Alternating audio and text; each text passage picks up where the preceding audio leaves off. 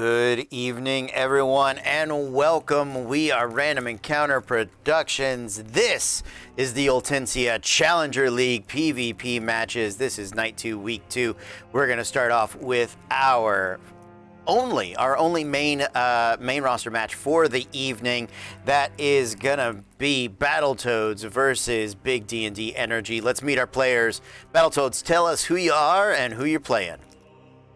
Hi, everybody. I'm the Scribe, or William, from over at the Indigo Chameleon Twitch channel. We do a lot of D&D, and we are very happy to have been able to sit at Cody's table with REP, RPG, and things of that sort. But tonight I'm going to be playing Bebe, the Grung.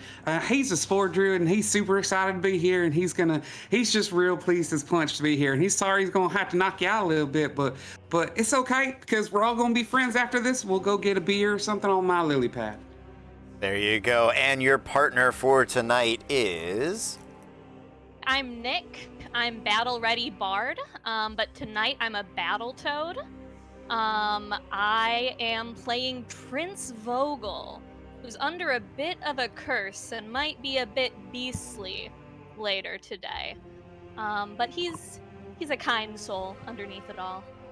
Probably. All right. Well, we're going to find out a little bit more about Prince Vogel as we get going, but over on the other side of the arena, we have that Big D&D Energy. Tell us who you are, who you're playing. Aaron with that Big D&D Energy, playing the character Byron Red Rover Zola, your favorite red tiefling. Yeah, we're just really happy to be here.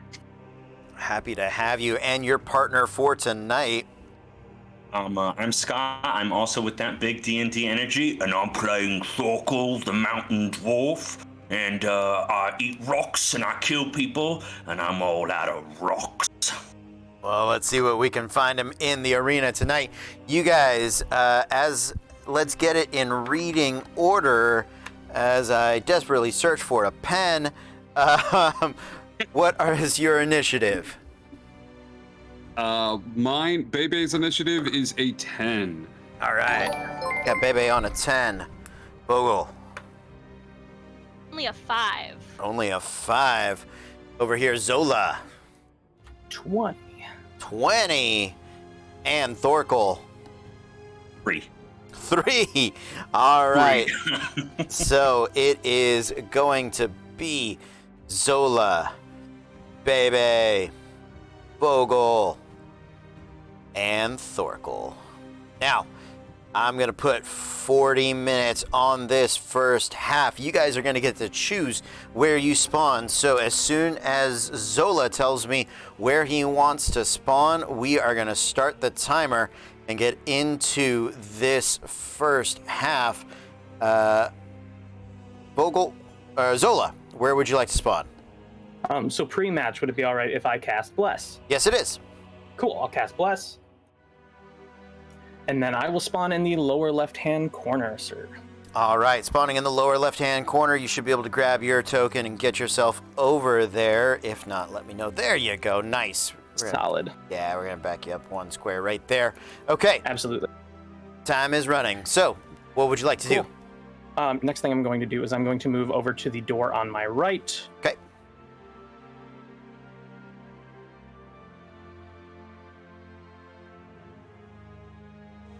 And I'm going to open the door. Yeah, nice. Bonus action, open the door. Clicks open for you, no big deal. Cool. And then, actually, I'm going to just stay here, and I'm going to cast...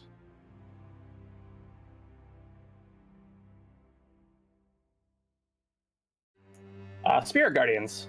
Okay, casting Spirit Guardians on yourself early on, setting up a protective barrier. Let's see, the aura on that is 15 feet.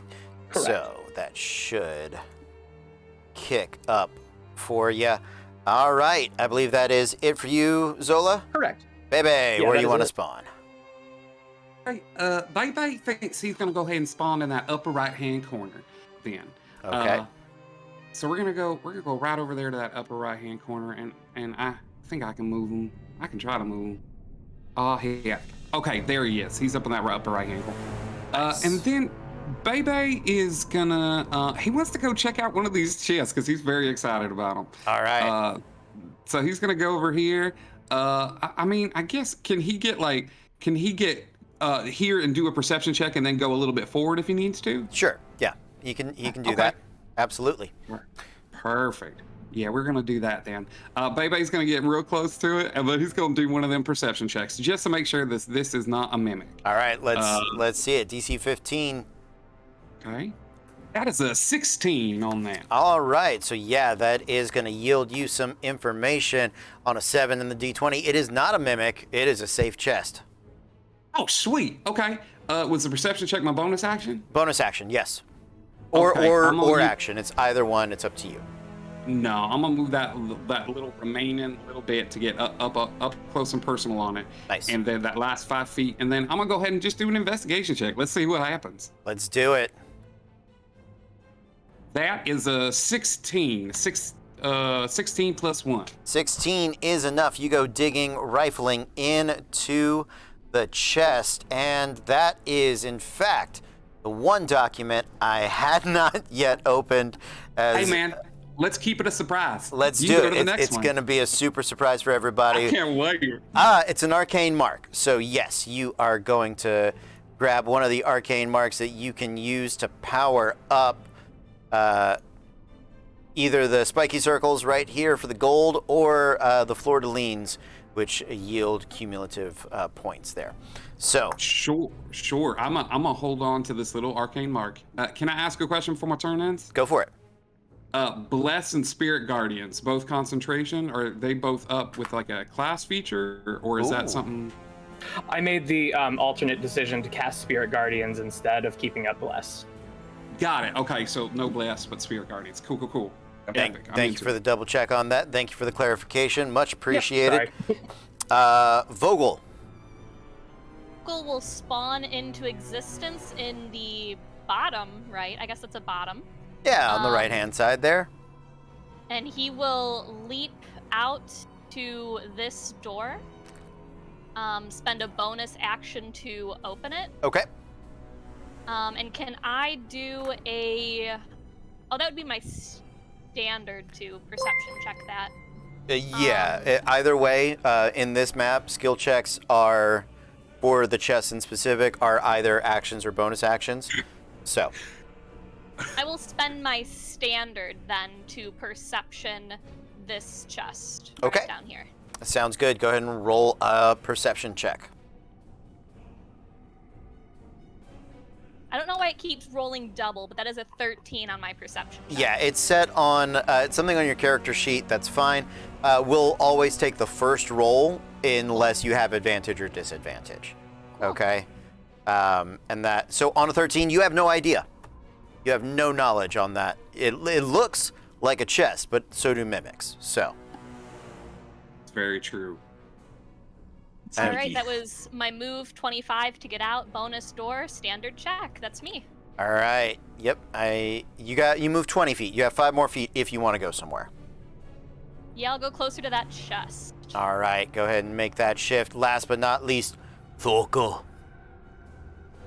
I want to. Can I pull up my echo beforehand? Yes, you can do the echo as your preparatory round action. Absolutely. All right. Fantastic. Thank you. See if I can find the token for it. Thorkel. Here's what I'm going to do, Thorkel. I'm going to grab this. I'm going to make some. I'm going to flip it upside down for you. Here's my buddy. All right. I believe Scott or William to control it. Scott. Scott. Yeah. Scott. Thank you. There you go. And actually, I'm just gonna give. I'm gonna give this guy a fancy dancy couple of things there. There you go. So you get a hat too. Yeah. Thorkel Hi, hat. buddy. And then I want to go ahead and spawn into the room. Just right on over to the side by my teammate. Okay. should be able to move them both. Give you a little hand here. There you go. Thank you very much. Yeah, get you into the circle according to my map. All right. There you go. So, you spawn there. What would you like to do? I am gonna move over towards this chest that is just right over here, Okay. and then I want to see if I can open it. Absolutely. So you're moving yourself, not your echo, right? Yes. Okay. I'll switch that out for you. There you go. You're right there. Perception check or investigation? Are you just diving in or are you checking it first? I'm just going right in. All right, let's get the investigation check while I roll d20 to find out if it's a mimic. It's not. What's that investigation check? That's the 16. 16. You are going to come up potentially with something. Rolling out on the 5. You gain a boon, Aid of the Arena. Increase your maximum hit points by 5 and heal that many hit points immediately. And that is There's all. no rocks in here. Thor, don't scare me like that. Jesus Christ. Arrgh. No rocks to be found. All right. That chest goes inert. The arena has no actions in this first half unless somebody would like to spawn the murder ball. And until that happens, we're back to the top. Zola. I'm going to go move over by my buddy. Okay. And then I'm going to cast Emboldening Bond as a bonus action. Okay. Nope, as an action. Regular action. I meant that. And then I'm going to cast my, finally, Spiritual Weapon. Sorry, I need to make sure I can... Oh, yeah, I can get over by him. That's fine. Then I'm going to cast it 30 feet toward where Prince Vogel is Okay. as a bonus action. Yes. Sounds Cool. good.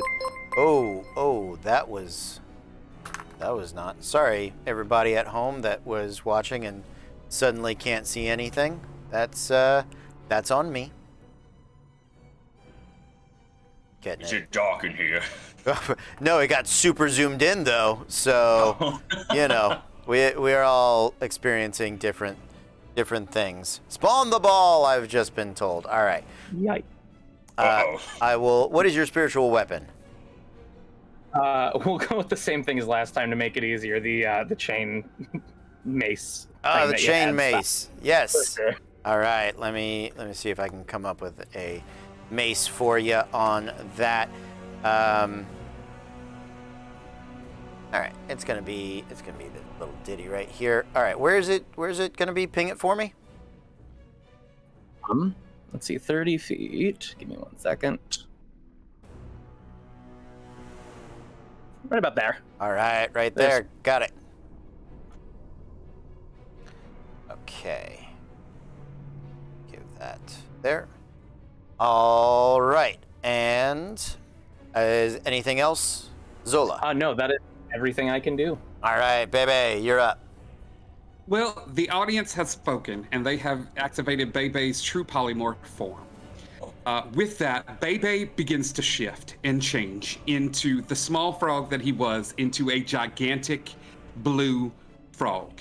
It is giant in size as a blue slod manifest in the space in the field, wearing an orange greeter's vest, and screams out in a deep, deep croak, "Welcome to Walmart," as the blue slod Walmart greeter appears on the battlefield where Bebe once was. All right, it is a huge size. He is a big boy. He is a large. He is Large. not a All huge. right, there you go. We're just gonna stick with that because I don't have a slot Perfect. available for me. Bebe wants to run Okay. and try to get into the battlefield a little bit. All right. This door can be opened. Yes. Yeah. Okay, so he's gonna let's do this first. He wants to get as far as he can, and he's gonna dash. That's gonna put him at still like 60 feet of movement for this. So how far can he get like into the battlefield with it? 60 feet?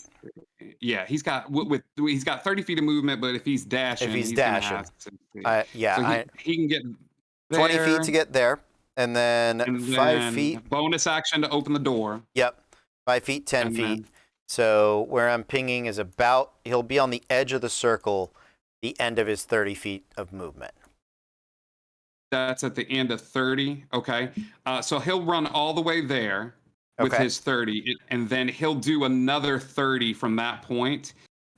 Just trying to get close to the group that's over here. So he'll go, he'll do this. He'll go 1, 2, here. I think I'm gonna move him right here. Yeah, that's perfect. There you go. All right. Movement and dash, bonus action, opening the door. I believe that is it for Bebe, the blue I've slot. got Walmart. I've got Longstrider now too. So thank you. I'm gonna say my turn ended, even though y'all bought that beforehand. But good for looking out. I appreciate y'all. Much appreciated. All right, Prince Vogel. The prince sees his blue friend, and that's great, but he has his eyes on this chest. I will spend 10 movement getting closer, Okay. and then an investigation to open it and see what I find. All Correct? right, roll that investigation. I am an expert at investigating. 17. All right, with a 17. Actually, turns out that well, there it is. Ooh, just barely. All right, not a mimic. You are gonna dig out a gemstone worth 500 gold pieces, and that is gonna be the extent of that. Apologies, people. Anything else, Prince Vogel? Spend the rest of my movement to move over here to this chest. Okay. So that was my movement, a standard. Mhm. I can't open the chest with a bonus. It Yes, must be a yes, you standard, can. You correct? can make an investigation to dig through that chest as well. Let's go again. All right, let's do it. 2 chests for the price of 1 turn. 15 this time. All right, again, one dig in the big chest. Not the most efficient, but let's see what will come out on a 5. You too gain 8 of the arena. So you're going to gain plus increase your max hit points by 5. And yep. So go. Trying to. Good job, Vogel. And none mark of these can be put in the pillars yet. Those are different things. Those are different. Yeah, that is. All right. That is different. All right, roll 20. You and I are about to have words, like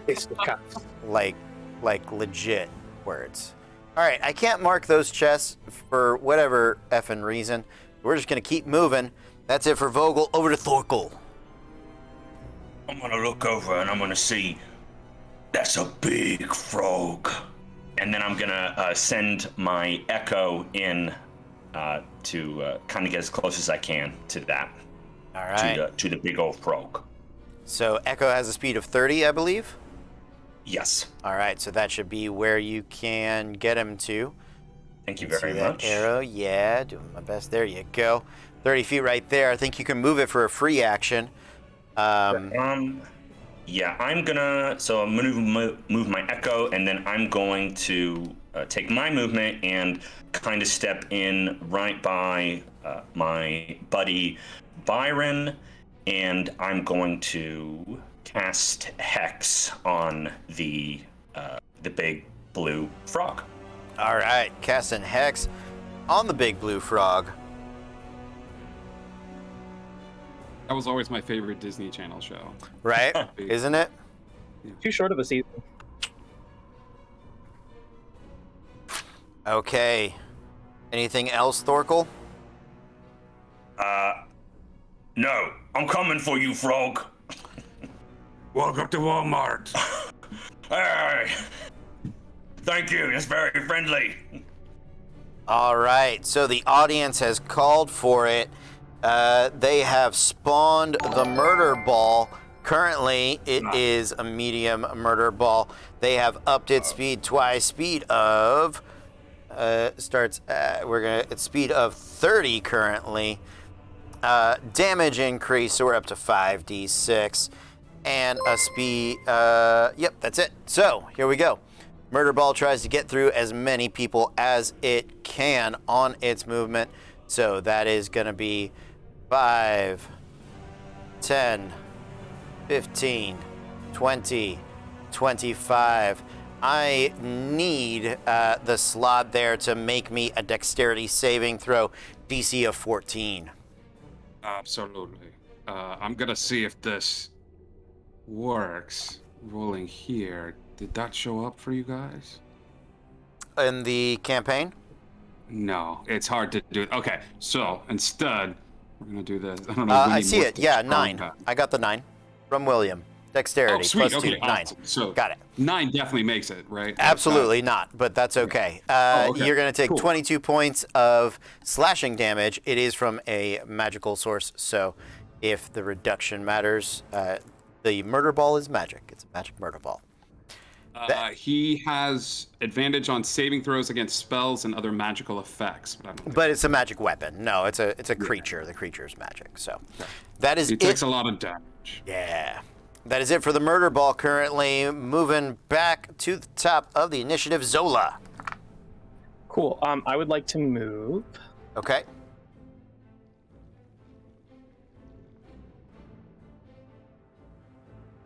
About 25 feet over to the right.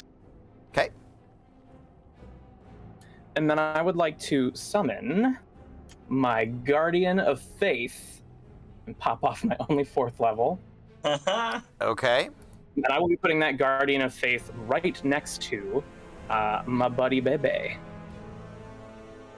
All right. And since he is within 10 feet of the Guardian, you must succeed a dexterity saving throw. Immediately or at the start of my turn? Any creature hostile to you that moves to a space within 10 feet of the Guardian for the first time on a turn. So I guess, sorry, when you start your turn, my apologies. I misread that. So when you start your turn, then you will do that. I got Wow, you. it's a little presumptuous of you, Byron. That was Okay, you kinda know what? rude. You don't know spells. You can't even read. So basically, that's going to be my action, and then for my bonus action, I'm going to move my spiritual weapon another 20 feet. All right, moving that 20 feet. Let me get something for a guardian here so we can kind of keep track of where that guy is. What have I got? Yeah, there you go. That little dude right there. Where did you put Cool. your guardian? Right next to? Yep, right about a little to the left. Little to the left. All right. There you Perfect. go. All right. Large. So let me make him a bit bigger. There you go. Sick. All right. Any creature hostile you moves to space within 10 feet. Yeah. So it'll get attacked as soon as he moves, or at the start of his turn. All right. After Zola, baby. Okay, so Bebe's going to regain 10 hit points at the start of the turn immediately with Yep. regeneration. Yep. Then he needs to make a dex save. Yep. Let's see how that goes. That is a 5. Or no, that's a 3 with a nat 1. Yeah, I got 16. Okay, so I take damage. Yes. You take an immediate 20 damage. 20 damage. Okay. Radiant, Start if of it it. matters. Radiant, correct. I don't think it does. I don't think so either. Yeah. Okay. So, okay, perfect. Then he's been crowd. The crowd is behind Bebe, the giant frog, and has unlocked his mobile feat. So he's got an extra 10 feet of movement. So he was gonna go after the big guy, but this guy's just visible, and I gotta play that 7 intelligence. So, okay, so we gotta go Awesome. 1, 2, 3. Yeah, that works. He's just gonna He's gonna run forward. Poof. Welcome to Walmart. He's gonna take his 3 attacks. Okay, and you his are also multi- running into my spirit guardians as well. Yes. I'm sorry. I thought I already took the damage of that. So Guardian of Faith and Spirit Guardian. A Guardian of Faith is not concentration. Perfect. There's multiple bogeys on the field. There's So this guy. so and many I thought that was a spiriting spiritual weapon. things. There's a weapon. There's a Guardian and some of Spirit, some of Faith. We're guarding everything. Perfect. Got it. Okay. Yes, I run through Spirit Guardians as well. All right. So that is a Wisdom saving throw, if I'm not mistaken. Got it. Is this considered magical in nature? Would this be at Yes. advantage? This is a spell. It is at advantage. Correct. Which is good, because he's got a -2 to this.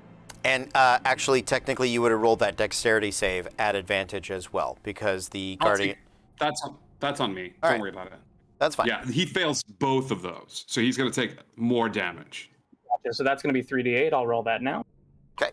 You did get Fortune's favor from the audience a bit ago. If you want to include any of those. We both No, did. I'll Thank you, save. audience. Thank you so much, audience. I'm going to save those for attacks because I know you guys are here for blood. Oh, yes. Sure. Rocks. Here for frog's legs. So that's going to be 13 damage. 13 damage. Got it. Good job, Byron. Cool. Oh, thanks. Wow. Have I run through everything? I believe so. Yeah. Okay. Now we're going to hit stuff. First one, first attack is a bite. 12 to hit. That's not going to do it. Okay. I'm going to use my fortune favor on that bite attack. Nice. Okay, cool. Let's do that then. Boom. 25 to hit. Yeah. All right. Yeah, sure. Okay, great. Then it's 14 points of damage. Okay, so that was the first hit. Oh my god. Oh, you thank wanna you roll for that- whoever drew the X's on my chest. Thank you so much. Hey, good job. If you want to make that con save now to see if that stuff stays up, at least the concentration part. Yeah. Okay, I'll make another attack while you do that. I believe I also get advantage on concentration, so let's do that again. It's my con plus proficiency, correct? If you are proficient with it, Yeah. but I believe as a cleric you should be. I'll double check for you. Yes. Okay, so that's a 14 rolling, so that's good. Okay. Yeah. So it is just your constitution. The Oh, cleric is not proficient with constitution. It's wisdom and charisma. Gotcha. Okay. But so, you I beat- got a 14 plus 2 then. Yeah, which beats the DC of. First one was a 25, so a beat DC of 13, so you beat that. And then your second damage is. So it's the same damage for the bite and the attack, but so it's 14 damage Okay. for the bite that lands, Mhm. and then a 25 to hit for the first claw attack. Right, and 25 will hit. So another DC 10 Constitution saving throw. I'll roll damage for that as well. Please and thank you. Ooh, that's only going to be a 5. Yeah, so that goes away. Spirit Guardians are gonna drop.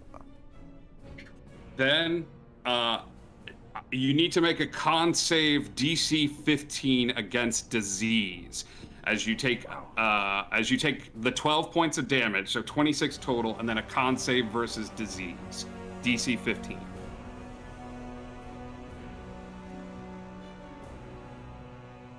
$14 plus 2, 16. Okay, so you make that one. Let's go! And then Nice job. one more. Get the hell 20. over here! 21 to hit. Yeah, I guess, man. All right, then I need that same con save again. As you take 16 more points of damage. Oh my god. Another 14 plus 2, 16. Okay. I'm sorry, how much was that? I misheard. It cut out a little bit. 14.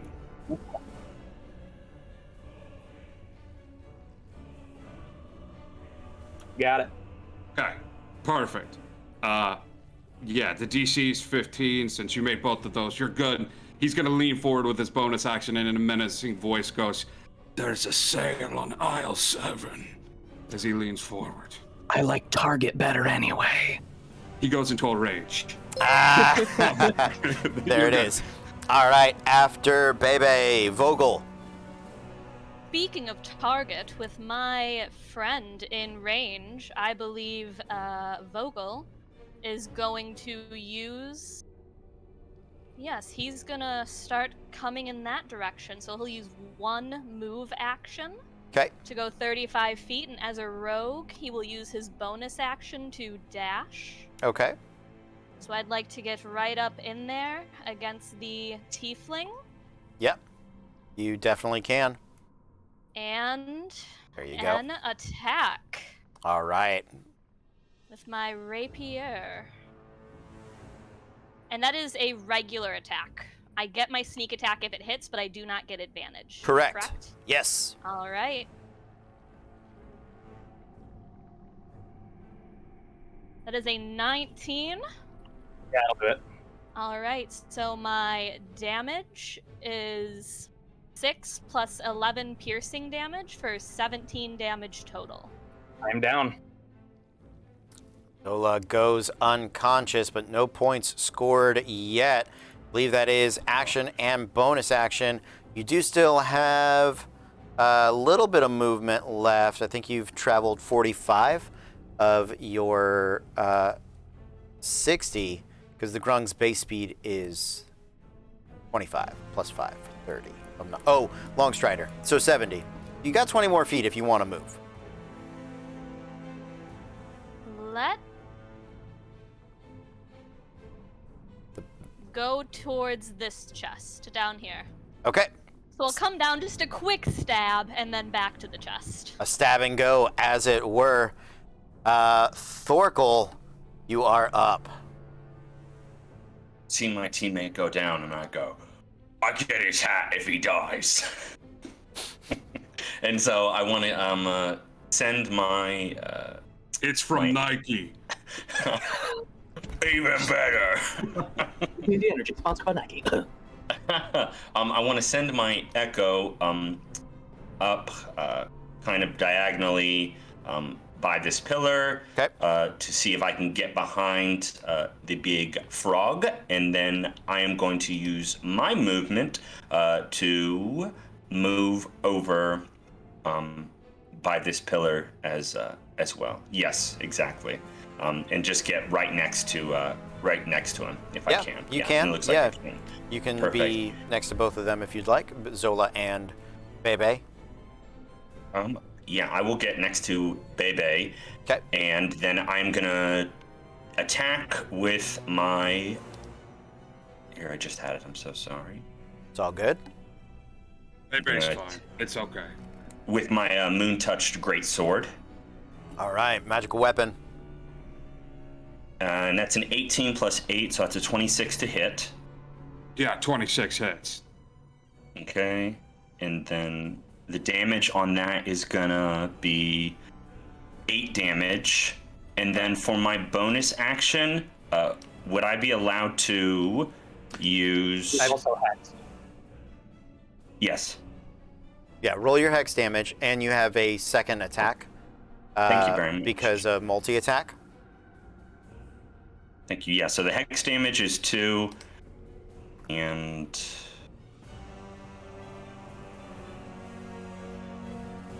oops, sorry.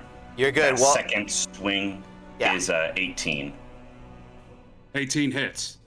Yeah, and then I had already rolled the damage on that, so that's 8 damage for that other, for that second Another- hit. Another 8 damage. Yep. Okay. so just for the chat, because you guys are asking, 70 feet is the murder ball speed right now. 70 feet. And then that's gonna be my turn. You had a bonus action you wanted to, you mentioned? Yeah. Would I be able to use as a bonus action, use my unleash incantation? Yeah. And Okay, that fantastic. gives you one more attack from the echo, if I'm not mistaken. Yes, it does. Okay. And that's going to be the Moon-Touched Greatsword again. Yep. And for a hit, that's going to be a 12 plus 8, so that's going to be a 20. That hits. And then damage, that's going to be a 13. 4 plus 4 plus 5 is 13. Mm-hmm. And then for the hex damage on top of that, that would Does be... Echo get that as well, or just you? Oh, yeah, that's a good question. The echo is a match, so yes. And so that would be Or it's up 6 to you. I'm damage for just the hex. either. Well, you didn't roll hex damage for the second hit. So I'm so sorry. So we can do the 6 on the second hit. I believe, and I'm double checking the wording right now, for the echo, is that you are making another attack from the echo's location. I think is specifically how it is worded. But I am unleash Dude, roll incantation. Yeah, roll hex. You can heighten your echo's fury when you take the attack action. Make an additional melee attack from the echo's position. The So echo's position. Yeah. It doesn't specify that the echo's making the attack. It's you are. Groovy. Okay. So Okay. Yeah. and hex, does hex proc on every hit? Yeah, right. It's, Yes, I believe so. But I could be wrong about that. you know what? That's why we have the internet, kids. It's true. You choose Not playing D&D unless whenever you hit with an attack. yeah. So one more d6 of necrotic damage. Yeah. And that's a 3 there. All I right. can't see your rolls. They're not showing up in D20, and they're not showing up in D&D Beyond. Can you tell So- me how much damage that last one was? Yes. The way you can see it in D&D Beyond is if you open up the campaign, and then at the top you click on Campaign Log, and it'll do a little pop-out menu on the side. Got you. That's Got you. Yeah. Took me a moment to figure that one out too. So the damage on the last hit is a total of 16, 13 from the Moon-Touched Greatsword plus 3 from Hex. The damage total on the second one is 14, 8 Okay. plus 6, and the damage on the first hit is a total of 10, 8 plus 2. Okay, So got it. 10, 24, 37 grand total if I've done my math correctly for all 3 hits. Got it. Okay, he's looking rough. All right. The blue slot looking rough hasn't implanted eggs in anybody, but guess what, guys? It's murder ball time. Yeah. Yeah, so with a speed of 70 feet, that's 10, That's gonna get 15, everybody. 20, 25, 30, 35, 40, 45, and it starts to circle back around 50, 55, 60, 65, 70. So it is going to end up on top of the blue slot. Everybody make me one wisdom saving throw. If you're unconscious, This you- will be at advantage. This wisdom Yes. save for the slot. Okay. yes, wisdoms, yeah. 3 and a 9. Oof. DC of, with the increase, 15.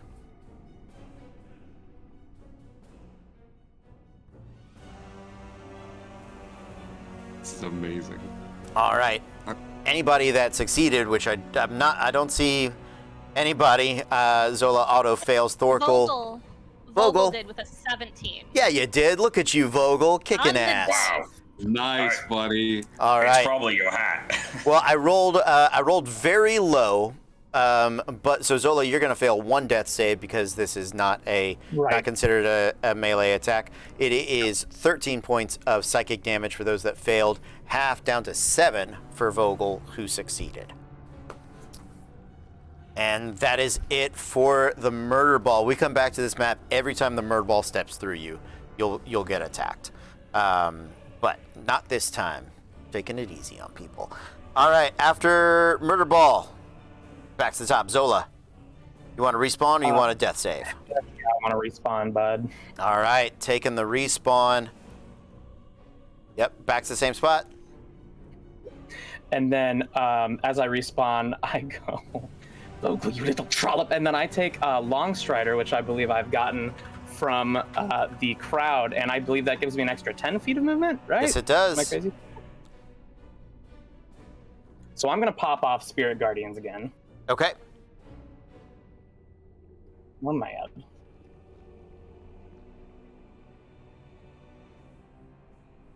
And then I'm going to go right here next to Vogel, which will put everybody in my zone. of Yes, it Spirit will. Guardian. I got you. I gotta pop up your aura anyway. All right. So wisdom saving then- throws, I believe. From both of you. Start of our turn or right now? Right now, because it's the first time you've entered the area. Got it. Yeah, Spirit Guardians is one of those spells that double dips in a weird way, which has been held up by Jeremy Crawford. I got a 7, and on one of them, I have a -2 to wisdom. I got an actual 0. I'm very proud of mine. Not the lowest roll we've seen in the PvP tournament. That was a -1 yesterday, but fingers crossed you could get that -1. All right, so here's the Spirit Guardian Big. hit for you. It's going to be 3d8. Oof. 19, bud. Oh, he's fine. He's Yeah. good. All right. 19 radiant damage to Vogel and the blue slot. Cool. Yeah. And it is for both of you, yes. Prince Yes. Vogel as well. Cool. And then as a bonus action, Your spiritual weapon is still up. The duration of the spell remains the duration of the spell. Is I that would like Guardian to... still up as well? Yeah, Or it's an 8-hour duration or until it's dealt 60 points of damage.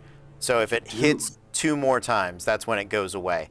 And they're not Yeah. concentration, so when even if that It you're doesn't matter if you go unconscious. yeah, literally if the cleric, like in a regular campaign, if the cleric died, the guardian would sit there for another 8 hours, so would that spiritual weapon until its duration was up. So It's a beautiful like RP moment What potentially. can I say? I have very holy friends. Anyway, I'd like to hit him with the spiritual weapon. all right, make the attack roll. 10 plus 8, 18.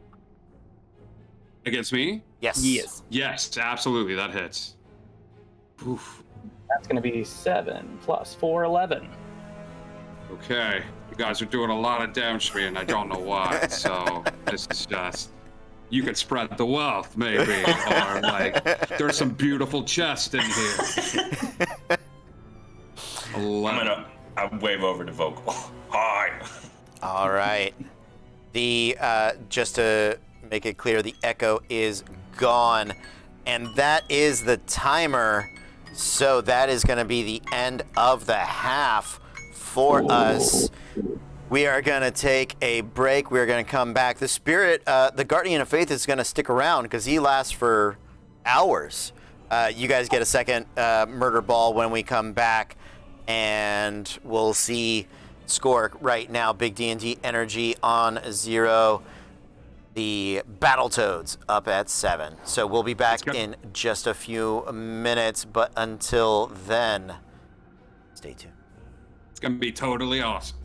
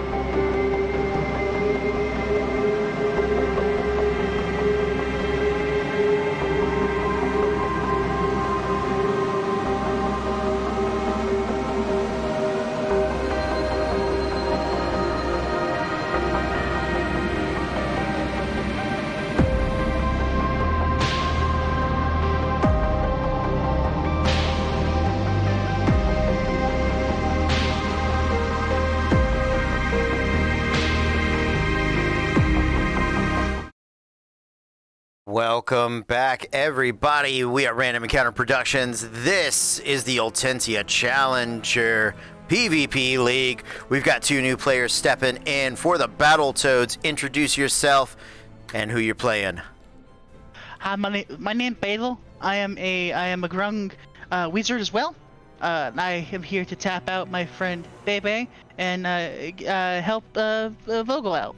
All right, and over on the Big and D Energy, tell us who you are, who you're playing.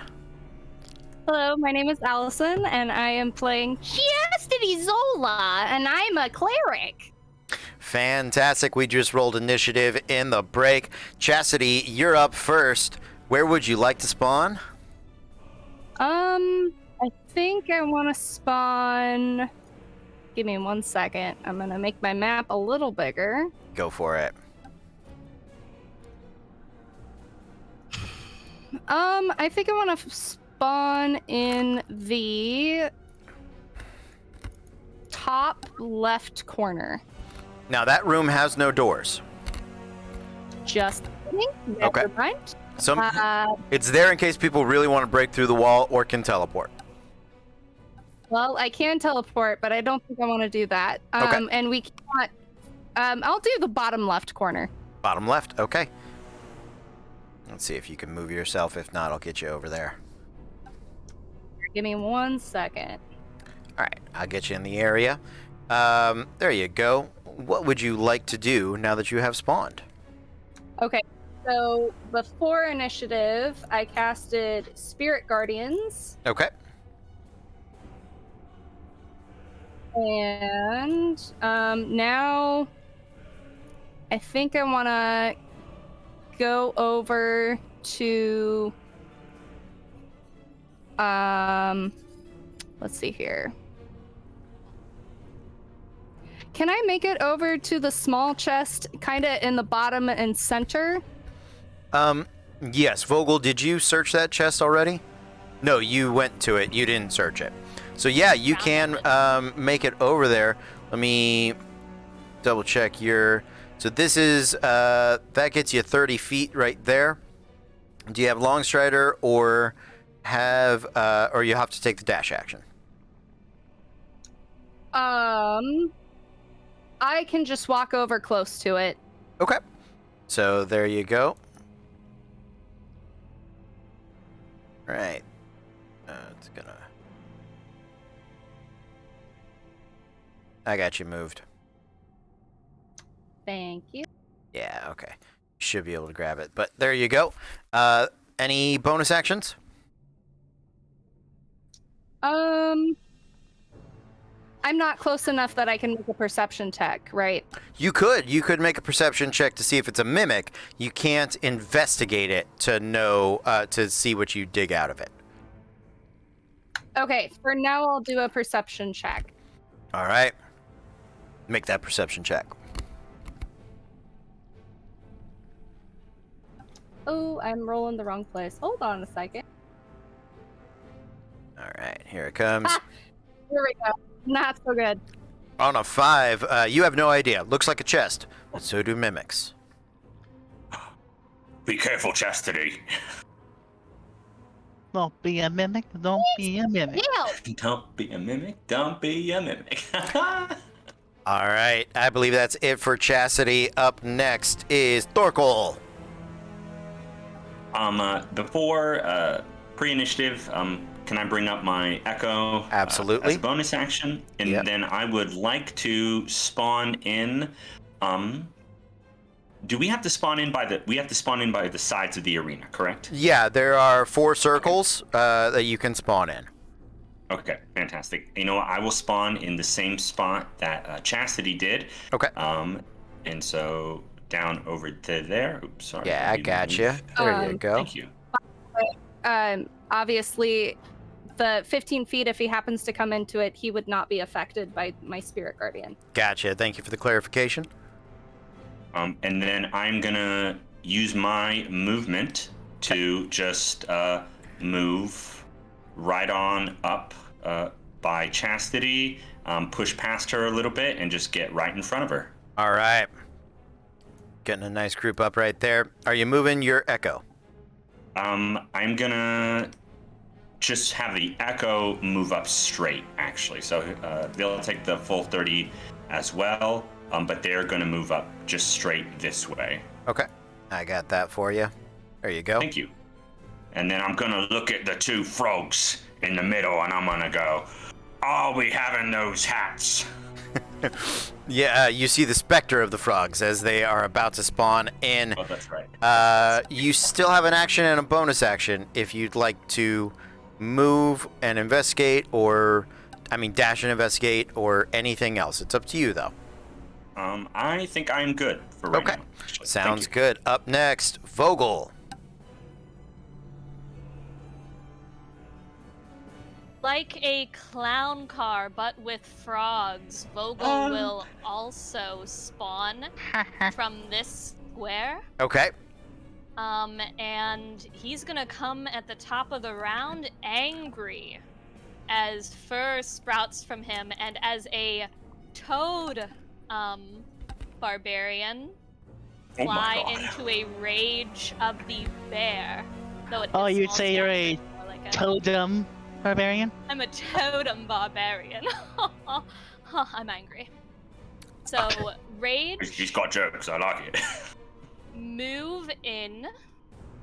With my 25 feet of movement, I do believe I can enter right here. So, the area around Spirit Guardians is actually difficult terrain for you. Oh, I forgot that. Yeah, so... And doesn't she also take some damage if she doesn't make a dexterity saving throw? I wouldn't have been able to get in there, though. She wouldn't have been able to reach you. The Echo Okay. Knight is not a creature. It's not something that I can attack. It's just something that exists. It is. You can go and attack it. They can't lose a point because they're at 0, but you can go attack it. We just dispel it.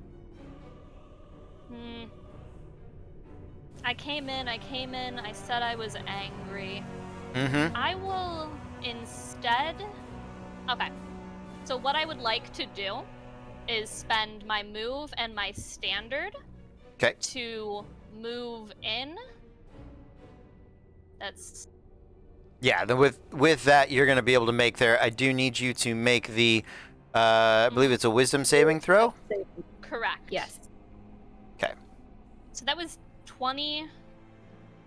I would like to move around them, Around them. Okay. if possible, in the space, sort of like circle. Sure. Let me count it out for you. Okay, hold on. She made a 20, correct? She's rolling it now. Vogel. Yeah, Vogel's rolling her wisdom save right now. Yeah, it's too complicated. Just put me behind them. That's fine. I got you. I'm gonna use my fortune's favor from the first round to Okay. try to not roll a 4. Sounds good. Nope, I still rolled a 4. Oof. That is Okay. divine intervention. All right, so move and standard to enter here. That is as far as you Yeah. can get with your 50 feet. And Okay. she's gonna take 3d8 radiant damage. All right, let's get that damage. That will be halved due to my Rage Bear ability. Yep. So 9 points of radiant damage. Nine.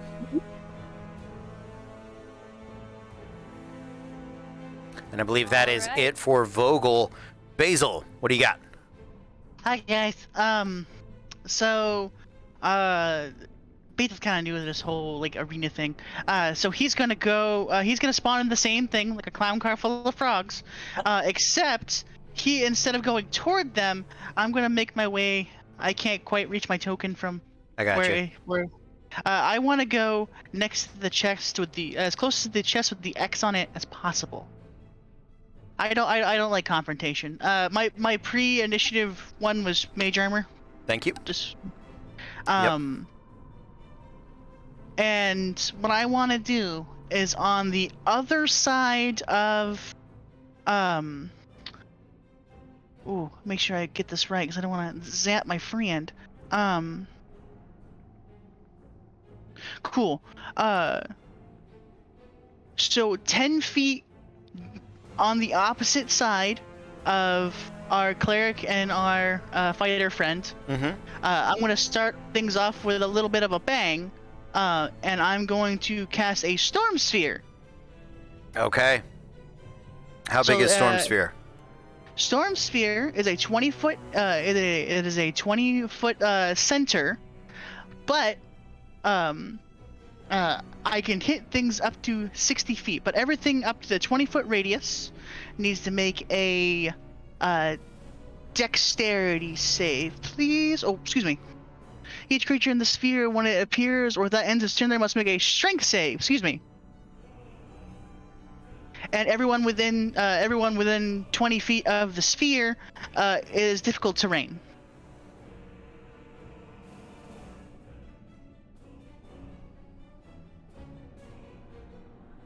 All right. So it's not a sphere, but it's roughly the right size. It's close. Okay, so we need to make a strength saving throw. You need to make a strength save. Yes, ma'am. Thank you. Took the chest with it. That's a 4 plus 8, so that's a 12. Okay. So the DC was 15. DC was 14. Excuse me. So if you made it, you'll take half this damage. So it's 10. It's 10 force damage. And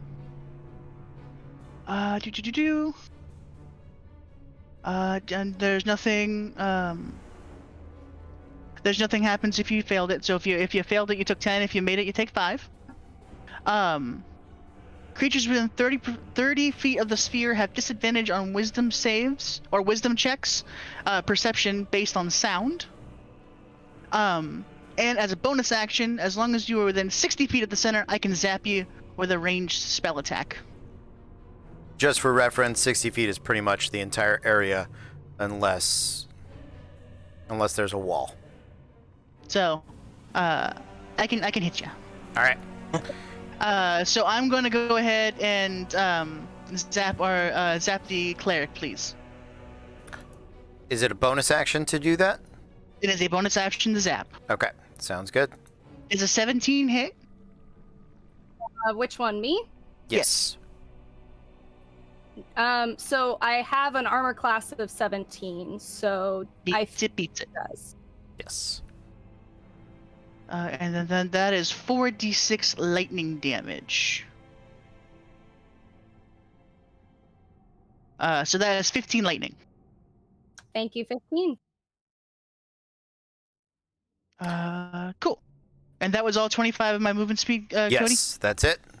Can I move 10 more because I have long strider, please? Absolutely. North, please. There you go. 10 more north. Sounds good. It is murder ball time.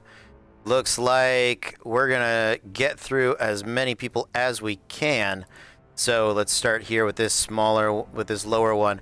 That's 5, 10, 15, 20, 25, 30, 40 feet right there. 60, 70 is going to get there. I'm going to need a Constitution saving throw from all the people that get murder balled, which looks like it is going to be everybody. Okie dokie. Constitution? Constitution, please. DC of 15. Ooh. Failed that. 14. I also failed that, so the Storm Sphere drops. 4. No, sorry, 6. Oof. Yesterday. And I failed as well with a 10. all right, Wow. everybody fails. Everybody is going to take 13 points of necrotic damage, and now you make your concentration check. Basil and Chastity, so another con check, DC of 10 to keep your respective spells up.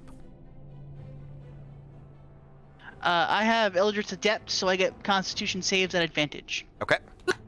Concentration checks. So Chastity's good. Nat 20. Yeah, good enough right there. That is it for the murder balls. We're back to the top. Chastity, what would you like to do? So I have a question about how you consider spiritual weapon to work. Is it you cast it as an action and then it attacks with a bonus action? Nope, it's a or bonus. is it... It's a bonus action to cast, and the first time you cast it, you get to attack with it. Okay, perfect. In that case, the first thing I want to do is I'm gonna actually fly 30 feet. Give me 1 second. Let me figure out where I want to go. Go for it. While you're doing that, I did unlock Sentinel in the first round as my crowd support. Okay. So I'm gonna see if I can try to keep you here. Yep. Sorry. Okay, what was that? She's gonna use her reaction to Sentinel attack you. If she hits, then your speed is reduced to 0. Fortunately. So she rolls 26 to hit. I believe that is gonna hit Chastity. Yes. All right, go ahead and roll your damage, Prince Vogel. Yep, so that is 8 piercing damage. It is not a sneak attack. Yeah, I was gonna say. I was like, that doesn't look right. 8. So 8 damage. But I am raging. So +2. Yep, so 10 damage altogether. 10 damage altogether there to Chastity. Unfortunately, she cannot move. But I can still take my whole turn, right? Yes, you can. You can still take your action and bonus action. Okay. And just to be clear, my spirit guardians was gone, correct? No, you saved. They're up. Okay, so if my spirit guardians were up, how did she hit me? Out of curiosity. She can still attack you. She's within 5 feet of you. She just takes damage at the start of her turn and the first time she enters the area. Okay, thank you. That's You got all it. I wanted. So the first thing I want to do is I'm actually going to cast a 2nd level spiritual weapon. Okay. And I'm going to put it, I think, right over here by my little frog wizard. Right over here by my little frog wizard friend. Okay. Oh no. Yeah, you're good. You got range.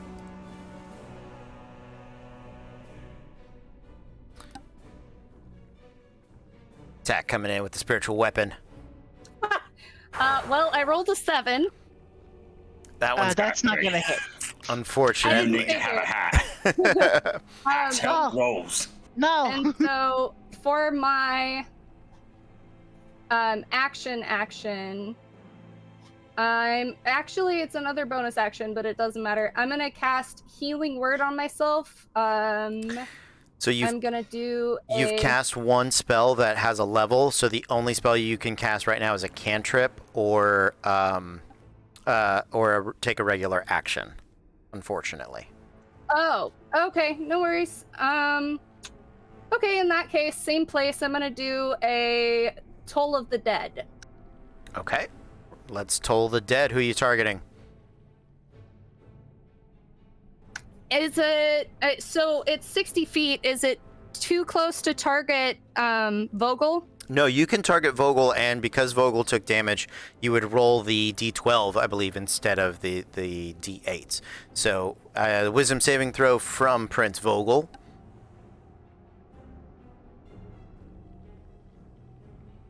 That's a 3. So Not wise. that's gonna fail. Go ahead and roll your damage, Chastity. And I believe it's 2d12, correct? I believe so. Yes.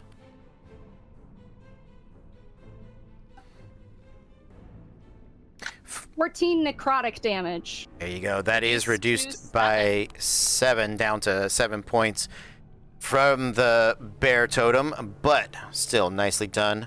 Chastity, over to Thorkel. I'm gonna see Vogel in front of me, and I'm gonna go, I want that hat. And then I'm gonna swing with my greatsword for my attack. And that's going to be, let's see if that hits. That is a 7 + 8, 15. Okay. 16 is my armor class. I just Okay. dip out of the way. Just barely. Really fancy hat. And then for my bonus action, I want to bring up my Echo Knight. You do have another attack. You have multi-attack. Oh, that's right. Thank you very much. Yeah, well then I'm just gonna swing at it and try to get that hat again. Go for it. That's gonna be a 10 plus 8, so that's an 18. That does hit. Okay.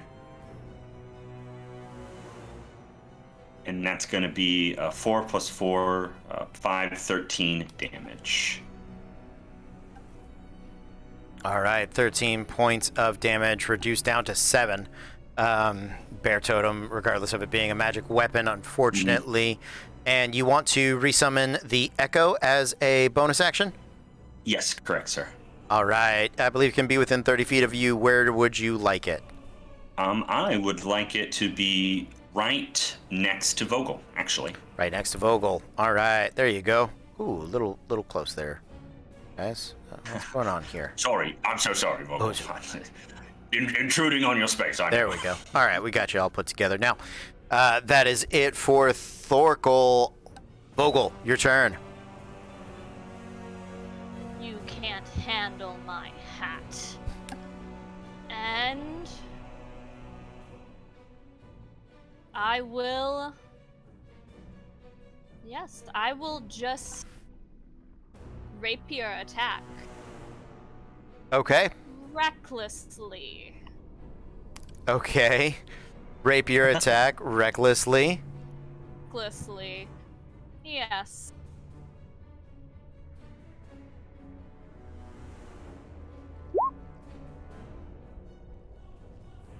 Is a 26 to hit. Yeah, that does it. All right, for 20 damage. 20 damage? Okay. You're not sneak attacking.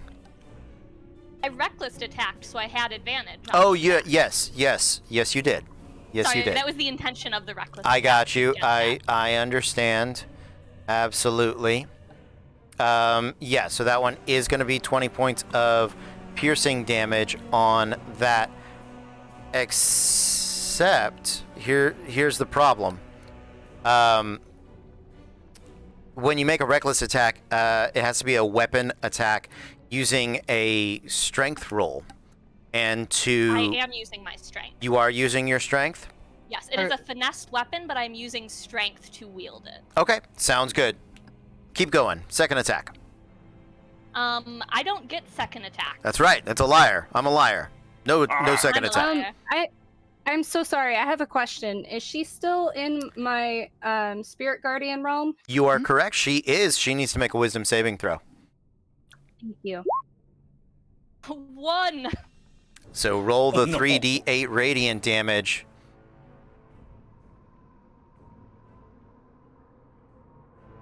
$15. 15 points of radiant damage down to 8 for the bear totem. All right. And then, as a bonus action, I will disengage Okay. and run.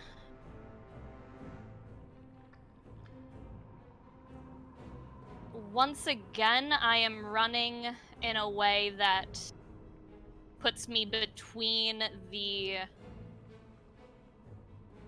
I'll just run to the other side of him. Oh, okay. Over there. So that's going to take you 10, 20 feet of movement.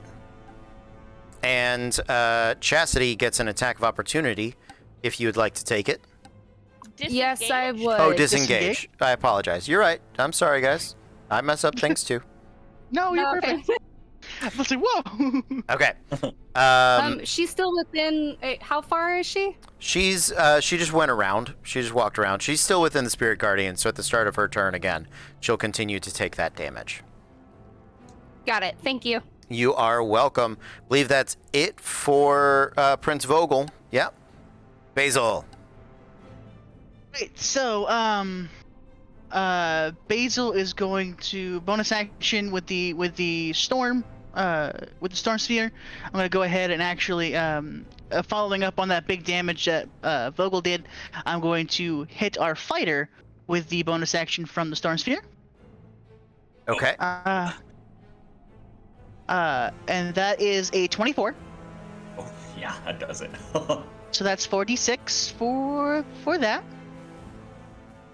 So that is 14 lightning damage. And then as my main action, I'm going to go ahead and cast third level lightning bolt at the fighter.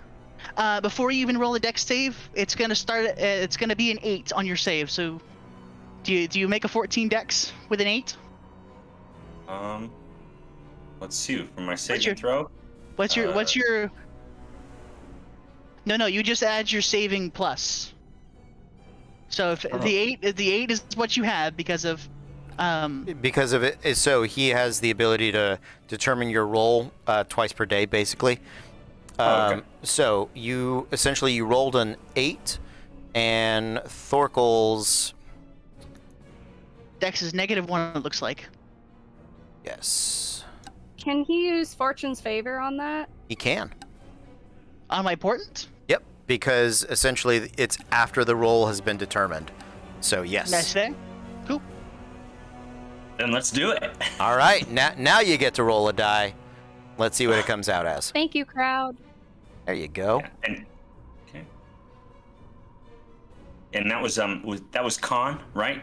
Yeah. No, Dex. It's a 7. Or Dex. I'm so sorry. Yeah. So actually, he would take the 8.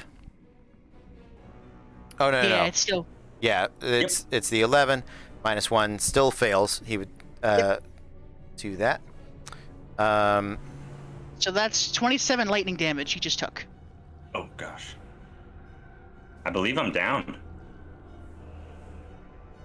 Okay. So if you're looking at the screen there, Basil,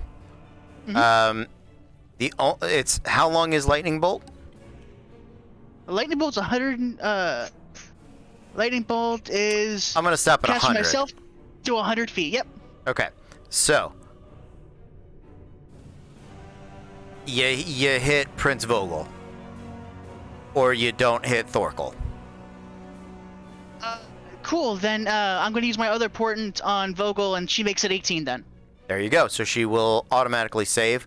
And what level rogue? Not leveled enough to have evasion, so she's going to take half damage on that. So 27, so 14.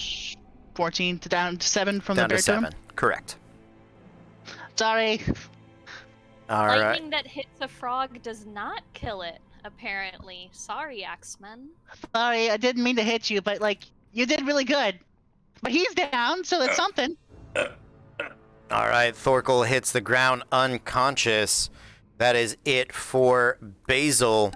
It is murder ball time. The murder balls do not, because we established that they are very good sports last night, they are not going to hit Thorkel.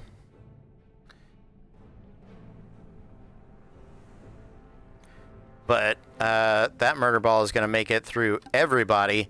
So I need the 3 of you that are up to make dexterity saving throws. Dex saves. Yep. Okay. 16. 14. 25. All right, and then I need you all to make them again. Oh man. Jesus.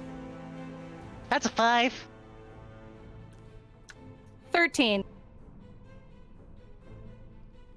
25 again. Okay, wow. Math is nice and easy for a Vogel. It's going to be 18 points of damage. Basil, you succeeded 1 or 2? I exceeded 1. You succeeded 1, so you're going to take 27 points of slashing damage. And Chastity, you succeeded on 1? What was the DC? 15. I don't believe I succeeded on either. On either, so you're going to take 36 points of slashing damage. I'm down. Same here. Today. All right, lots of people falling unconscious. Finish him off, Vogel. Bleh. Frog's going unconscious there, unconscious here. Spirit Guardians does drop.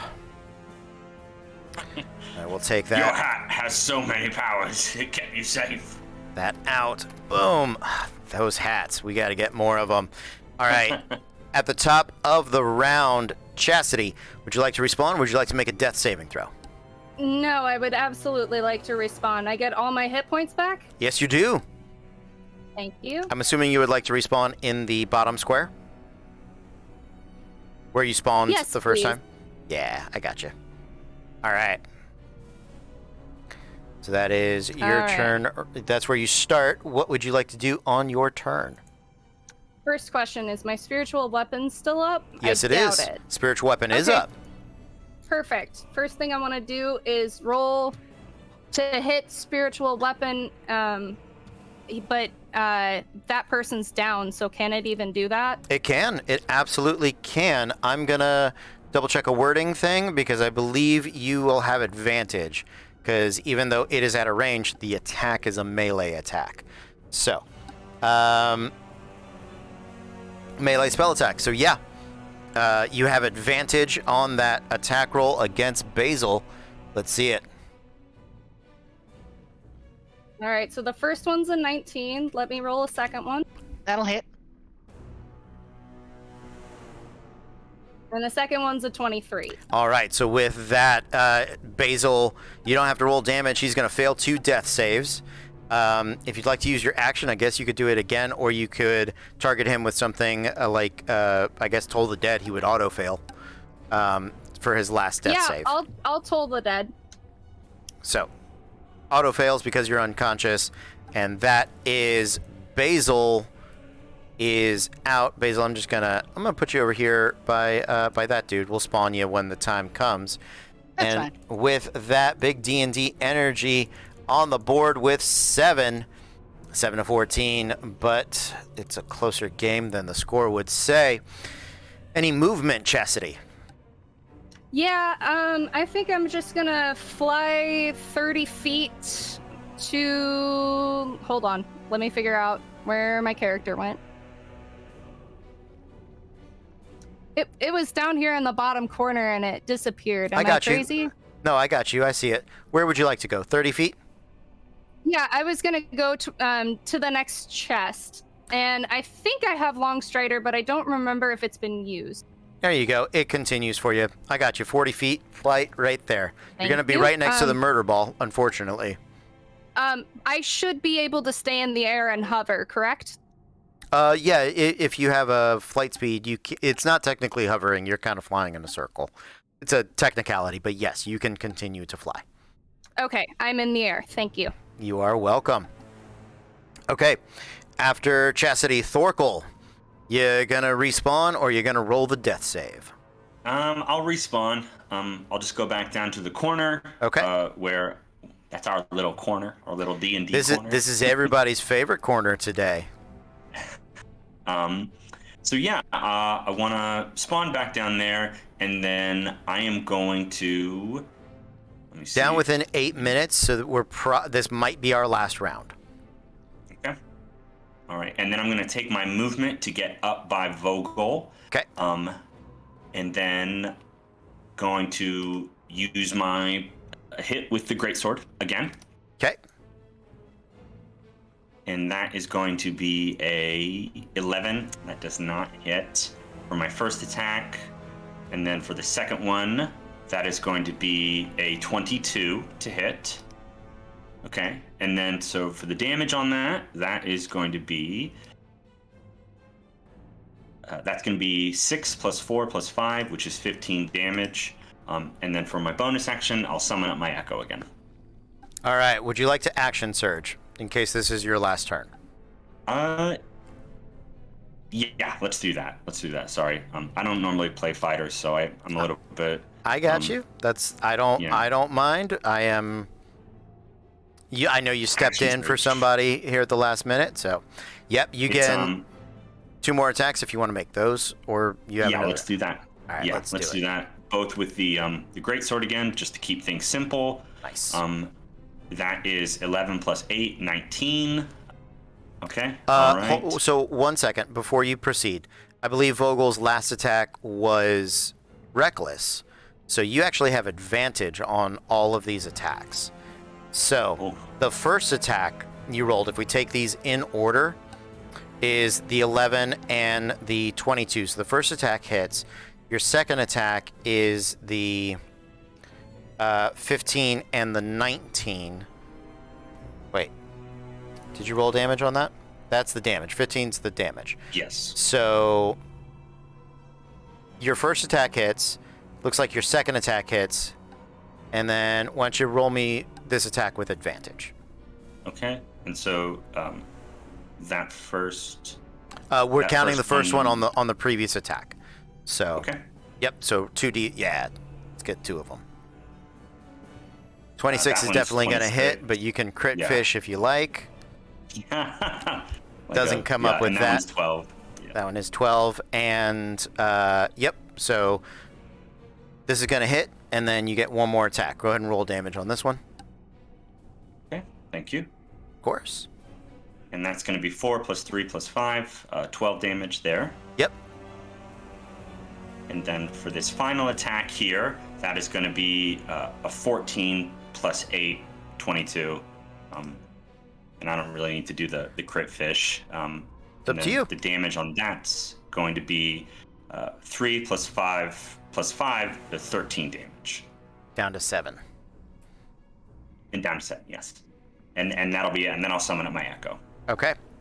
Did you Thank you cover? very much, Did sir. you? Yeah, of course, no problem. 1 hit point. 1 hit point.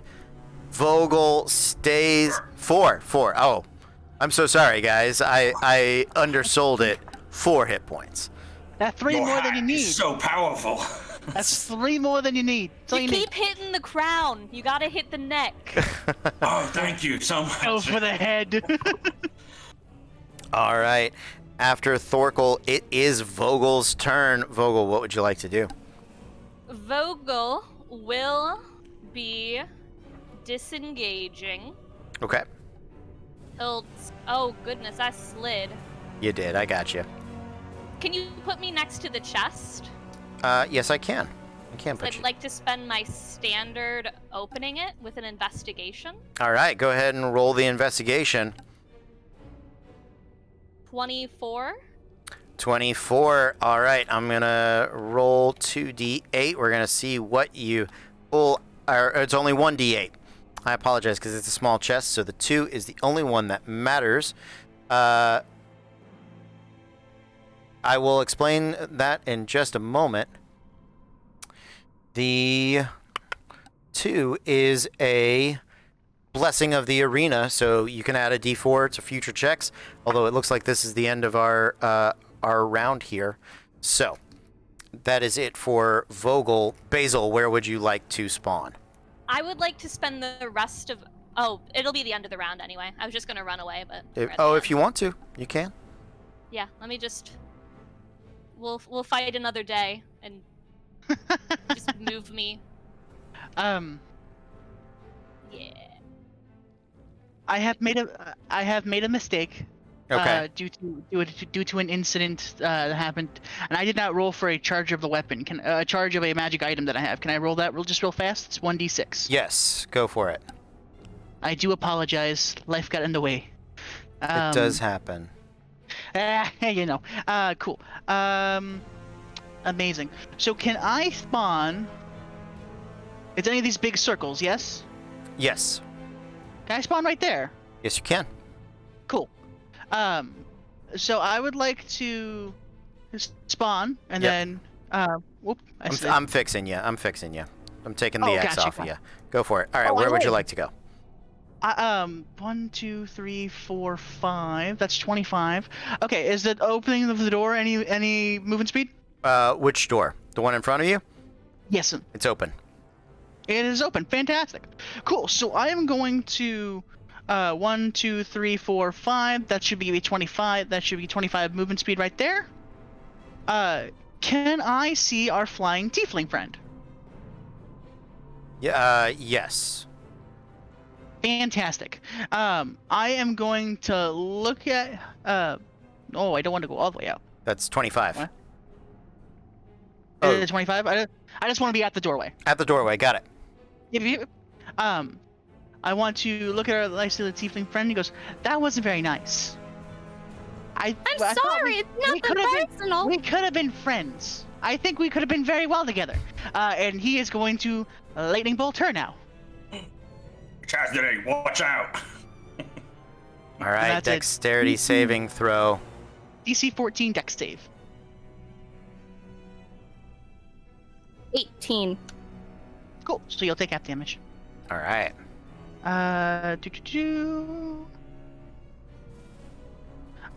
So 34 halved. 17. 17. And since the crowd unlocked my mobile feat, thank you, crowd. I love you. I'm gonna go back inside and hang out against the wall. Just kind of like kind of pop shot and go back inside. All right. A little shoot and cover there. I have a question. Does that technically count as like running away? Like, does that provoke an attack of opportunity? Nobody's in melee range of him to get the attack of opportunity. Got it. I wasn't sure that it was just a melee thing. My bad. You're good. I have no problem answering any of those questions that pop up. Please ask them anytime. So there was a question from the chat. We're in the last 26 seconds. The murder balls are going to take a knee on this one. So losing points when murder ball take. Chat are asking questions about teams losing a point when murder ball takes them out. That was not written into the arena originally. The only thing that causes people to lose points is if a summons that they have or a wild shape, polymorph essentially, that they have drops their form. They drop to 0. So there is one. Oh, nobody would have lost it because I don't do negative points for teams. So losing a point when you're at 0 is inconsequential. And that's the only time the Echo Knights were lost. After the points were scored, he didn't lose the Echo Knight. Nobody lost a form as far as I saw. So I think our final score here is Big D&D Energy 7, Battletoads 21. A very close match, just 2 respawns separating victory and defeat. Big D&D Energy, thank you guys for being here and playing. We're going to see you guys next week. Super excited for that. Battletoads, you too. We're going to see you guys next week. Everybody sticking around.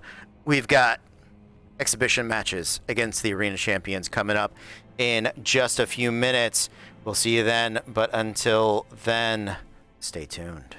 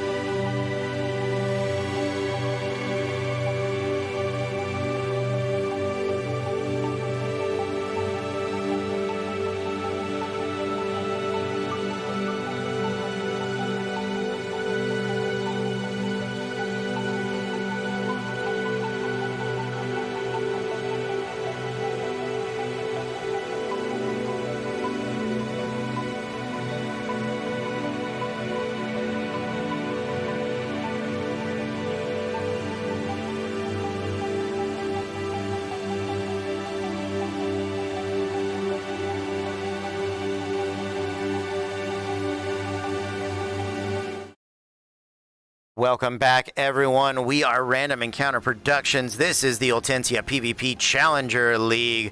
With me at this time is Wicked Game RPG. Guys, tell us who you are and who you're playing. No, Nicky, how dare you? I will start. No. My name's Nicky. I do lots of production stuff, but right now I'm a satyr rogue cleric who fell in love with death and seeks near-death experiences. So has entered this tournament to get exactly that. Hello, I am Tom from Wicked Game RPG. I'm one of the hosts and community coordinator. God, that's a wanky title. And I am playing Bjorn Ironborn, or Ironborn Bjorn of Bjorn's Brawn Emporium. In my day job is working in my store. I run a singular store, despite the fact that I say that I run a chain. Speaking of chain, we have a sale on chainmail shirts at the moment. They all came in way too small, and they're crop tops, but they're gorgeous quality. So get them while you can. All right, thank you. Yeah, and I'm the last one, I guess. I'm Michelle, another member of Wicked Game RPG. I'm the artist, I guess, of the group. But today I'm playing Brandy, Protector Asimar, Paladin, who's just here for a good time. She's just a cheerful gal who's like, yeah, I protect my friends. Nothing. Awesome. Thank you guys for being here. For anybody that did not join us last week, we did have a team dropped out, so every team is going to have one of these exhibition matches in which we delve into the world of Ultensia. It is a world that is drenched literally in magical energy. They can't burn it off fast enough, and as such, the world outside these city walls, outside of City 10, Mortacity, Decatopolis, outside of here, it is pure chaos. Reality warps in and out, and fringers from all different walks of the multiverse step into the city streets, hoping to make it to the very arena that you guys are getting to step into. And much of the city's politics is settled in arena matches very much like this, but those are done in a different league. Those are done in the Champions League, in what the elite of the city would have you believe is the true spirit of arena combat, and the teams that they sponsor, those would be the teams that are the real champions of them. And as we had discovered last week, the highest paying arena sponsor, when Bale Baprapin has made his presence known here in the Challenger, which is noteworthy because he specifically has been a long time derider of the thank you for I will update the scoreboard names, longtime derider of the Challenger League in general, calling those who participate here amateurs, wannabes, failures. And he often spends his days at these matches scouting for, that's awful, scouting for future champions to bring up and hopefully win him Champion League Cup. For those of you watching me change the title there, yes, I do type what I speak when I'm speaking and typing at the same time. I think we all do. It's absolutely. So, Bale has made it quite apparent, although without ever actually saying it, that he has removed one of the Challenger League teams and wants to prove to the former champions, one Psyduck and Trelia, that this pit of neglected and woefully inadequate combatants is where they really belong. They don't belong in the Champions League. Most of the dirt sheets would have you believe that it's because our former champions turned down very high-priced offers from one Bale. and so this is his attempt to humiliate them. Do so, you would earn a tremendous amount of gold from Baal Baprapin, but it will not be easy. As ladies and gentlemen, boys and girls, children of all ages, we bring you a very special exhibition match here in the Challenger League. On one side, Wicked Game RPG, and on the other, the former champions. You know them, you love them. It is the Swords Master himself, one Psyduck, and the Law and Order Sorceress herself, Trelia. I'd like everybody to roll for initiative, please. Amazing. I have a question for you, just right out the gate. Yep. Right out the gate, rules question. Are we spawning in the same space? You will choose where you spawn, and we will choose it in order. I only ask because my good friend Brandy is an Oath of the Watchers paladin, and as a result, we get a +3 to initiative whilst within her aura. You do gain the benefit of that, yes. Yeah. Tremendous. I love that. Incroyable. In that case, mine is a 22. A 22. Also a 22. Keeping this train going with an 11. All right. So that is gonna Thorn and Michelle. Who between you has the higher initiative? It may be you. I have a +2 initiative. I have a +3. +3. All right. So the order is gonna be Michelle, then Thorn, then Trelia, then Psyduck. Or excuse me. Wait. What did Psyduck roll? Natural 1 +8 for a 9. So actually, that is gonna be Nikki, and then Psyduck. I tell you what, is that +8 is the bit that I don't like. Yeah. He is very quick. He is very, very quick on the uptake. All right, guys, this is a special match. There is no halftime, no opportunity for rest, but it is 1 full hour. I'm going to set the timer here. And Michelle, as soon as you spawn, we will get started. Where would you like to spawn? Oh. Can I spawn bottom left? Absolutely. If I'm grabbing the right token, I believe that is you. There you are in the bottom left. Me. Time is started. All right. Movement, action, bonus action. What would you like to do? Oh. I want to buff my boys, but I can't do that yet. You can't. You can hold an action for when they arrive, and you could do it that way. Yeah. I'm going to stay where I am at and ready a bless on me and my boys. Okay. You're gonna wait for both of them to arrive to cast Blessed? Yeah, so as soon as Elysium comes through, I'll bang. All right, sounds Bless good. the boys. After Michelle, it is Thorn. Right. So first of all, question for you, DM. Yep. Do we get the sort of preparatory round? Yes, you do.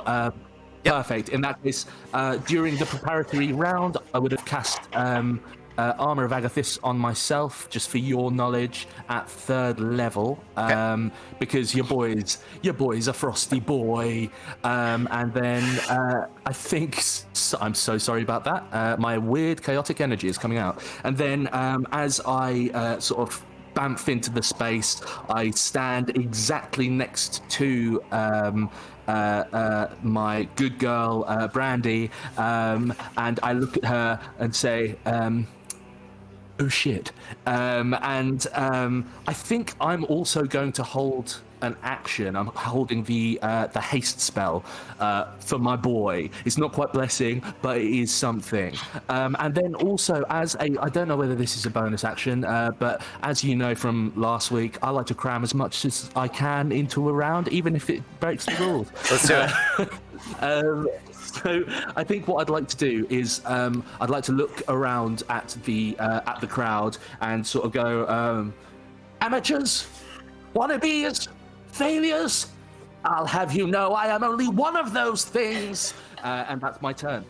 Fantastic. Absolutely love it. After your turn, it is going to be Trillia. She is going to... see, she is going to spawn actually down here with you guys. So she will be within 5 feet of both of you when she spawns, and she immediately begins taking off. You can both make reaction attacks of opportunity if you would like. I think I'm going to let her pass. Will Okay. I lose my held action if I use it though? You can still use your reaction. Yeah. Okay. Then, yeah, I will. All right. Go for it. That's an 8. 8 to hit does not hit with her armor class currently at a 15. That is 5, 10, 15, 20, 25. Right about here, she is going to wheel about and cast a 2nd level magic missile. And target 2 darts at each of you. And that automatically hits.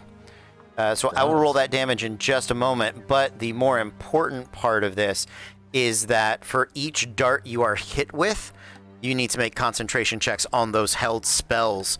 So that is DC 10 Constitution saves from each of you, 2 of them, please.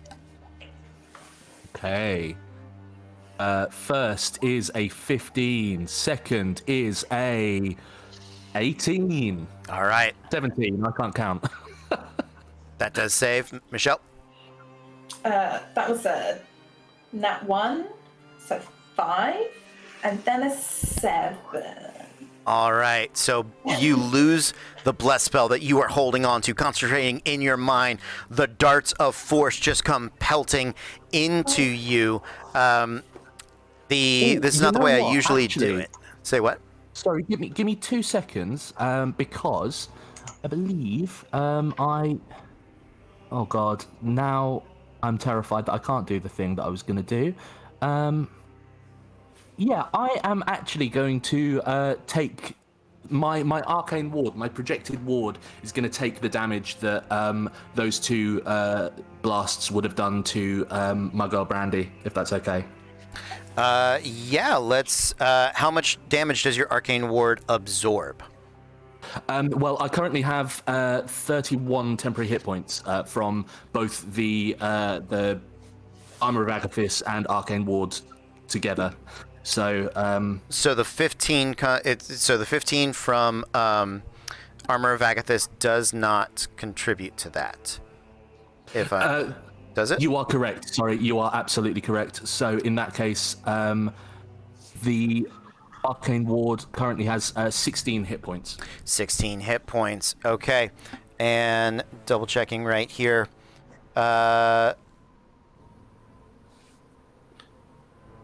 I need to... I'm sorry.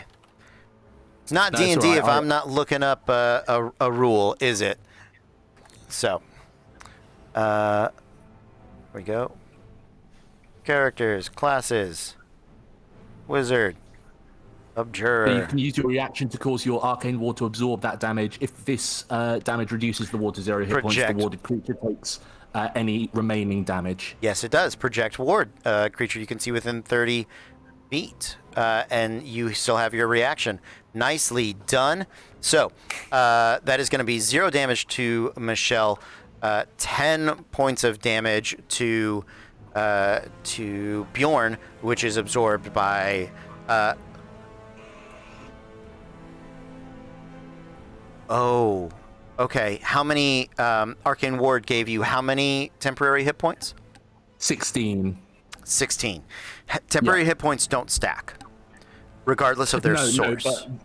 So the arcane ward is not temporary hit points. It's just it specifies that it's a ward as opposed to temporary hit points, which is a separate thing. Yeah, perfect, great. Okay, so then the temporary hit points come off our Armor of Agathis. So Yes. the 10 there. Nicely done. That is it for Trillia. As a bonus action, she is going to do nothing fun, unfortunately, at the moment. We're going to keep this moving. Nikki, you are up. Boom. I'm going to spawn next to my friends. I can't do a grab. I would like to spawn next to my friends, please. Oh, you can't grab yourself? I cannot grab myself, unfortunately. I got you. Amazing, thank you. And I'm going to spawn into the world. Okay. Be touched and ensorcelled by my great friends and empowered thusly, and say, "Oh, it feels like we're being pawns in some kind of personal vendetta. Insane!" And I'm going to make a newly blessed and hasted. I'm going to run for. This is a door here. Yes, it is. I'm not. I am blessed because it was undone. Yeah. Good job. No, Tom undid it. So basically, because I undid it, you should still have it, unless I'm wrong. So 5, 10, 15. This is a door. Can I just move through this door? Bonus action to open it, or action. Love that for me. I'll use a bonus action. Why not?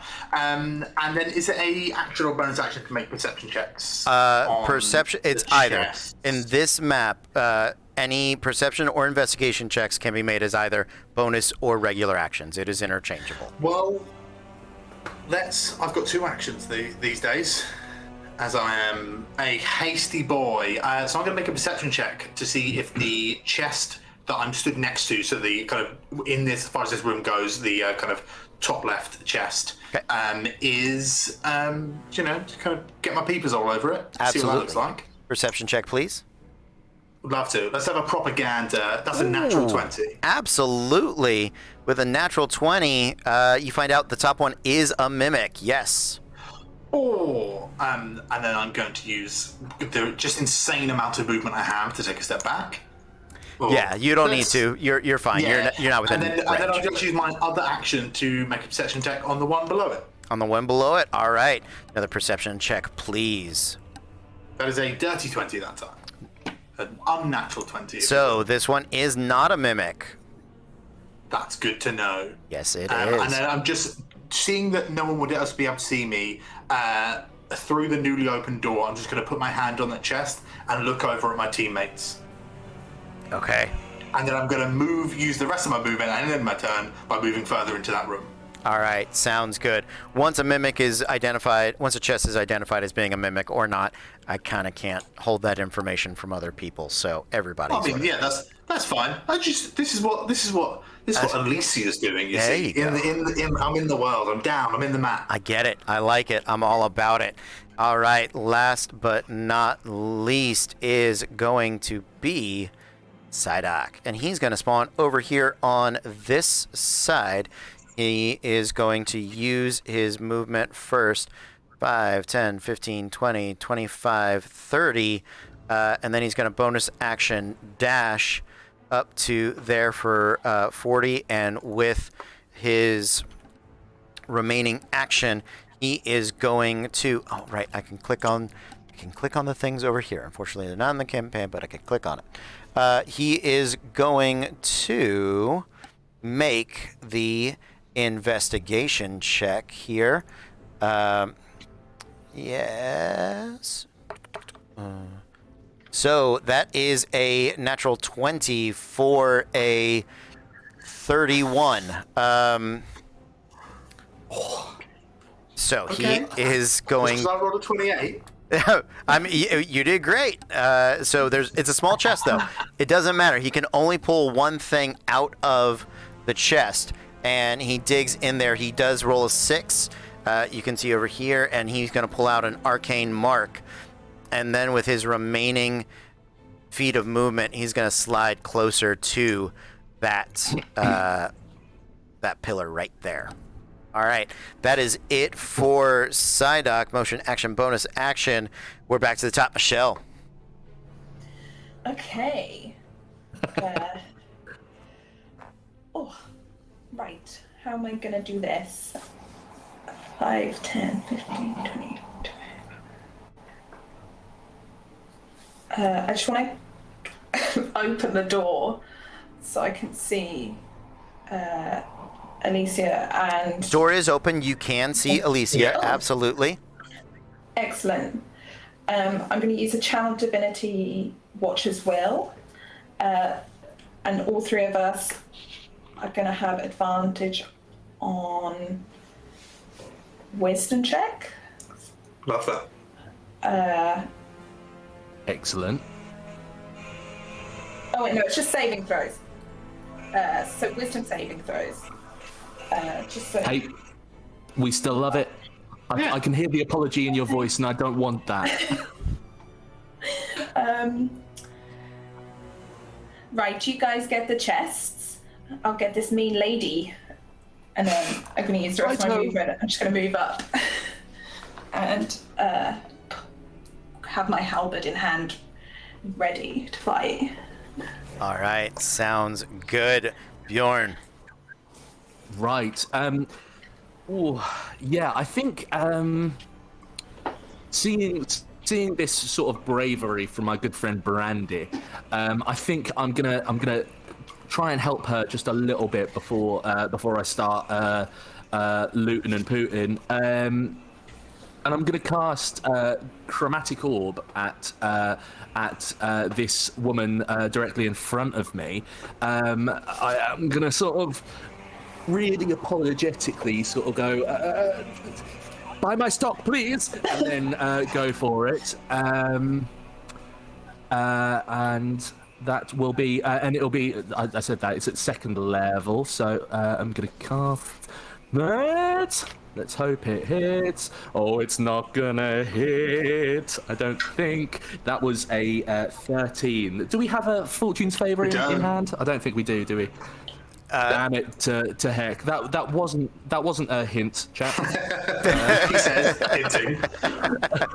As the energy comes streaking towards her, the arcane energy sort of shimmers over, and your bolt, your orb just sprays across her in this fabulous display of magic.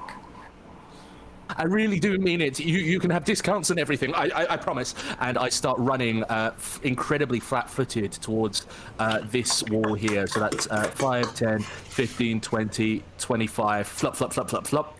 And I'm going to, can I bonus action percept the chest, please, Yes. see if it's in fact a chest or not. Yes, you can. Thank you ever so much. Oh, it's definitely not a chest or a mimic. It's a potato. That was a 3 + 1 for a 4. You have no idea. It looks very much like a chest, but then again, so do mimics. So tough That's to my see. turn. That is your turn. All right. After Thorn Bjorn, it is Trelia's turn. She is going to look at you and... That's all right. I'm sure we can work out a very lucrative deal on all ends. By the same token, I suspect you won't take this personally either, will you? And as she very charmingly sort of plays to the audience, she begins to gather up these small swirling meteors that begin to orbit about her. She is going to cast Melf's Minute Meteors. She is going to upcast it at 4th level. And yeah, let's do that. And so when she casts the spell and on bonus action turns after, can expend 1 or 2 meteors, sending them with, I need Thorn to make me a dexterity saving throw. Okay. And I need Michelle to make me a dexterity saving throw as well. Okay. So that was a 17 on mine. Okay. DC 18. Wizards and paladins, the 2 classes when you really think of that you're like, if I had to make a dex save. Yeah. Wizard or a By the paladin. way, Pardon? remember you're blessed. If it's a saving throw, you get to add a d4. Oh, thank you ever so much for that. Good crikey, Bob. Bless the boys. Oh, you absolute beauty, Brandy. That's a 21. With Absolutely. That is going to Oh. save. You're going to take half damage. Michelle, if I could get your save total. 13. 13. That is going to Not fail. rolling well. So it is going to be 4 points of fire damage to Thornbjorn and 8 points of fire damage to Michelle. I need both of you to make concentration checks on the spells. Oh, this was my favorite robe. That is a 16 for my saving throw. Success. And we just got crowd support. Thank you very much, Pixie, for letting us know. And thank you so much for whoever gave it to us. I didn't actually mean it, but thank you. Nicely done. It is appreciated. That was a 16. A on, 16. my All right. Haste and save. Blessed maintained in concentration. Drelia is going to continue to shift 5, 10 feet over here. She's going to use her bonus action to make the investigation check. She is not super good at investigating, but on a decent dice roll of 15 plus 0? Oh, she is not good at this. Okay. Learning my own characters as I play them, folks. Here we go. All right, let's see if it's a mimic first, because she may have just... not a mimic. Pulls a 2 on a 2. She grabs a blessing, so she's going to have D4s on her stuff until she respawns as well. That's going to be the end of her turn. I'm going to mark that one with an X, and up here we are up to Nikki. Hey, yo. It's a... Can I open a chest with a bonus action? Yes, you can. Super. I'm actually going to take the steps this way, and I'm going to open this chest at the bottom here with a bonus action, the one that I know is not All right. a mimic. Yep, roll your Would you like a investigation. check? Love that. What did I roll? A 7, apparently. A 7? That's not great. In fact, that's not enough to pull out anything. You can repeat it, but if you leave this chest, it goes inert. I've got still 2 actions, so Yes, you do. I'll do another check. All right. That's not much better. 11. You need a 15 to pull anything out to start. I'm just feeling it. Are I'm you going to using go your again. bless? Are you using the 1d4 with your... I'm not using my bless. Let me do a d4. Yep. So I just rolled an 11. If you get the 4... This could be...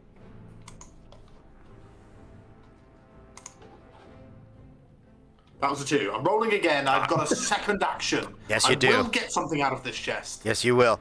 Double I dare... might not. I can't. That's 2 actions and a bonus. I've tried to enter this chest 3 times, and I've got nothing from it. So much like Legends of the Hidden Temple, Double Dare, and all those great 90s kids shows, you are face deep in this chest, pulling out foam, pulling out snot, pulling out slime, all this stuff. Pops back out, empty-handed. That chest is inert at this point. This chest didn't eat corn. And then I'm just going to use my movement to come back, and I'm just going to stomp around a bit. All right. This is ridiculous.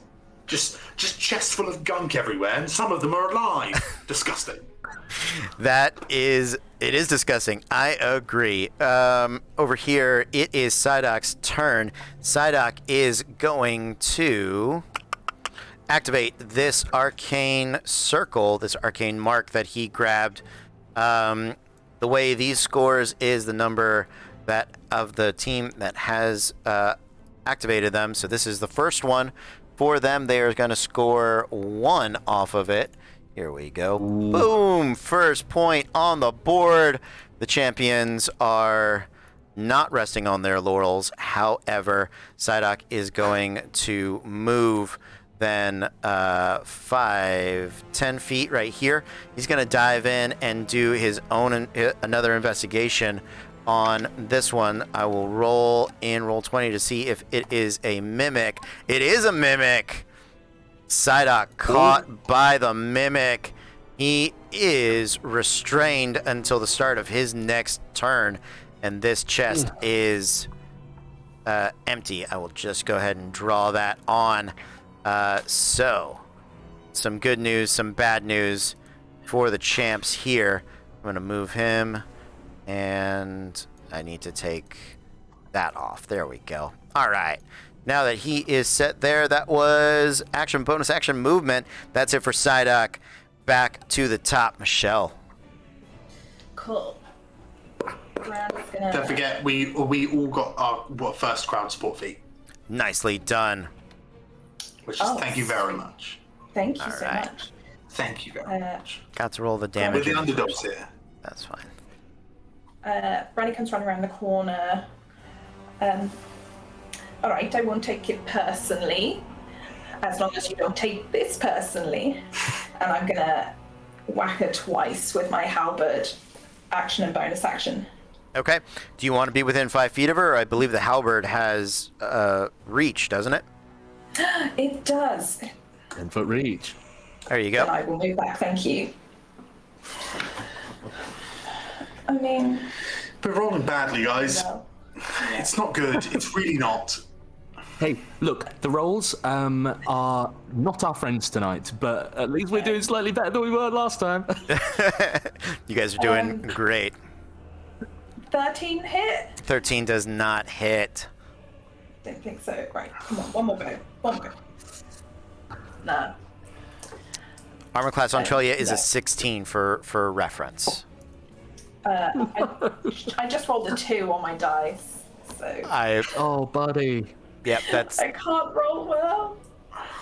It's not gonna help. The cruel irony is that I'm the one with the reputation for rolling well, and I'm also rolling like arms, so... Yeah. You're gonna roll well. Yeah. That's my turn. Get mom. All right, that is it for Michelle. Thornbjorn. Fjornborn sees Brandy whiff it twice, and kind of goes, well, good gods. If she can't do it, no one can. Although I'll definitely try. And he's gonna do 2 flappy footsteps here. So he's got line of sight of scary mean champion lady. Okay. And he is going to try once more, try being the operative word there, to cast Chromatic Orb. He's doing it at 3rd level this time, and he's choosing fire. Like for like, dearie. So that will be... Ooh, that'll be an unnatural 20 to hit. That will hit with an unnatural 20. Yeah, she's going to let this fly. Let's do it. Oh, that's how very kind of her. That is 19 points of fire damage. All right. To her. 19 points of fire damage to her. Oh, I'm sorry. How are your clothes? Are they okay? I know just where to buy some new ones. I'm going to hold you to that.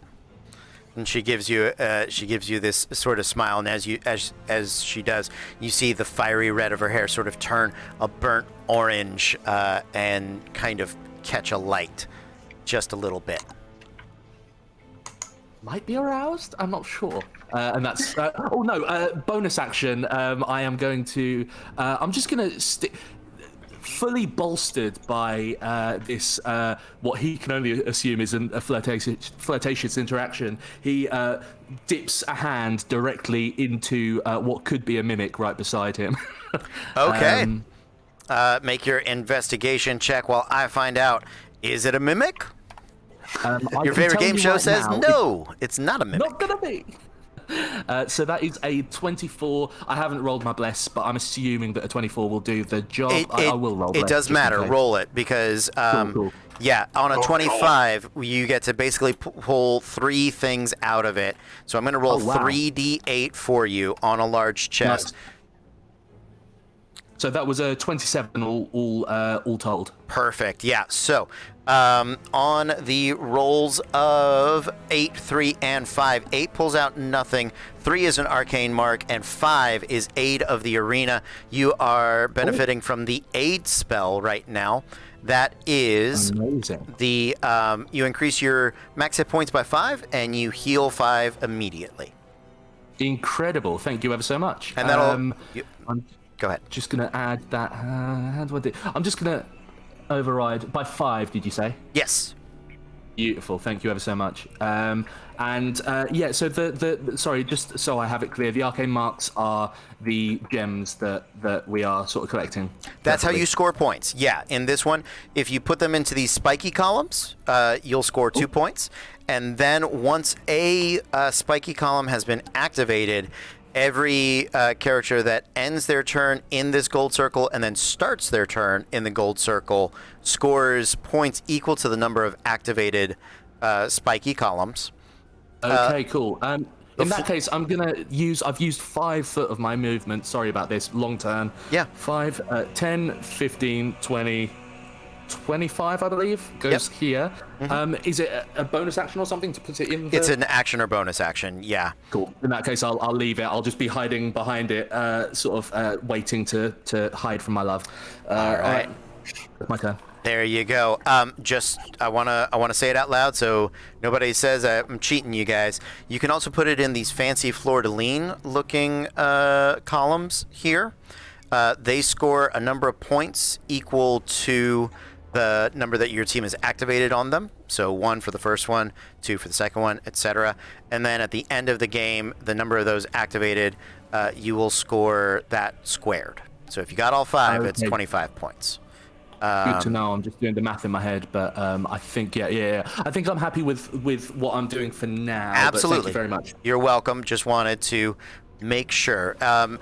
In a normal game, it's per half, which can make a little bit of a difference. We're only doing the one extended match. So, after Thornborn, Trelia. All right. Trelia is going to begin moving up 5, 10, 15, 20, 25, 30. She's going to get deep into the circle of this. And as a bonus action, she is going to target both of you with Melf's Minute Meteors. So I need 2 more dex saves from Michelle and from Thornborn. Before that, can I use my reaction to hit her? Yes. You can. Yeah. Your crowd sport feat is Sentinel, is it not? It's another nut one. Don't worry about it. Oh, Michelle. Brandy, what are you doing to me? We have a Fortune's Favour if you'd like to use it. Use it. You sure? Do it. Yeah, absolutely. Okay, thank you. Thank you to the crowd. Thank you so much, crowd. Thank you to What Now? Incredible name. Nice. The cheers. Are you please entertained? I don't think it's still going to hit. Be blessed. I'll roll it. You've got to be a 16 or a meter 16 at least. No, it's a 12. I can't. All right. Brandy. I'm not seeing. I'm not seeing Michelle's rolls, but I. Are you rolling publicly in the campaign on D&D Beyond? You were earlier. Something might have changed. I believe you. You're being honest, but yeah. I mean, if she's lying about nat ones, I'm going to be very upset. Yeah, that's on you guys.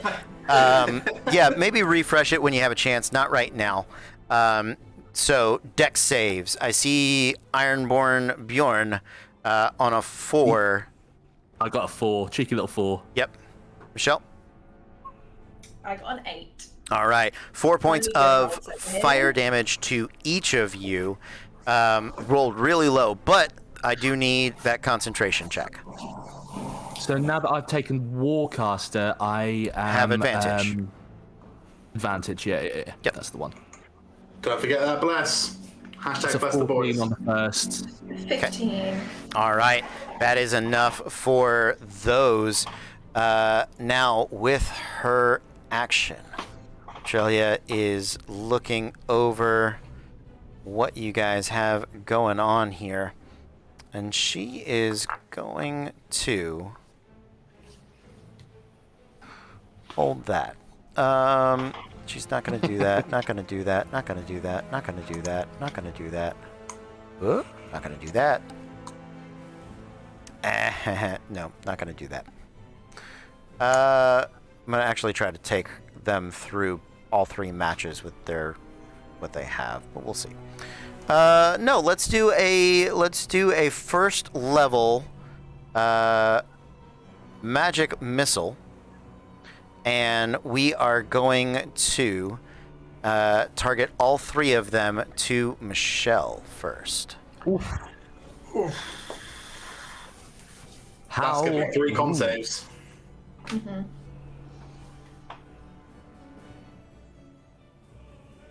How very dare you? I know.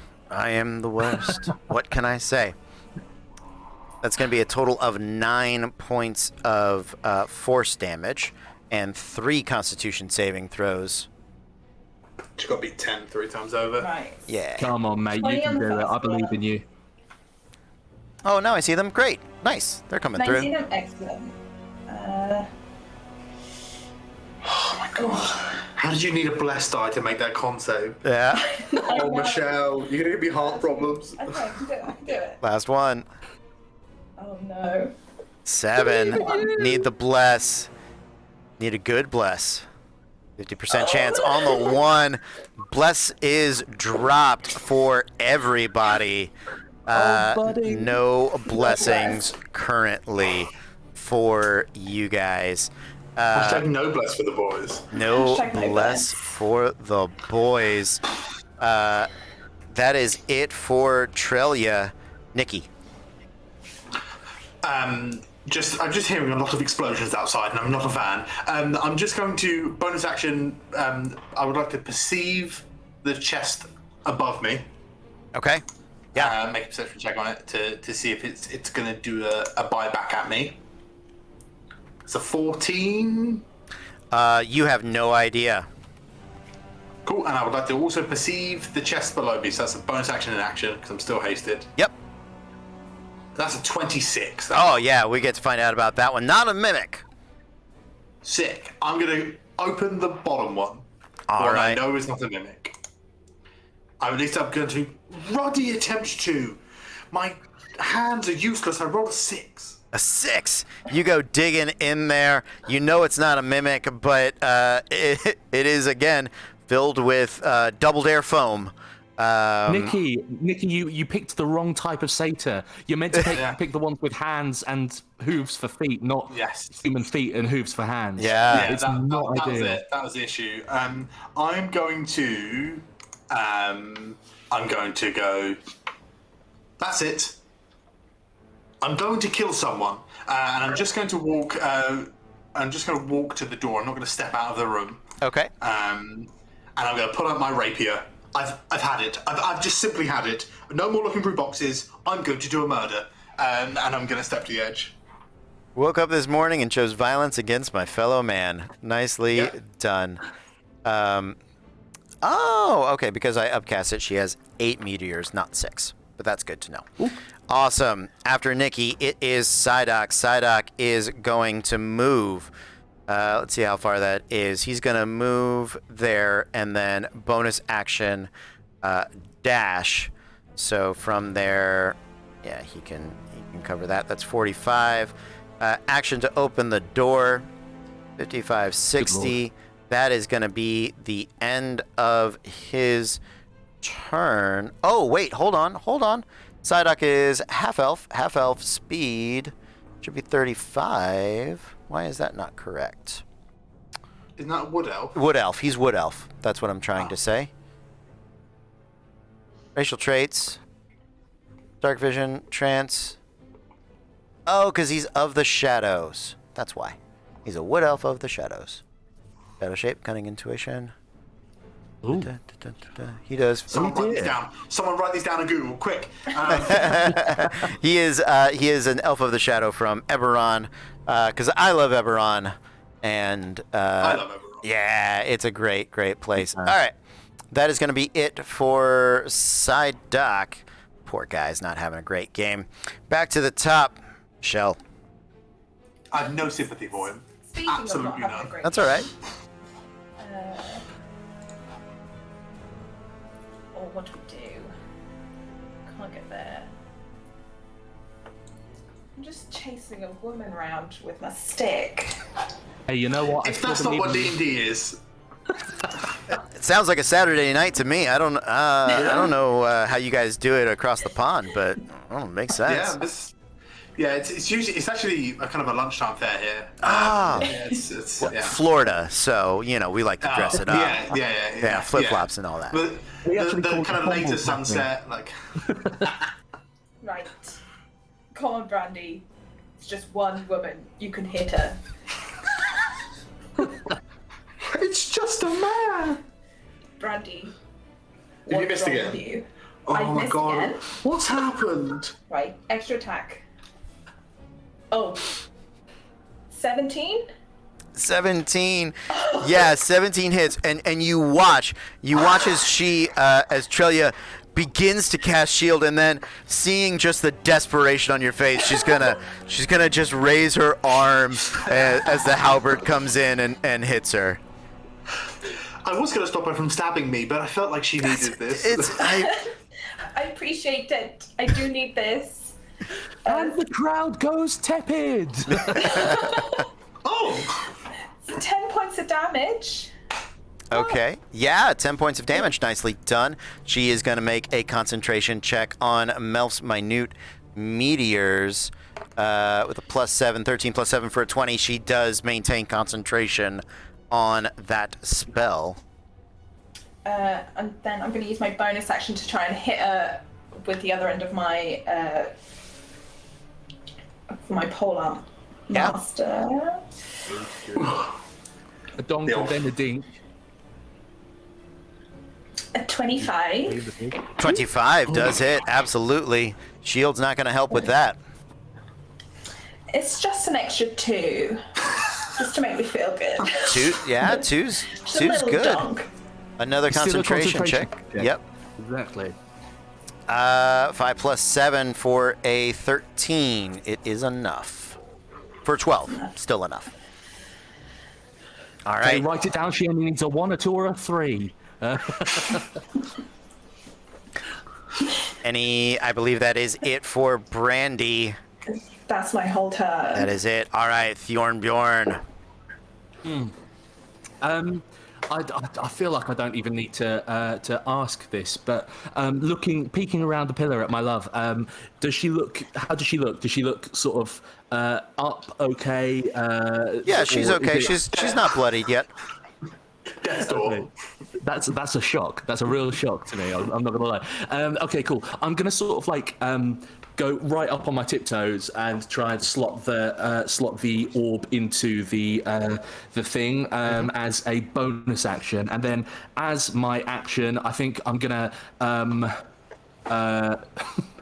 I'm not going to say that, but what I will do is kind of take a little sort of like cowbell off my belt and kind of go ding, ding, ding, and cast Toll the Dead on her. Can she make a wisdom saving throw, please? Absolutely. All right, I can just click the thing here. Natural 3 + 1. Yeah, she fails. Well, that's something, isn't it? Okay, cool. In that case, no, it's not D8s. It's D12s, I believe. Because she's taking damage, yeah. Taken damage, so 2d12. Well, it's something. That was 4 points of damage. All right. It could have been 24. I got the 4, and I guess that's my. I sort of see the sort of the pain kind of resonate, but I'm like, that's not enough. And then kind of hide back round the pillar again. Actually, no, I'm going to step round into the circle. Okay. Just a toe, or you want to get fully in it?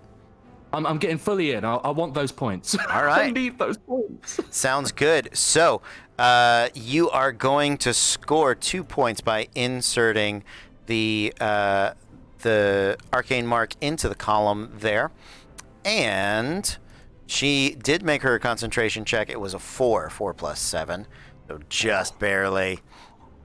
For that one, at the start of Trelia's turn, she is going to score 1 point for her team. So you guys are tied, although you guys are on track to be ahead. Here's hoping. It is Trelia's turn. She does have some minute meteors left, but first she is going to cast, I believe. Hold on, where'd it go? Nah, we don't need that one. We need.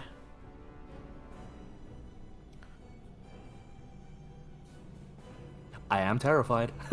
There you go. I appreciate that.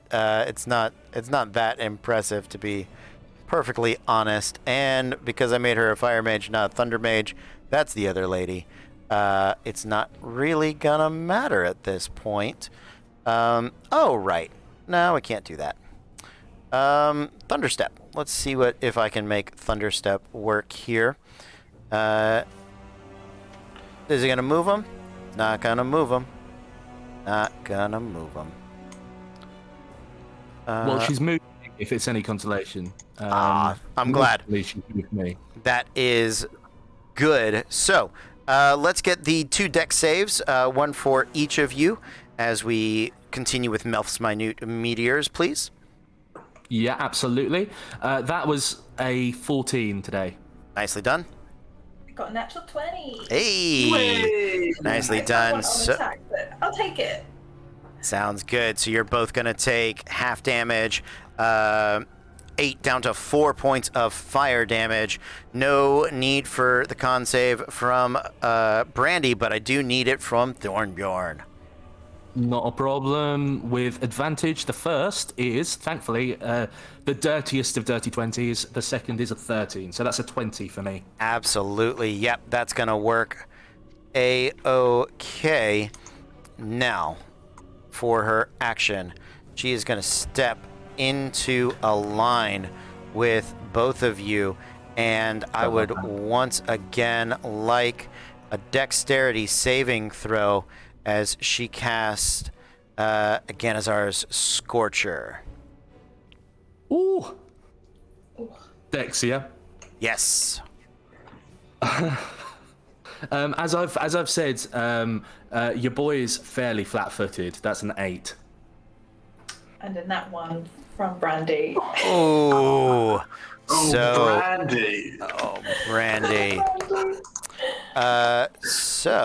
This roller is a bit nicer to me. On the 4d8 cast at 3rd level, it is going to be 20 points of fire damage to each of you. Still a DC of 10 on the concentration check, but once more with advantage. Ouch. Oh, natural 20 for a 24. Nicely done. And a 16. A natural and an unnatural 20. Hey! If it's anything. The emphasis. Nicely done. All right, after Trelia, Nikki. So currently, whilst hasted and mobile, thank you very much, kind benefactors, I have 90 foot of movement. Yeah. So Alicia's going to come storming out of the door and then storming towards the lovely lady over here and shout, I don't know who you are and why your skin is so good, but I've had a terrible night and I'm going to do this the old-fashioned way and I'm going to do a stab. I'm going to attempt to do a stab. Okay. I just have an image of like a really sort of angry kind of strut as opposed to a run, you know, like. That's a 27 to hit. Yeah, absolutely. 27 does hit. And thanks to my rakish audacity, that is a sneak attack as well. So I'm going to roll those separately. Nice. It's a knife. Yeah. So that is 13 points of damage. Okay. And then I'm going to use my second action. Spiritual Weapon is a bonus action to cast, right? Yes, Spiritual Weapon is a bonus action to cast. Do you know what? I'm going to first off do another attack with my second action, thanks to being hasted. There you go. That is an 18 to hit. She will use her reaction to cast Shield and raise her armor class to 21 at this point. So that's fine. And then my bonus action, will it? I don't think it will. I think what I'm going to do is, because I still have movement, which is the funniest thing to me, I'm going to step over here. And she does not get an attack of opportunity thanks to my swashbuckler and also thanks to mobile. So, she can't hit me twice. Sounds good. She thinks about it, and then she realizes she can't hit you at all. She's just going to stay put. Yes. Yep. Okay. Now, at the end of your turn, Psyduck is up. He is going to... At a glance, can he see if any of you are below half? Are you bloodied? That is the question I am asking. For sure. Darling, not even close. Brandy's looking rough. Brandy's looking rough. Okay. Then he is going to make his, begin his movement. That is 10, 15, 20, 30 feet into the circle right next to Brandy. He is going to go ahead and activate his fighting spirit. That's going to give him temporary hit points. And I would like to use my reaction first. What is your... steps into my Polearm Master. Polearm Master. Okay. I have, so when he steps to my range, I can make an attack. Okay.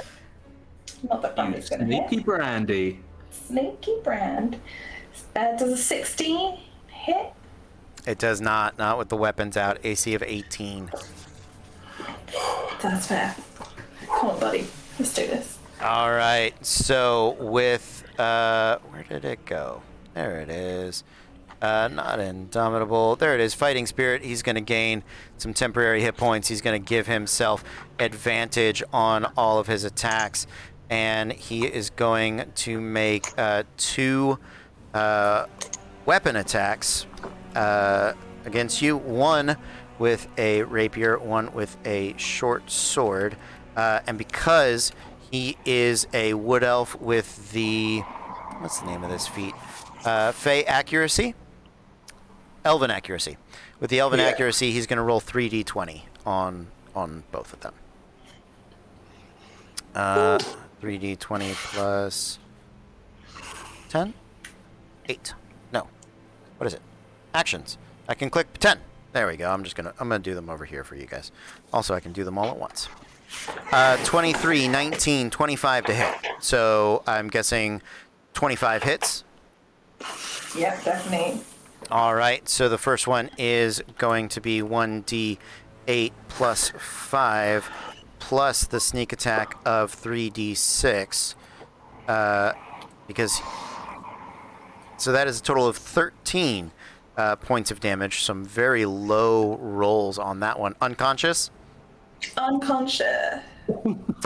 All right. As you go unconscious, Psyduck is going to look down at you and kind of sigh, and he's going to use his second attack and put the last of the stabs in you.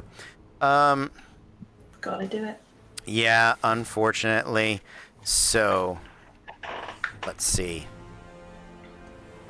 Yep, that hits. 22 is the higher. That is 2 death saves, but you don't respawn just yet.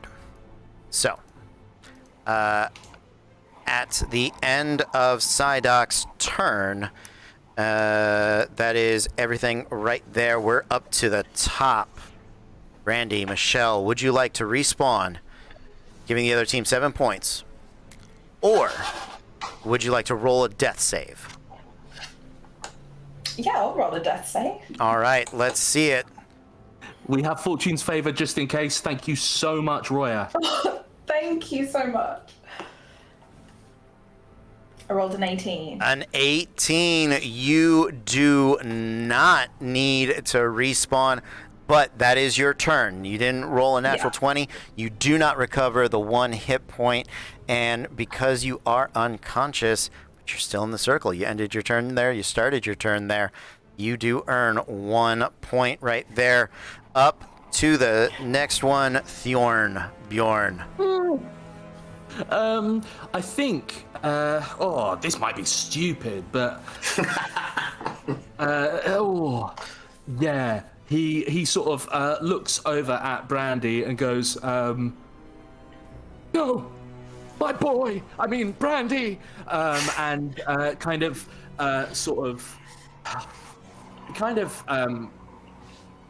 scrunches up his eyes and just kind of goes very red in the face. Okay. And blood starts to sort of like pour out of his nose and sort of trickle towards Brandy as I cast life transference on myself. Okay. Which will be so I take. It was a bad idea, guys. It's a bad idea. I take 21 points of damage, and you take, I believe, 42 points of healing. You can see regain a number of hit points equal to twice the necrotic damage you take. So yeah, 42 points of healing for you. And he sort of all the while he's just screaming and looking wide-eyed at the chap that just brought her down, Stydock, and goes very, very pale. And I think just ends his turn. Okay. I think you need a con save, don't you, Tom? Because you dealt yourself damage. Yes, you do. And 21. You need an 11. You did score your team a point for starting your turn there, so... Such an idiot. So the first was a 10, the second was a 7 plus 4, 11. Meets it, beats it. Oh. Just barely holding on to the concentration of haste. Thornbjorn, that is the end of your turn. All right. Trillia is going to look to the audience and she's going to ask them very quickly, pain or domination? And if the audience would like to let me know, I'm going to give them just a quick moment to see if they reply. Domination. I'm seeing. I think Bjorn sort of perks up and goes, I personally choose domination all the way. We're mixed right now. Domination is coming from Thornbjorn. Last one. No, pain, rather pain. It's just. I think I have to leave. I love you, babe. So I think domination wins. All right, I would like Thornbjorn, Nikki, and Brandy. I would like all of you to make dexterity saving throws because Trillia begins to gather up all of the arcane energy that she has immediately at her disposal. And she looks at Thornbjorn and says, "You asked for the domination, darling. I'll make sure that you sizzle." And her hands ignite in lightning as she casts chain lightning at Thornbjorn first, and then at Nikki, and then at Brandy. Dexterity saving throws, everybody, DC 18. I mean, that was a 5. Yeah, I rolled a 15. All right. I got a. Do we have a fortune favor? Do you? We do have one in hand. Yeah. Do you want to take it or? You take it. Do you want to take I'm it? doing okay. Sure. She's at 42. I owe you. Okay. Oh God, that still wasn't great. That was a 7. Oh God. Okay. So that is going to be 10d8 for lightning damage. Nikki, you saved or did you fail? I saved. You saved. You're going to take half. Nicely done. 47 points of lightning damage. Thornbjorn and Brandy, I believe you both go unconscious, if I am not mistaken. Yeah, I just need to figure out whether. Yeah, no, it's just unconscious. Yep. Just needed to figure out whether that took me past my threshold, but no. All right, so she is going to do that, and then with her bonus action, her final 2 Melf's Minute Meteors is going to force each of you to fail a death save. If I didn't fancy you so much. She peeks into your dreams and knows that you are fancying her, even as you sizzle. Honestly, genuinely, hearing an American person saying fancying is just one of the funniest things I've ever had in my life, and it's because it's a weird, archaic thing to say. Honestly, You may have taken me out, but you've made my day as well. So thank you for that. So glad. All right, Nikki, Alicia. Alicia's going to turn around and go. You are no longer hasted. The spell has dropped. The minute hasn't gone down, so I don't have the groggy side effects of haste. Anytime haste ends, it would normally kick in. But what we have done, because I don't want people to ever lose their turn completely, is you are a condition I call diminished. Your speed is half, and basically everything you do is at disadvantage. And things that require saves against you have advantage. It's not It's not a real condition, but it's the most severe thing I can do, and still. I think that's appreciated. Totally fair. Yeah. So I'm going to turn around and say, "They are my friends, ex-champions." And I'm going to cast Prayer of Healing on both of them, and because they're at 0 hit points, and I'm a Circle of the Grave cleric. You both get max healing, and I will also take the healing as well because it's my 2nd level spell, and I will do it. So Prayer of Healing is 2d8 plus 2, so that is 18 points of healing. Prayer of Healing is a 10-minute casting time. Is it 10-minute casting time? Yeah. Well, I'm glad you told me that well before and not in the middle. No, that's not your. Who wants up? Who wants up? Who wants it? I'm happy either way. You do what you do. I would recommend whoever has the higher armor class. Yeah, probably. Or whoever has the higher armor class, leave them on the floor. He's still attacking with advantage. I mean, I have an armor class of 18 currently, so. I'm going to pick up Brandy. Okay. I'm going to just healing word you because I'm out of the way, so it's just bonus action. But that's 6 healing. That's all of what I've got. My movement is halved, but what I am going to do is, because I have 45 foot of movement normally, I'm going to just stay within the gold circle, but just walk to the edge. Okay. And that's my turn. All right, Psyduck with his final turn in the last 20 seconds is going to just move Brandy's on the floor, right? So we're going to attack twice, and here we go. On the floor, but alive. Yep. So we're just going to roll 2d10 plus. It's with advantage because you're on the floor, so it is 6d10. 6d20 plus 10. That's ridiculous, but it is. Natural 20 for the first one. Wow. So the second one will drop you 2 death saving throws, but he doesn't actually go to finish you. He's going to move over to Bjorn, who had left his... who was left down. And so it is honorable to finish you. And we're going to start with the bonus action. So that is, again, 3d20 plus 10. 18 plus 10, 28. Finishes the 2 death saving throws, and he prepares to action surge, but just as he does, the lone claps the gloved hands of the ever-shifting Baal Bapropin sort of begins to slow clap up and out, and the crowd begins to cheer in earnest.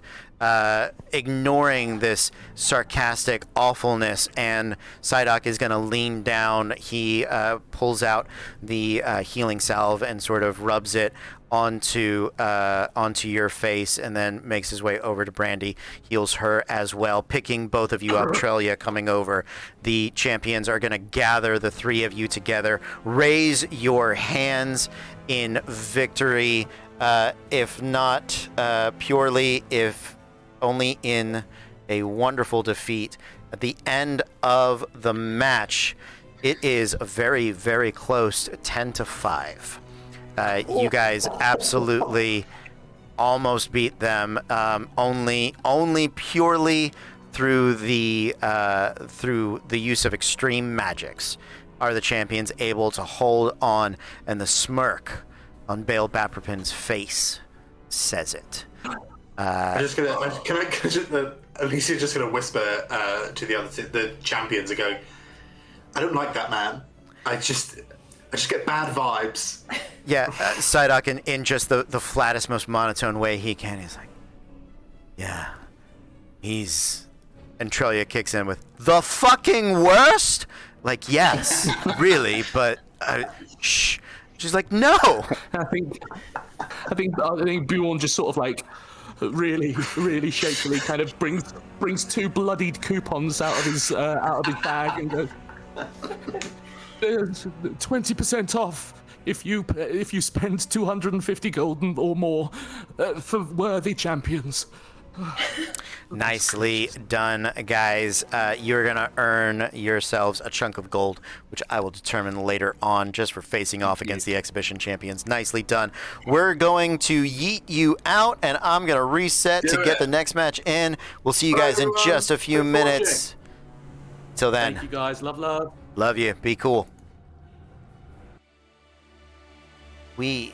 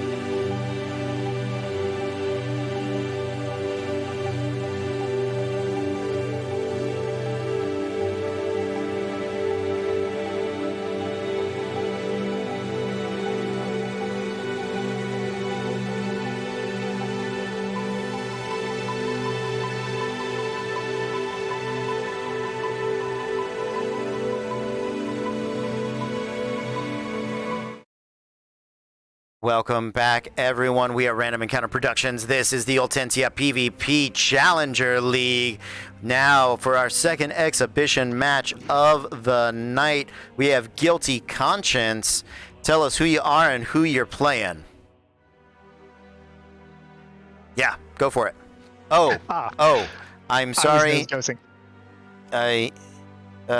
Hold on. Did I fix the names? Did I do the names? I probably messed it up.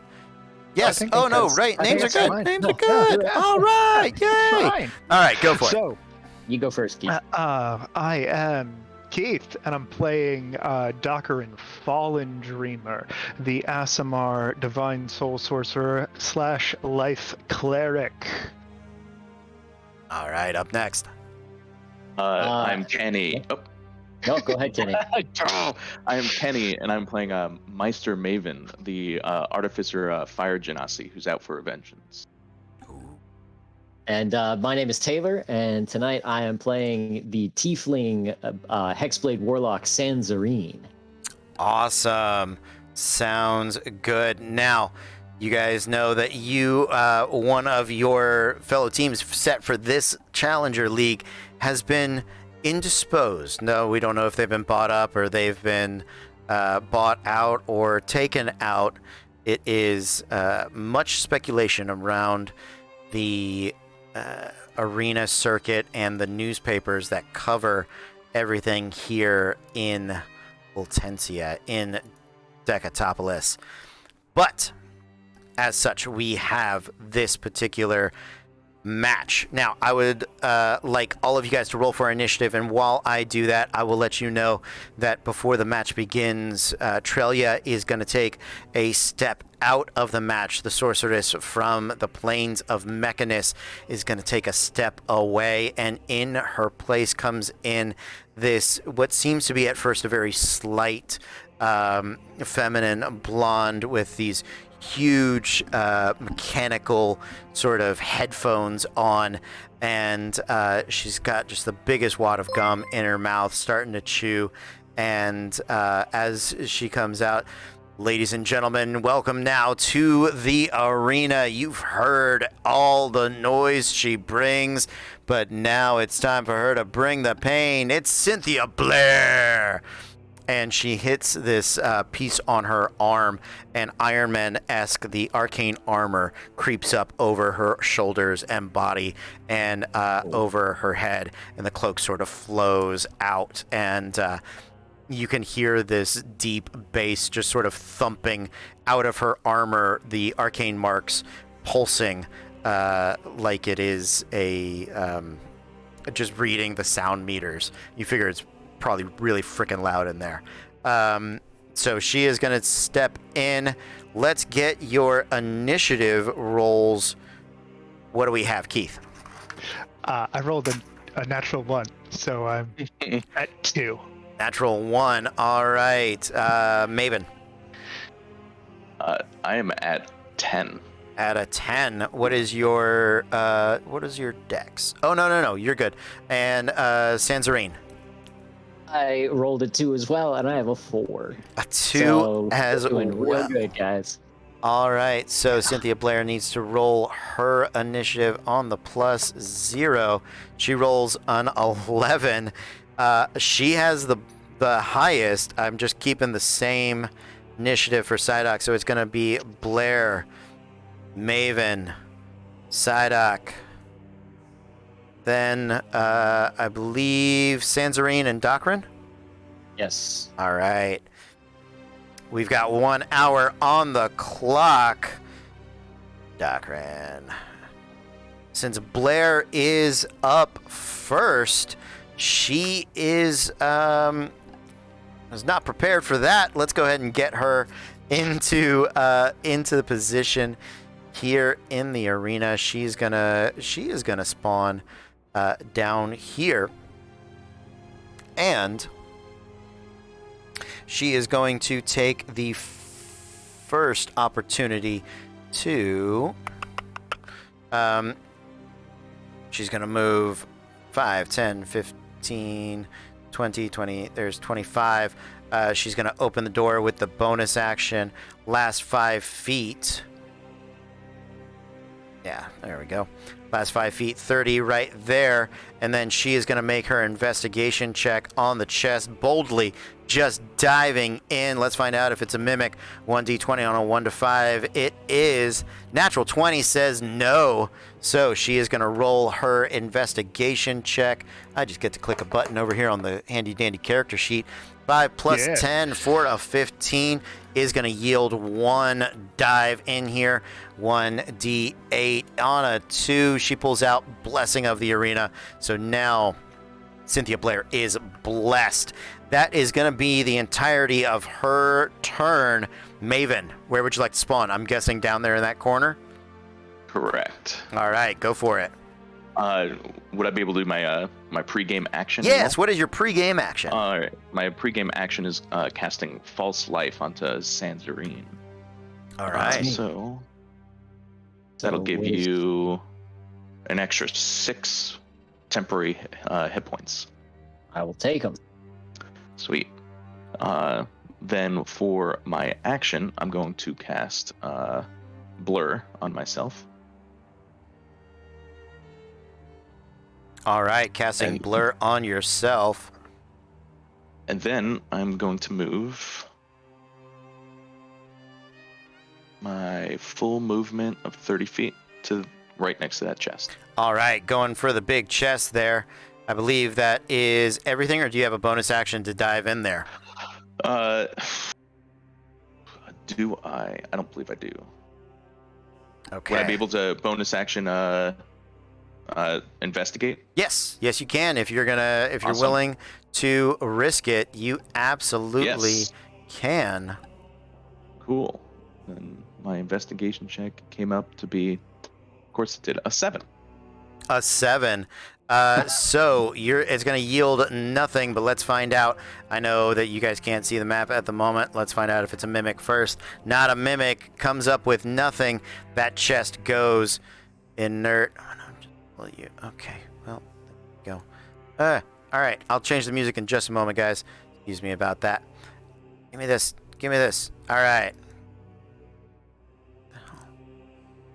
Up next is Psyduck. All right. Excuse me, guys. Why do you hate me, Matt? There you go. All right. I'm just gonna do it this way. I'm just gonna freehand this, and we're just gonna. That's done. Okay. That's awful. That is god awful, and I have no idea why. I'm gonna try to reload the map. Sorry, I can't seem to click things. What if I did that? Let's see. There we go. All right, that's just good. Put that box around it for you. Yeah, thank you. That's something. That lets me know something. Now, so Psyduck, we're just gonna keep moving here, shall we? Is going to spawn. He's gonna spawn down here with his friend, actually this time, and is going to travel. There is 25 feet. Doesn't need the bonus action for him. Gets to 30, and then is going to take the dash action over here for 55, and then use his action to investigate. But first, we're gonna find out: is it a mimic? It's not a mimic. All right. Psyduck, having already been mimic munched once today, is gonna dive in here. 3 plus 11 is a 14. He comes up empty-handed as well. So that is it for Psyduck. Moving on, Sanzarine. All right. Well, my pre-action, pre-round action was to cast Armor of Agathis on myself. Yep. That's a 4th level spell for me, so I'm gonna mark that off here. I used one of those. So that gives me 20 bonus hit points, and basically 20 points of cold damage if anybody hits me. So that's the first thing I'm gonna do. I'm gonna spawn down here where I already am, and let's see, movement. My bonus action is going to be Study in madness. It's a study This is madness. all right. Can see you within 30 feet. Cool. I am going to bonus action on my way running right over this way. I'll get to about here. That's outside the room, isn't it? Yeah. If you want to be outside the room? And I can't be. Oh, can I fight through the doorway, or do I have to be in the room to through fight? the doorway? Yes. Through the wall? No. So if you want to be right here by the door, you can fight with Blair. You would be within 5 feet of her, and that would absolutely work for you. Great. Then wherever I need to be, right there. Does that work? Yeah, perfect. Exactly. Cool. Then, now that I can see her, I'm gonna pop the Hexblade's Curse on her. Okay. So she is now my target. Okay. And I am going to pull out my war pick and start smashing away. All right, let's do it. So, first roll is natural 1 for a 9. Oh no, that's not gonna be enough. And second one is 25. 25 is going to be enough to hit. Go ahead and roll damage. So that's 9 plus 3, so that's 12 damage. 12 points of damage on Cynthia Blair. Nice. What type of damage is that? The plus 3 is whatever the hex damage is. Okay. So most of it is the piercing damage. Okay. And then I have plus 5 for my charisma. Okay. Or my spell attack stuff. And then plus 3 for the hex. Okay. So I gain plus 3 damage to rolls. Sounds good. Got it for you. Cool. 12 points. All right. Let's see. And after Sanzarine, Docrin. All right. Now we finally get to find out what I did pre-game. So in that pre-game round, Docrin cast Warding Bond because he and Sanzarine have matching gold rings. Ooh. So there is a Warding Bond that has been cast upon Sanzarine as that action of my round. And then as a bonus action in that pre-round, I twinned Shield of Faith on both of my allies. So Maven and Sanzarine both get a +2 to their AC. And I burn some of those sweet sorcery points. There you go. I'm going to bamf right in to that spot that I already am sitting in. Nice. And I am going to cast, now that I'm actually in the world, I'm going to cast, where is it? I can't find it right now. Mirror Image. Okay. Right? Yes, it's right there. Finally found it. Yes, that is my action. So I cast Mirror Image on myself. Okay. And I am going to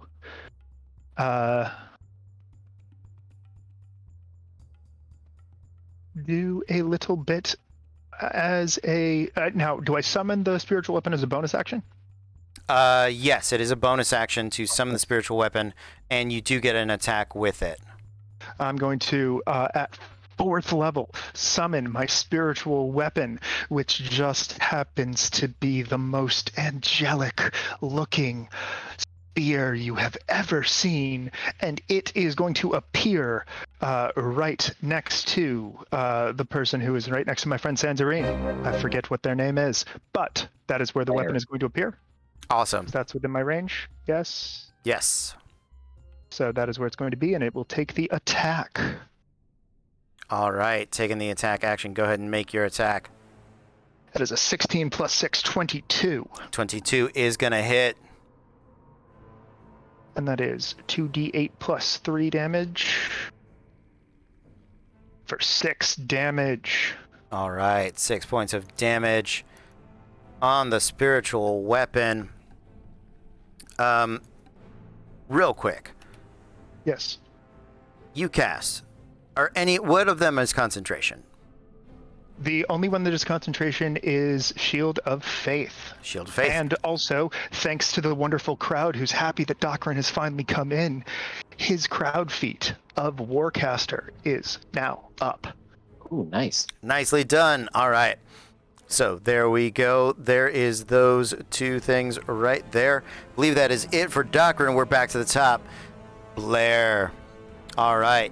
Cynthia Blair, looking at what she has happening right in front of her, is going to cast.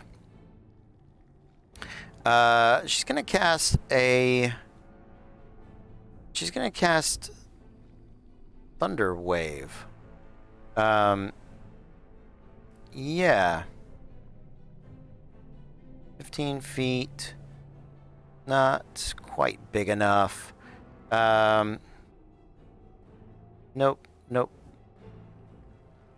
Oh yeah, here we go. She's gonna step down to be immediately in line with both Docrin and Sanzarine, and is gonna cast Lightning Bolt. So I would like both of you to make Dexterity saving throw. It didn't move? 5 feet? I didn't. Oh, he stayed right. right there. Yeah. All right. Dex. Natural 20, 22. Nicely done. I got a 13. 13 is gonna fail. Then I would as like a to reaction, use my... Yeah, Kenny? As a reaction, since I am in 25 feet in range of Doctrine there, I'm going to use... where is it? Sorry, I'm scrolling here. My Flash of Genius, which gives him a +3 to saving throws. So that would make me 16. That would make you 16. Okay. Her DC is 18.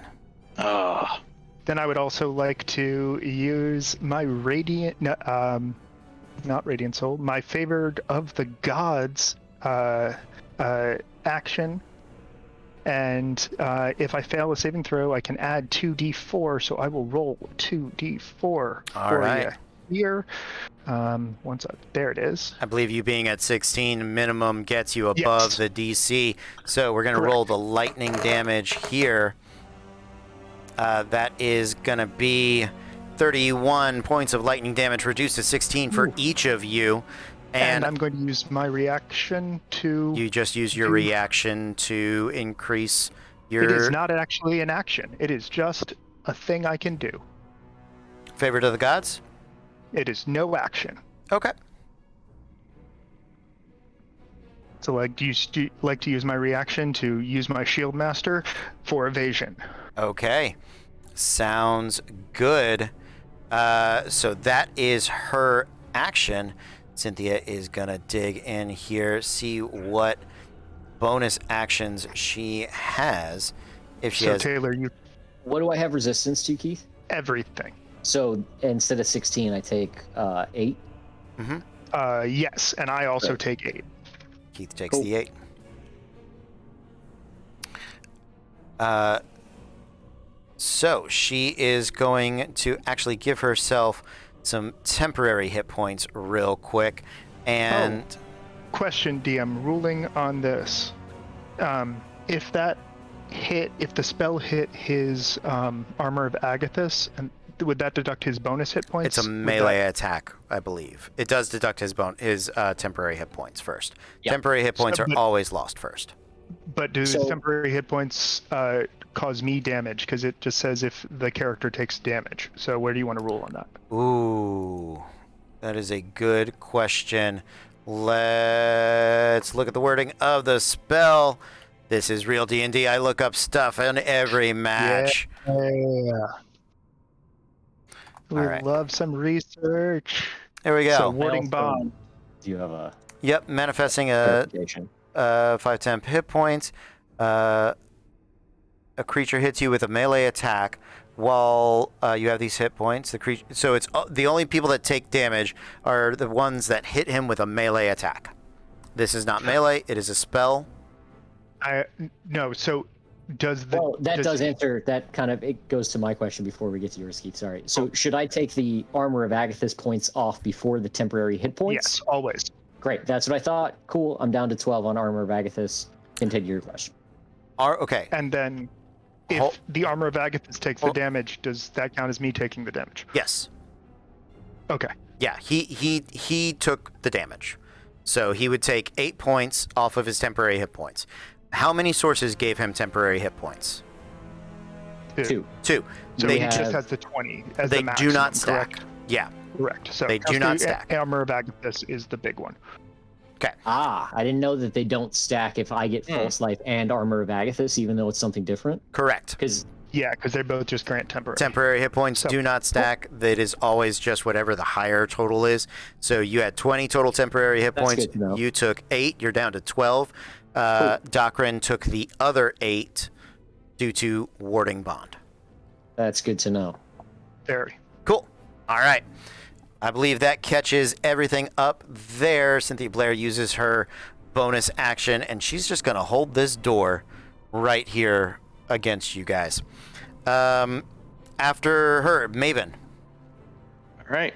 I am switch back from going to move up towards this next chest here with 10 feet of my movement, and I am going to do another investigation check. All right, another investigation check. Oh my. 6. A 6 is gonna yield no results. Let's find out if it's a mimic. It's not a mimic. Would you like to try again? Yes, I would like to try again. All right, so that's going to be your action and bonus action. This is your last opportunity on this chest. What'd you get? All right, it's rolling right now. And a 10. And a 10. Wow, these rolls are great. The chest yields no fruit as you come digging into them, double dare style, kicking out the foam, kicking out the slime, but you don't come up with the little orange flag. Any other movement, Maven? Yes, I'm going to take the rest of my movement and come over here 20 feet. All right, coming back to the action, 20 feet. Sounds good. Up next is Psyduck. My buddy Psyduck is going to, first off, bonus action. Let's make that investigation check. First, let's see if it's a mimic. Is it a mimic? It's not a mimic. All right, so then he digs in with his investigation check for a 14 plus 11, 25. Then he is going to get 3d8. Let's see what he pulls out of there. One of them is nothing. One of them is an arcane mark and aid of the arena. He's going to get some hit points back and increase his maximum, which is awesome for him. That is his bonus action.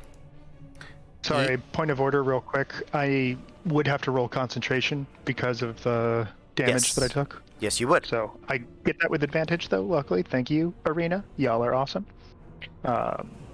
It was 22. So nice. Yeah, you hold on to concentration there. No problem. Where are you rolling, Keith? Because I'm not seeing it. I'm doing in the I'm in the old campaign. I'm sorry. You're okay. Yeah. Just refresh and click over there. And then it'll be where I need to be, I believe. Yeah. Does it say? Now I'm in game day, so I apologize. If you want to go check, it's back in the old campaign. I'll believe you on that one. Here we go. Psyduck is going to, from where he is at. So he's done the north one. I just did the north one or the south one? Nah, I just did the south one. There we go. Let's see. Yeah, let's go ahead and draw the longbow and make 2 attacks against Sanzarine. And those are going to be 2d20 plus 10. Go ahead and roll these right here. 16. Does a 16 hit? All right. So Psyduck comes up empty-handed. He's going to spike the bow in anger or frustration. That is not his usual weapon, and the stupid player made him do it. With that, he's going to slide up and over, not within melee, slide right over there. All right, that's going to be it for Psyduck. Sanzarine. All right. So I think I am going to, with my bonus action, cast my racial ability of Searing Smite. Okay. So that's just my bonus action. So that's just next time I hit, I get some extra fun damage, and I'm just gonna swing away. All right, let's do it. All right. Actions. There we go. 13. I don't think it's gonna do it. 13 does not hit. No, armor class of 18 on Cynthia Blair. All right, let's try again. Come on. 11. 19. That one does. 19 does. Go ahead and roll your damage. All right. What do we get? 12 plus 3, and then plus...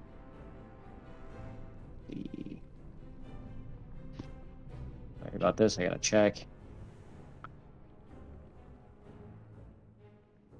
All right. So as a racial ability, I think it's just at second level, right? Yeah, it's at the base level. We had this weird thing because I'm a warlock last where week. It's trying to upcast it? Yeah, but that's just if I have that spell, correct? Correct. Cool. All right, then it's whatever that was, plus, 2 6s, plus another 12. So what's the total for me? Let's see. I got 24 total. Actually, sorry, 24, 25, 26, 27. 27 points of total damage. That one hit. Is impressive. Nice. All right. Some of that was fire? 12 of it was fire. And, sorry. I should have, this is my fault. Those 12, she has to make a con save. So that's on me. I should have said that first. Okay. She makes a con save. She doesn't have to take that damage. 16. She beat it by 1, so let me just double check on this. Next time you hit a creature... Alright, so she takes that initial damage... But doesn't take the ongoing damage. At the start of her turn, she makes that save. Yep. So, I'll just count that as the start of her next turn, I guess. Yep. Great. So she still does take that 12, but whatever resistance she may have. Yeah, she is resistant, so that is going to reduce it by 6. Awesome. We all got Longstrider from Boons. So nice, thank you. I will take that. Congratulations. And, since I'm not gonna move, I'm just gonna stay there and I guess just gonna wink at her, just like, hey, what's up? Okay. Maybe pat out that a little bit of fire that's just kind of brushing off her. Sorry. Sounds good. Dakrin, what are you up to? All right, I am going to first off I'm going to move right about here. Nope, I wanted that one. Thank you. Actually, where I was here, or was I further away? You were further away. All right, I'm going to go from there to there. Yes? Yeah. I'm going to move first here. Oh, now I don't have my guy. Move there. And then I'm going to cast Aid on my friends and I. Okay. You get those 5 healing, and you increase your max. Max by 5. Ooh. Yep. And then as a bonus action, that was my action. And as a bonus action, I am going to attack with my spiritual weapon. Okay. Make your attack roll. I shall. Natural 20. All right, roll your damage. 26. All right, 4d8 plus 3. Damn. Oof. Oh, 26 damage. Ooh. All right. Bonus to 26. Blair? Yeah. Yeah. Nice. 26 points of damage to Blair. All right, she is officially bloodied. Nicely done. Well done, gents. All right. At the end of Docrin's turn, it is back up to the top for Blair. And I would like, if I may have, let's see here. Did you finish your movement, Keith? I didn't. You are correct, but at this point, let it ride because I didn't move. That's on me. Sorry, Cody. You're okay. Let's see. Get a. Oh, there it is. Give me my measuring stick. There we go. Yep, a 15-foot cube does encompass both of you. Blair is going to unleash the sound within her armor. We're going to pop this up at 4th level Thunder Wave. I would like both of you to make Constitution saving throws. Oh, that's not gonna be good. 8. 20. All right. You do get a 9 if that matters, Taylor. Oh, because I you get get the plus 1 right? for. You get the 9? 9. I got a 9. You got a 9. All right. I don't think 9 is going to do it either. I got it. So that is. Let me go ahead and click the box there. I don't know if. It's not worth it. It's not worth it. A 12 isn't worth it. So 27 points of thunder damage to Sanzarine. So he is going to take 14.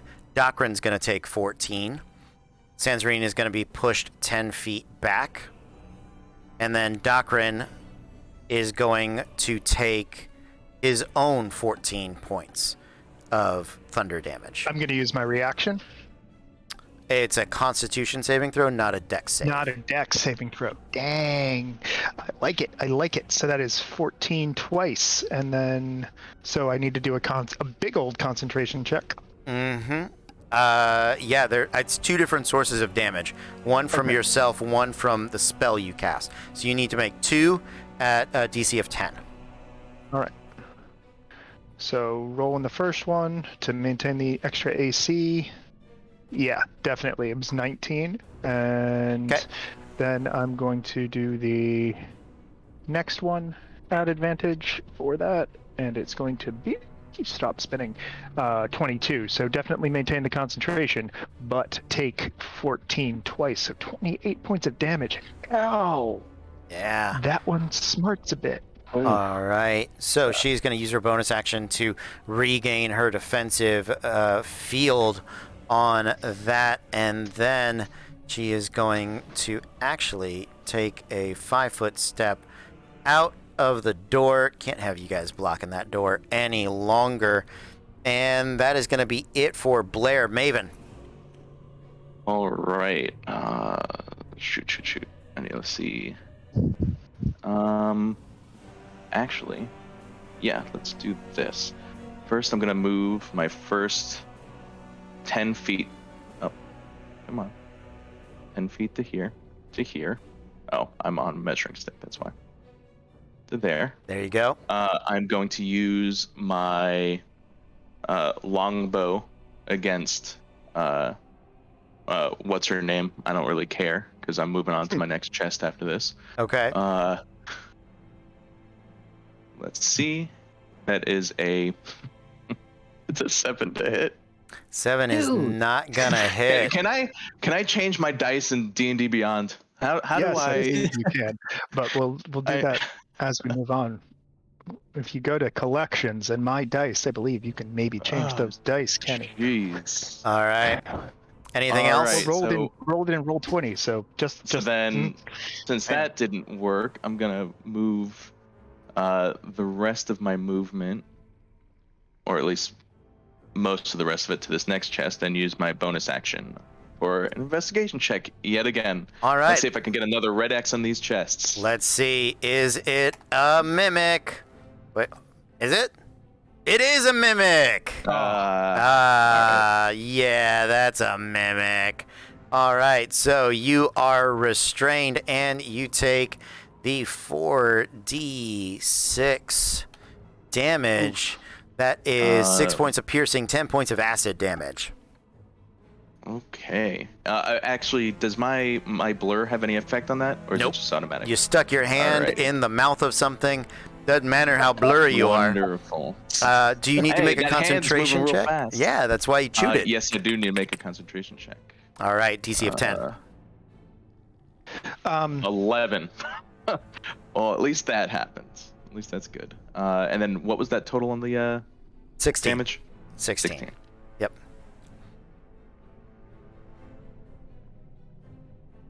All right, I believe that is it for Maven. It is now Psyduck's turn. Let's see, what is Psyduck got to do today? Let's do 10, 15, 20, 25. All right, cancel. Where are you going? Go back. Where'd you go? There you go. You went in a little trip, didn't you? Nicely done.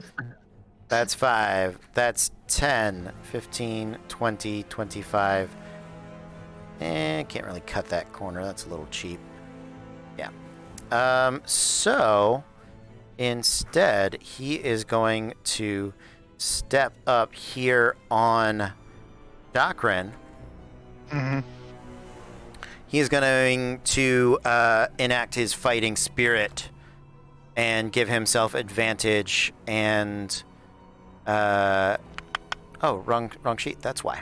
Give himself advantage as a bonus action, and he is then going to make his attack rolls against you because of Elven accuracy. He is rolling 3d20, so I'm just going to go ahead and roll 6 of those in order here. Well, we need to do mirror image because that's the first time that I have been targeted since. I think it matters if I beat the AC first. 10-4. So the first one is a natural 20. Does mirror image get affected by AoE? Mirror image does not get it is if it targets me directly. Got it. Okay. So the first one is a natural 20. The second one is a 28. Both of those will hit. And what is the roll on mirror image? With 2 duplicates, I have to roll an 8 or higher. So the first attack is an 8 or higher. Okay. So yep. Go ahead. Yep. Go ahead and roll. There we go. Custom The roll. First one. Yes. All right. So the critical miss is now what is it? 11 or higher? 11 or higher for the second. And what was the hit there on that? 28. Yeah, that hits. Yeah, that hits.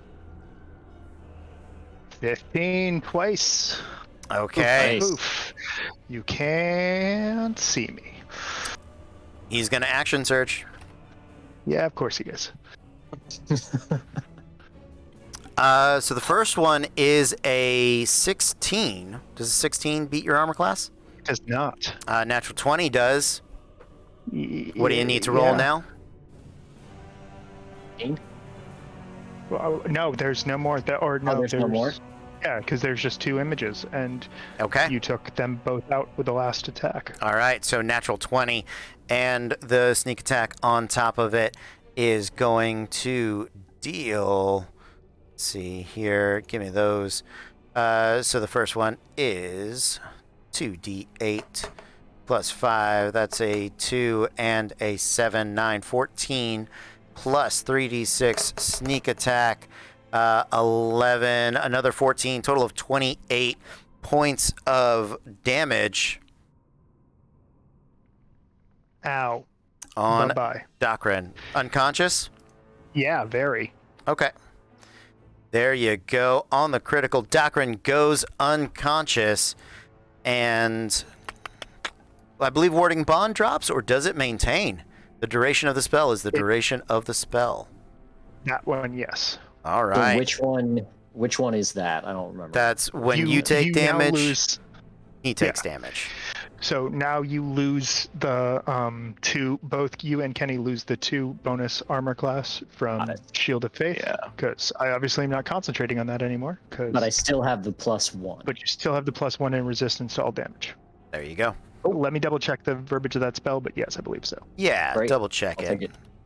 There we go. All right, well, that's going to be it for The Psyduck. spell ends if I drop to 0 hit points. Okay, good, because that's a mean So- spell if you start dying. Somebody else's hits. Sanzarine, you're up.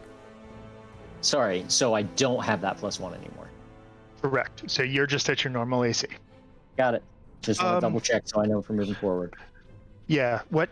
Even with a critical always hits, correct? Yes. Yeah. So that nothing I can do. Cool.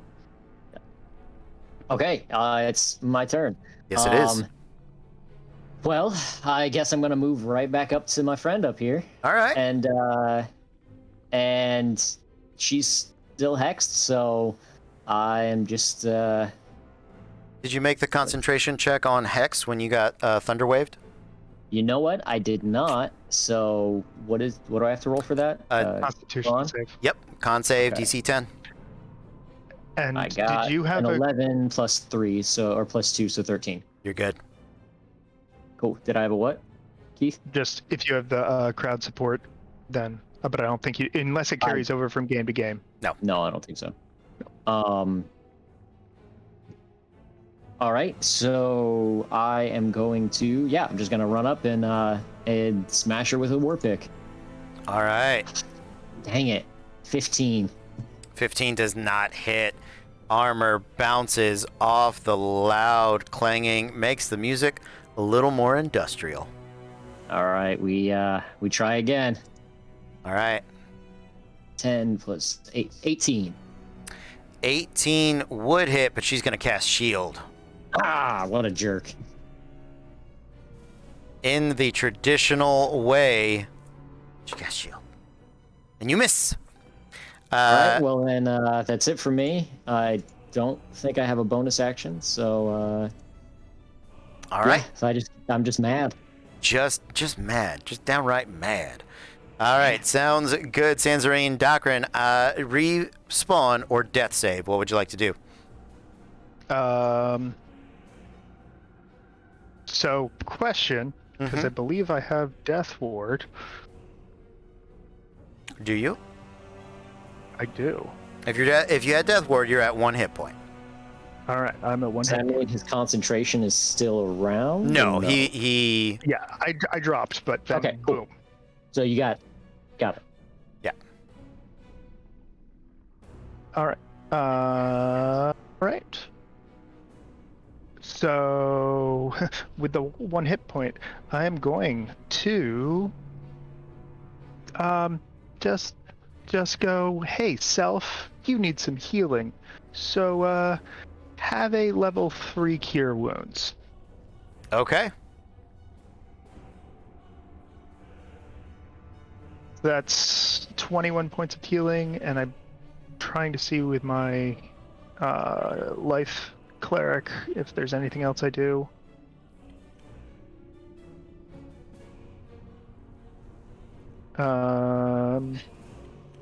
Nope. First level or higher, 2 HP per plus the spells equal to 2 plus the spell's level, so I get an extra 5 on top of that. All right, so what's the total healing you just got? 26 points of healing. 26 points of healing. Okay. And I'm going to pray and end my turn. Okay. Sounds like a time. After Dakrin, we're back up to the top. Blair is up next. She is going to... You know what? She's going to turn it up. Let's get loud and or funky, my friends. She is going to cast... Let's see. She's going to cast Thunderwave again. Going to be at 3rd level. It's going to occupy both of you. She's going to slant it, the square, out of her. So she can't, here, if you want to be pedantic about it, she'll step that way. And Constitution saving throw from each of you. Oh, sorry, that was a dex throw. My bad. Of course, I did really well on it, but... You can't dodge the sound, though. Nope. Much the same way we can't stop the music. Yep, so, a 6. A 6 is going to fail. 21? 21 is going to succeed. So that is going to be... All right, we'll speed up the ball. I don't know what I'm doing with it yet, but I appreciate it. Thank you, guys. 22 points of thunder damage, full to Sanzarine, and half to Dakrin. Sanzarine is going to be pushed 5, 10 feet away from Blair. Dakrin, you take 11. And with her bonus action now, let's see. Nothing at the moment. She is going to actually continue to move right here. So we did 5. There's 10. There's 15, 20, 25, 30. Oh. I got a 17 on my Constitution save, so Hex is still up. Hex is still up. Okay, sounds good. I believe that is it for Blair. Maven. All right. Well, let's see. 1 second now. Since Claire here is getting all up in my business.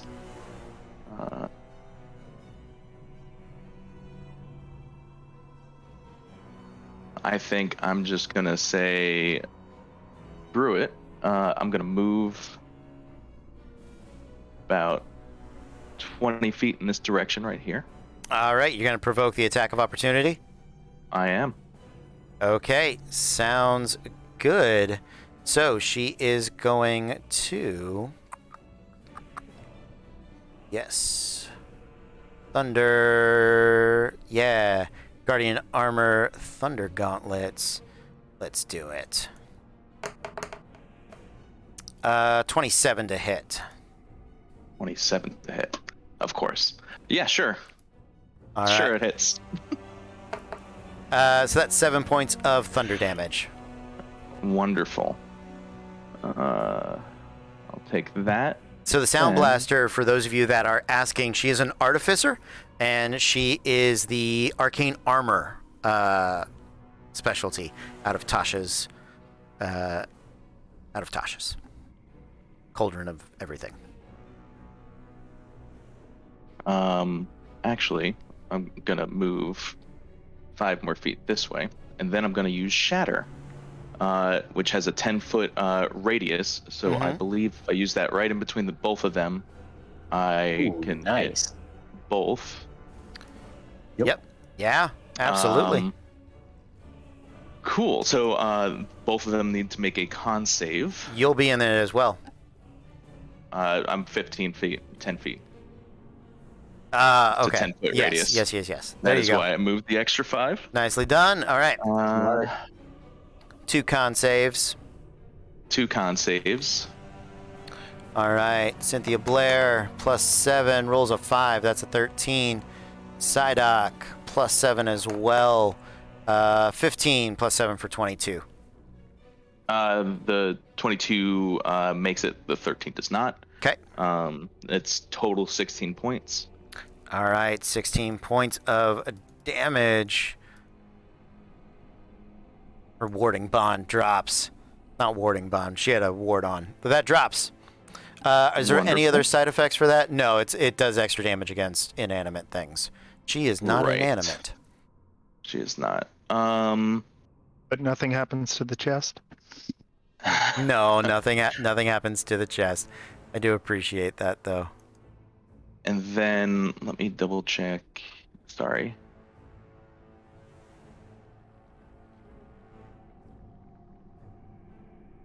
I should let you know because you were hit by her, not that it's going to matter, but because you were hit by her Thunder Gauntlets, you have disadvantage attacking anybody but her.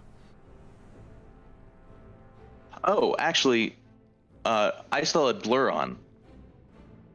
You still have so Blur she had on? Yeah, so she had disadvantage at that. All right, rolling that attack a second time. 13 plus 10.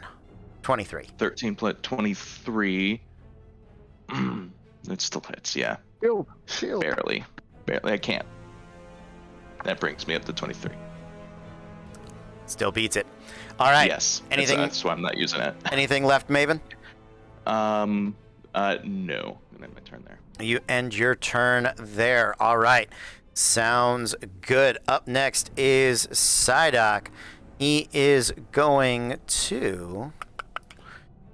he's going to shift up right here and is going to begin making his attacks on Dakrin. No longer death warded, but he does not have advantage. So we're just going to make these two good old-fashioned attacks right here. You can tell I don't know how to have a character sheet. 27 and 26 to hit because I'm still typing things in. It's both. All right, 1d8 plus 5 right there, and 3d6 because he is a swashbuckling rogue. 10 and 10, 20 points of damage for the first one. Are you up? I am down. You are down. Wait, you had 27, I thought. And then I took the thunder damage. Ah. Yep. Crap. All right. So the second one hits, you fail 2 death saving throws. As the bonus action, he is going to follow up with his third. That's going to be 3d20 plus 10, natural 20 on that. Dakrin respawns as Psyduck shreds him from there, and then he is going to move 5, 10, 15, 20, 25, 30 feet over here.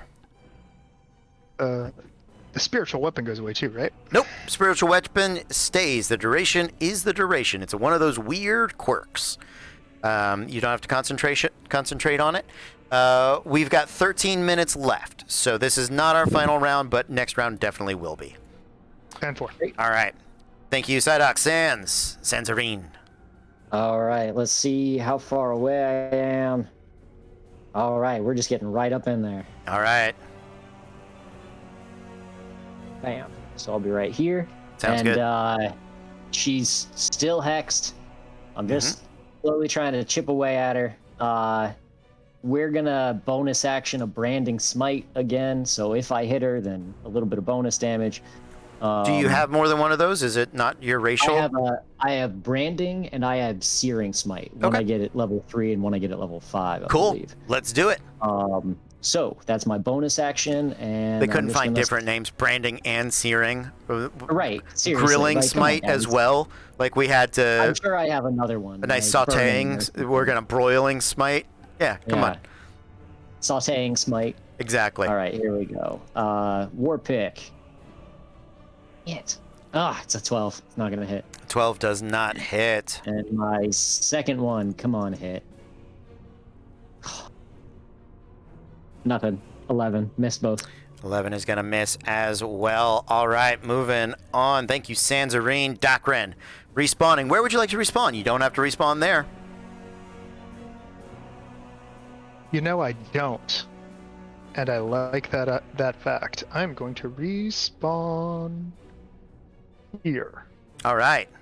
You respawn over there. Sounds good. What would you like to do? Do I keep the 8 hit points or no? For the duration, yeah, no, the duration is 8 hours. Yeah, you keep those. So I'm actually healthier than I've ever been right now. That's right. Look at that. And I'm going to move to that chest. I'm going to move right here. The chest is on the outside. So of course it is. Sorry. Where's the door? Oh, the door's down there? Door's right there. Yep. Right, I'm gonna move. So I spawn here. Yep. Does it matter where? Do I have to spawn the center? I spawn them in the center. You can spawn 5 feet up. Go for it. I'll give it to you. All right. Not that it matters now, because I'm not gonna be able to reach him. So, all right. Nevertheless, with that, I'm going to move 30 feet there. Okay. Straight up. Mm-hmm. I'm going to dash and search. I can't. Bonus action dash. Bonus Yeah, action. You can regular action dash, bonus action search. 10-4. Works out then the I same shall way. do that. All right. There. Let's find out. Is What do it I a do? mimic? Investigation, I think. But is it a mimic? It's not a mimic. Investigation roll. Yeah. For a wonderful 7. Comes up with nothing on that one, unfortunately. Okay. So, up next, after Dakrin, we're back to the top with Blair. Now, Blair is going to, once again, she's going to shift 5 feet right here. And she's going to first level Thunder Wave, Sanzarine. Let's do it. All right, Sanzarine. Make your Constitution saving throw. All right. 12. 12 is not going to be enough. 2d8 thunder damage, 5 points of thunder damage, but more importantly, you are pushed 10 feet back. Out of the circle, she's going to flip her head around and yell at Psyduck to cap it. But in the meantime... As a reaction, I'm just going to Hellish Rebuke her. Yes! Okay. Hellish Rebuke has a dex save. It does. And because it's my thing, it's going to be at 4th level. So if she misses, it's going to be nasty. She does miss. Yeah. Yeah, natural 3 All plus right. 0 for that. So that's 5d10. And that's going to be 35 points of damage. 35 Halved. points of damage, Oh. halved to 18. Fire damage, yep. Yep, 18 points of damage there. All right. Man, she's a hardy one. She is, yeah. And that Belt of Giant Strength is really cool on her. That is going to be it for her as she bonus action ups her ward. Hellish Rebuke, creature that damaged you. Yep, nice. After Blair, Maven. All right. This Claire lady's got to go down. I'm going to shatter yet again to engulf both of them in that. Okay, go for it. So both of them need to make con saves. All right. 2d20 plus 7 for each of them. 18 for Cynthia and 13 for Psyduck. All right. The 13 fails, 18 passes. Okay. Total 8 damage. 8 points of damage. These dice sets are fantastic in D&D Beyond for me tonight. Man, All right. electronic dice do not like you. No, they do They not. don't. They do not. That is yes. Okay. Anything else? And then I'm gonna move. There is no halftime. There's because no, we're in not exhibition. on this one. It's an exhibition match, just a full run, and we are coming to the end of it. Yep. So into the circle, you go there, Maven. I believe that is it. Psyduck on his turn is going to capture this column right here. So we're gonna drop that arcane mark off of him. And by doing so, he's going to score 2 more points for his team. And the next time people start their turn in there with it powered up, going to get some stuff. Unfortunately, that's not going to help him. So actually, he's not going to do that. He's going to move and capture this instead. Because if this is the last round, there's no way for his team to benefit from that. So, here we go. What is that? 25. Yeah, lock that in, and 30. So he movement, does that, locks that in, and then is going to hold a dagger toss for anybody that's within 30 feet. All right. True polymorph. What? That's me. Gonna be exciting. All right. That is it for Psyduck. Sanzarine, what are you polymorphing into?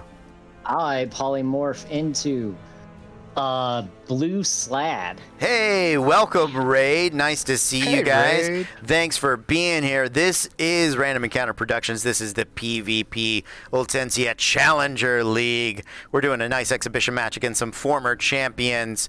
Blue Slad, I don't have one. I'm going to just find a frog. Big old demon-looking guy. Yeah, I know. Now I gotta start coming packing with more demons and more frogs. But for now, I'm gonna give you Billy's frog again, because there you go. Are you Bo? You're Yes. Just terrifying frog. Absolutely. All right. So. All right. Making a guest appearance.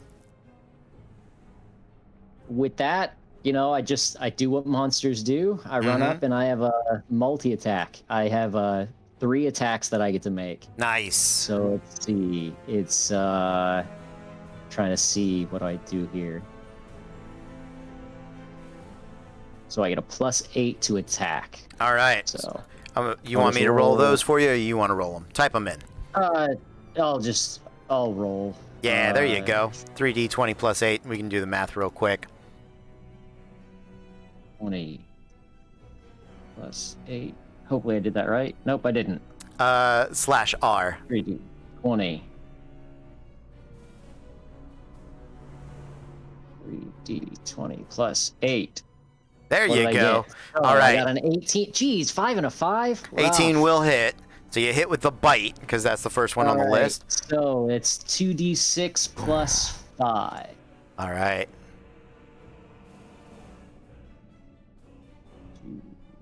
2d6 +5.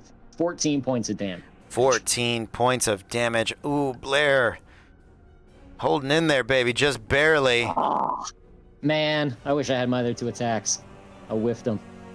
Any bonus actions? Nah, that's it. You hit her with all 3 of those. She'd have been in real trouble, but she's hanging in there. All right, after Sanzarine, Docrin.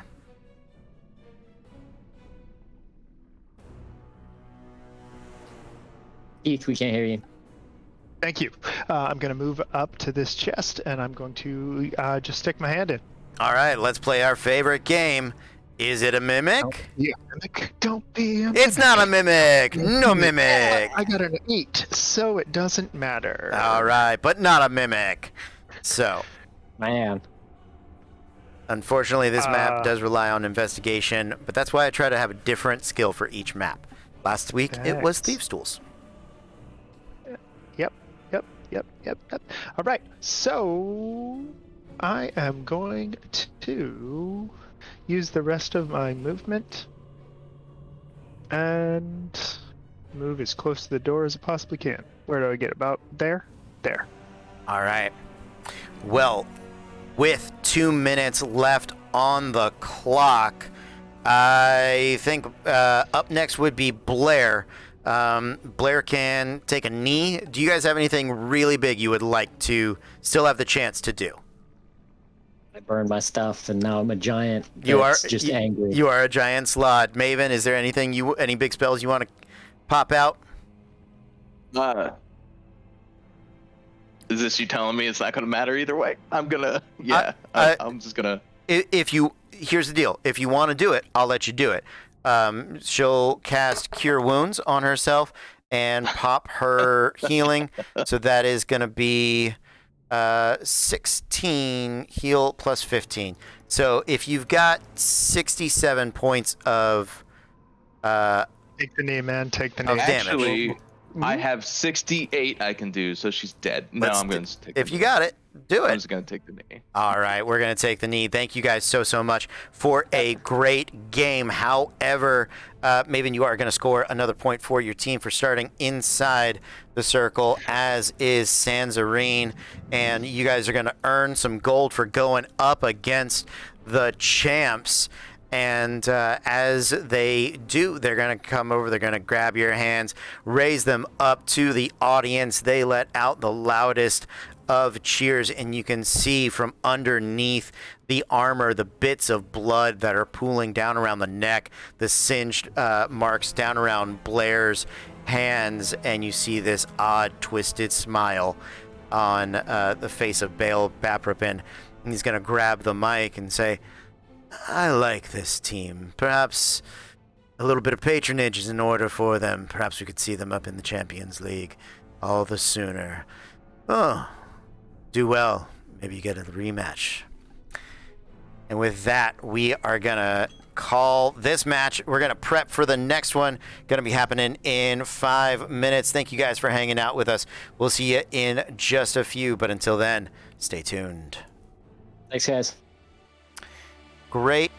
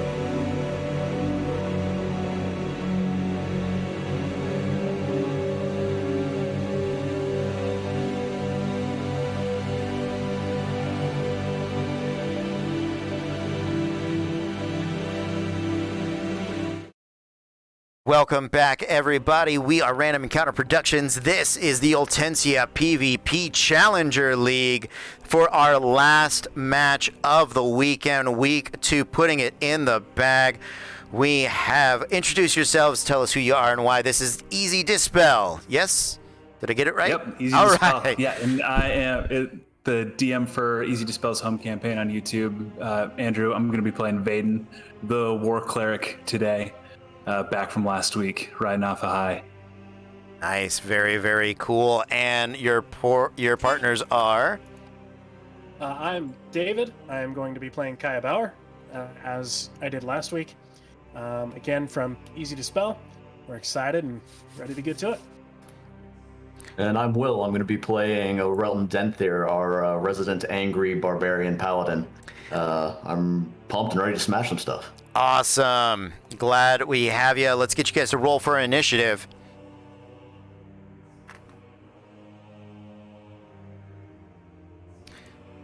And before I get told again, I'm going to do the music right now.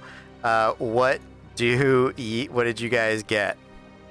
It's an 18 for Vaden. 16 for Aurelton. 19 for Kaya. 18, 19, and 16. Let's see. I can click on these things over here because I have character sheets and I never have them before.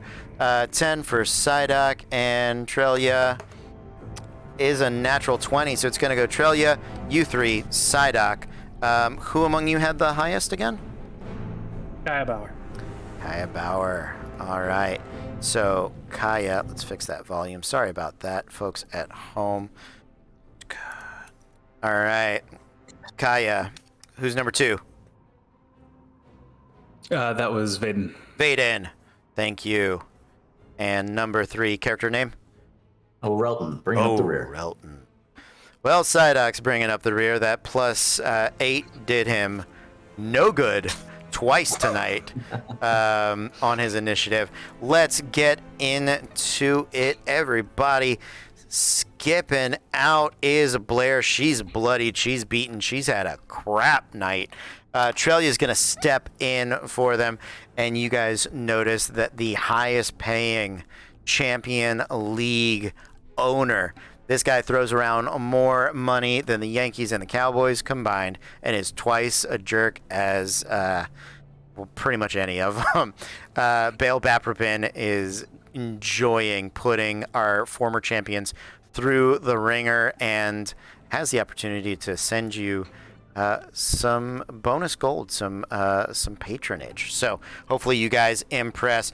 We're going to set the timer for 1 hour, kick things off with Trelia. She is going to spawn. Yeah, we're gonna spawn down here, and she is going to begin to take off. She's gonna actually head over here for some of these chests. That's 25 feet right there. Double checking that she doesn't have anything fancy that she can do. You know what? She's gonna use her bonus action to enact Trance of Order. So for the duration, attack rolls against her cannot benefit from advantage when she makes an attack, an ability check, or a saving throw. Anything below a 9 gets treated as a 10. She cannot critically fail while this is in effect. She's going to use her action to perform the investigation check on that chest. But first, let's play the game. Is it a mimic? It is a mimic. Oh, such a sad day. She didn't perception check it first. So Trelia is restrained. You would have advantage against her, but you don't. Oh, we can't. But you can't. All right. That is it for Trelia. Over to Kaya. All right. Kaya Bauer. Kaya is going to spawn in the same spot. Do we still get our pre-action? Yes, you do. Tell me what you did. Okay. He's actually going to cast Mage Armor. The reason this rule exists. Pretty much. All right. And then from there, from where he spawned in, he's going to see her over there trapped by a mimic. Yeah, arm deep in it. Oh man. Let's see, how far away? 30 feet to there. Okay. Just to note, she does take the 15 points of mimic damage. Ooh. Okay. Yeah, he's gonna go for a chest, I feel like. Okay. So he's going to move over. I believe it's 25 to the door. Okay. And then is that an action to open the door? It's an action or bonus action. Okay. Either one. As is investigation and perception. Skill checks in this map are either an action or a bonus action. So you can look at a chest and find out if it's a mimic, or if you're brave, you can dive in and hope that it is not. Okay. I'm going to go for glory. Let's use an action to open the door. Okay. And his next 5 feet in, and is that close enough to open the chest? Yeah, it is. It's close enough on either side. There's basically just 5 feet in between these chests. All right, and he is going to use his bonus action to make an investigation check. All right, north or south? North. All right. Is it a mimic?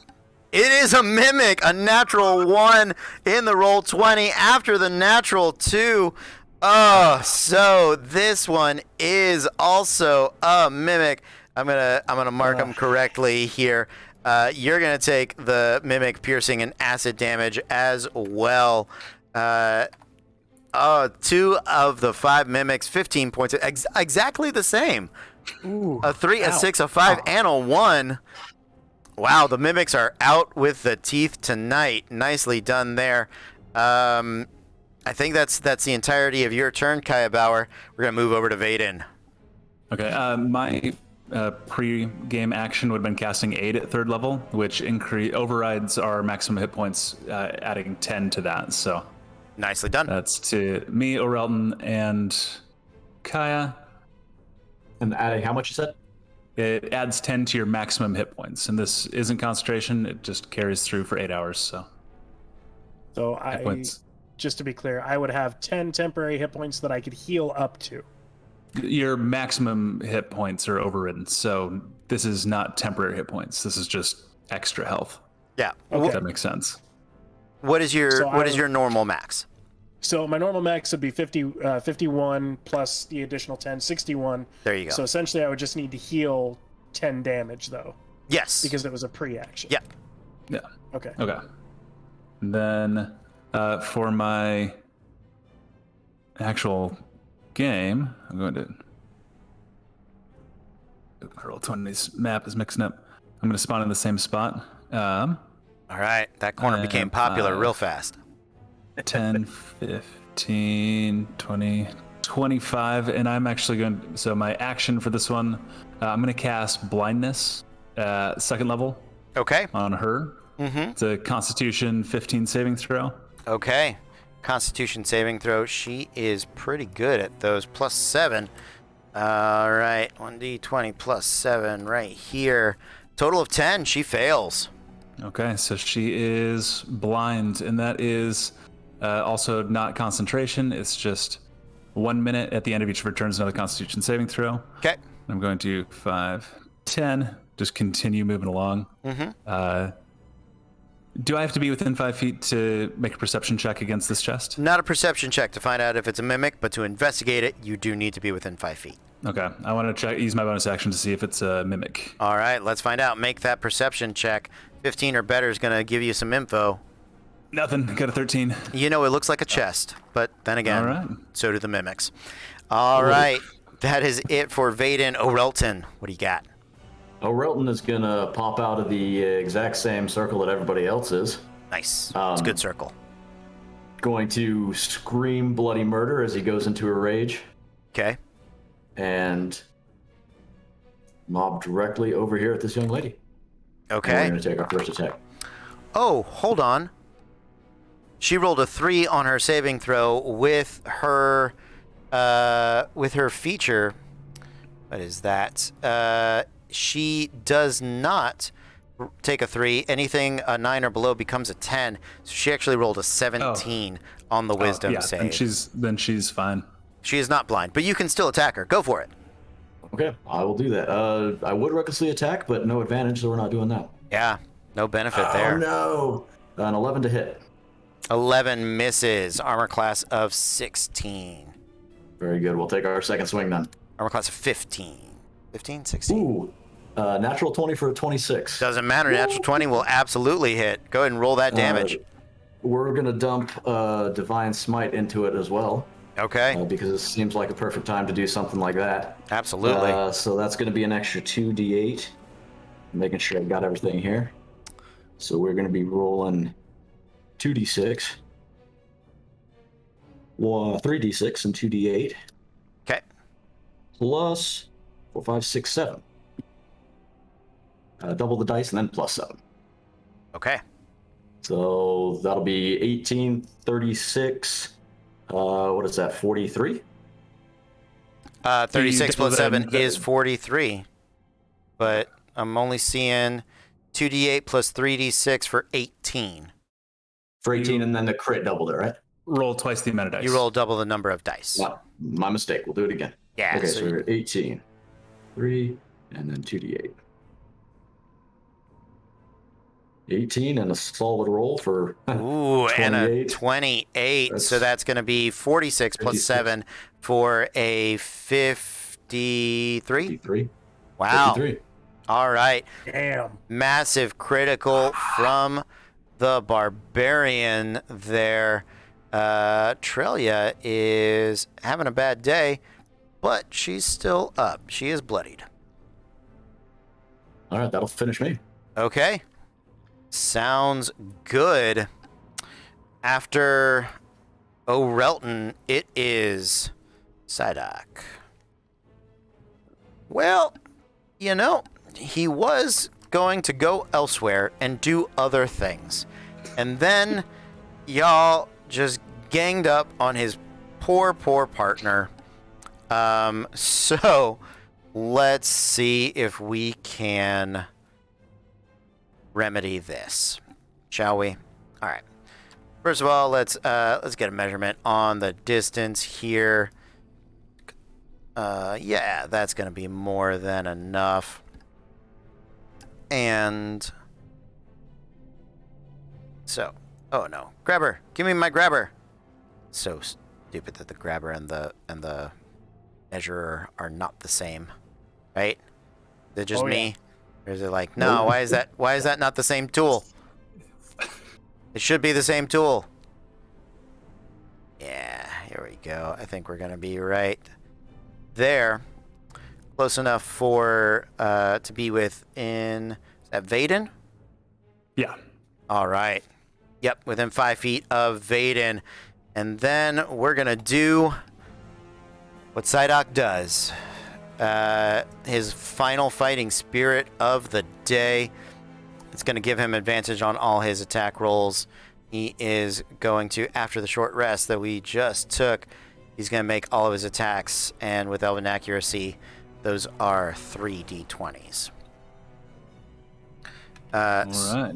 So 3d20, I'm just going to roll 6d20 right here, because honestly, that's easier. And he has a plus 10 to hit. So the first one is a 22, is the highest, and then a natural 20 to hit on the second one. Yeah, that'll do. Okay, so on the 22, we're going to come over here. It's going to be a D8 plus 5, 6 plus 5 for 11, plus 3d6 on the sneak attack. 11 plus 9, total of 20 points of damage on the non-critical. And then, are you concentrating on anything? No, currently I'm not. Well, you are the first person tonight. Congratulations.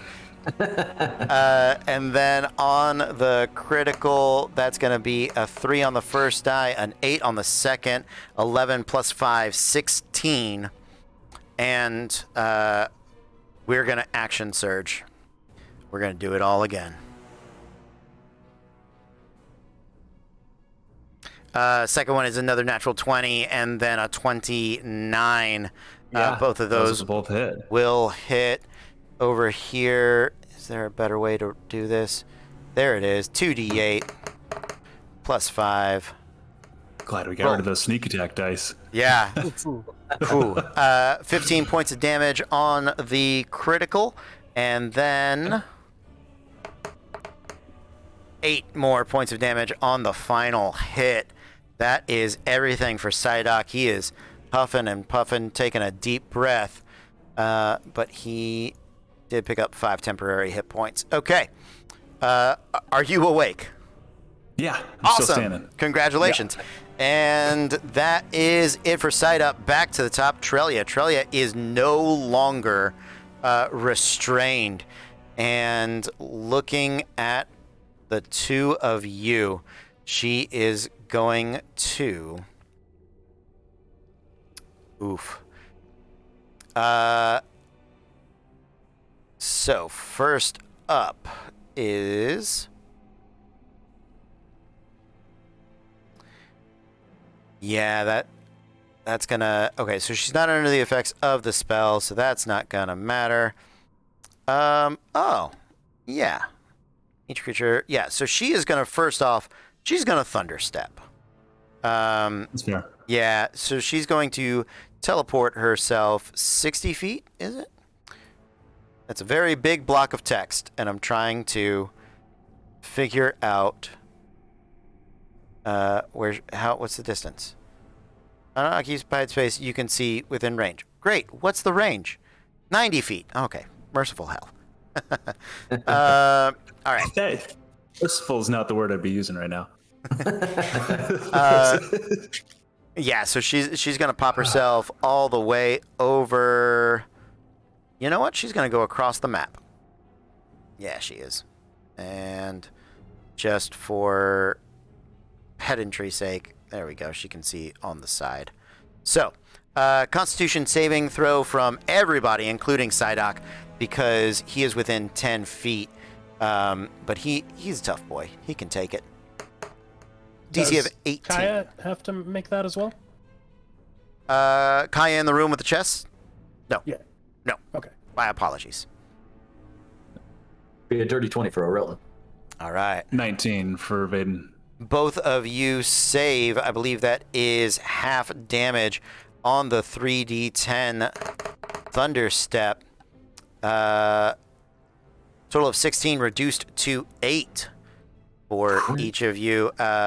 Yeah, natural 20 for Psyduck as well, but he is going to take the 8 points of damage. There we go. And then Trelia, as her bonus action, is... That's not the right character sheet. Let's see here. Right, I have to do it this way. Apologies. She's going to convert some sorcery points. Does she need to? Actually, she doesn't have a good bonus action. So, oh, she's by a chest. That's why I teleported. She's going to move. She's going to try again. Let's find out. Is it a mimic? Not a mimic. All right. So, she has a 1d20 plus 0 on investigation. Natural 1 becomes a 10. Doesn't matter. That chest goes inert. I can't... Right, that's the chest I can't touch, so I'm going to just draw on it. That is it for Trelia. After it's Kaya Bauer. So Kaya's going to, I'm assuming he gets released from... Yes, the mimic stops chomping on him. He's going to yell out from the room, "No! There's a giant box in here with teeth!" And immediately turn to the other one. "Oh, look, a chest!" And use his bonus action to check that one. All right. Perception check or investigation? Investigation. All right. 'Cause why would you need to check? Yeah, why? It didn't work. It worked for neither of us. Then not a mimic. Make your investigation. 0. 0. All right, well, you go digging in there double dare style. It's not a mimic. You used your bonus action. You can use your action to continue the search. I'm actually going to use my action to cast Blink. Okay. Yeah, you can cast Blink. This chest goes inert on you. That is it. Oh. Yeah, move. Sorry, Yeah, do your thing. I sometimes keep us going. Oh, good. He's going to take his movement to come out of the door. Mm-hmm. Step up. We'll do 15 feet that way. Okay. He's going to look over at Orelton and be like, Orelton, there's a chest in there with a bunch of teeth, and, I mean, it's all crazy and vanish. Oh, no, he does not. That is a 10. He stays where he's at. You want me to kill it or what? Nah. It's got a bunch of teeth. It hurts. Sorry about your luck. All right. Sounds good. After Kayabauer, Vaden. Forget the box with teeth. We have our own problems. And he tightens his holy symbol around his arm, which is like knotted barbed wire. Mhm. The blood kind of pours forward, coursing around his hands, and he's going to cast Inflict Wounds at 4th level. Okay. Let's see. This is +7. It's a natural 1. Oh. And that's a, I can't add, yeah, that's a natural 1 on my. Yeah. Yeah. And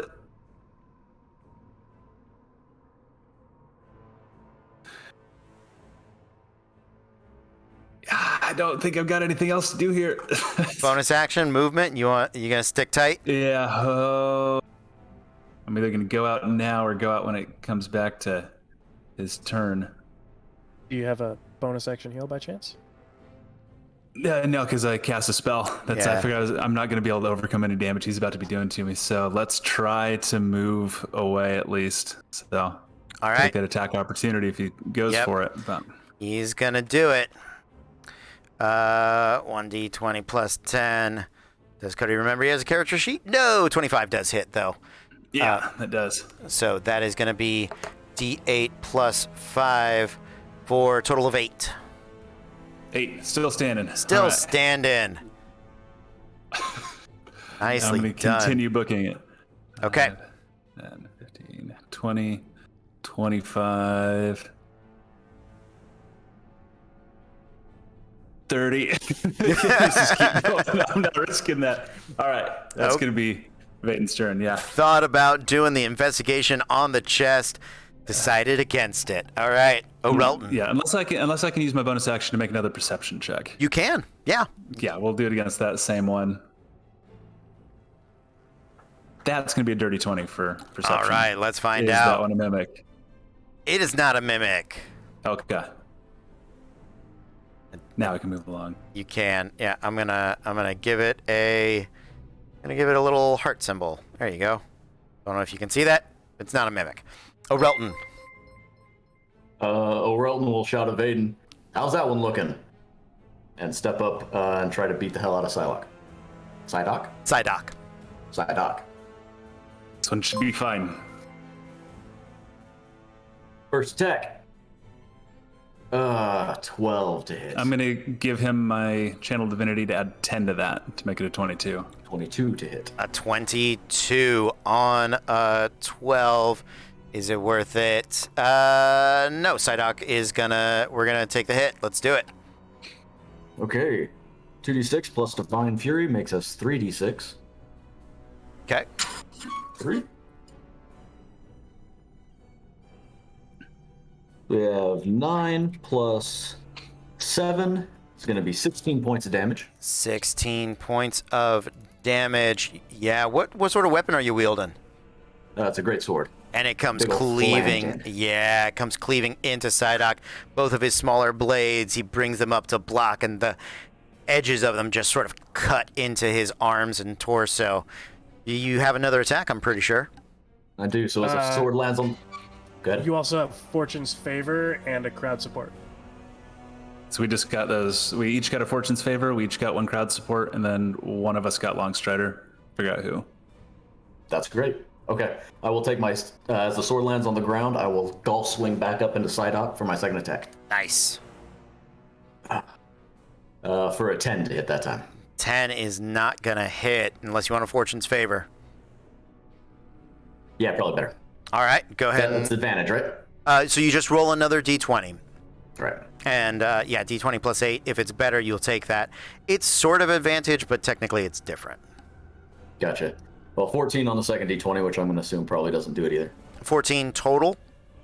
14 total. Yeah, 14 total doesn't do it. Armor class of 18 with both blades out. His dual wielder does kick in for him.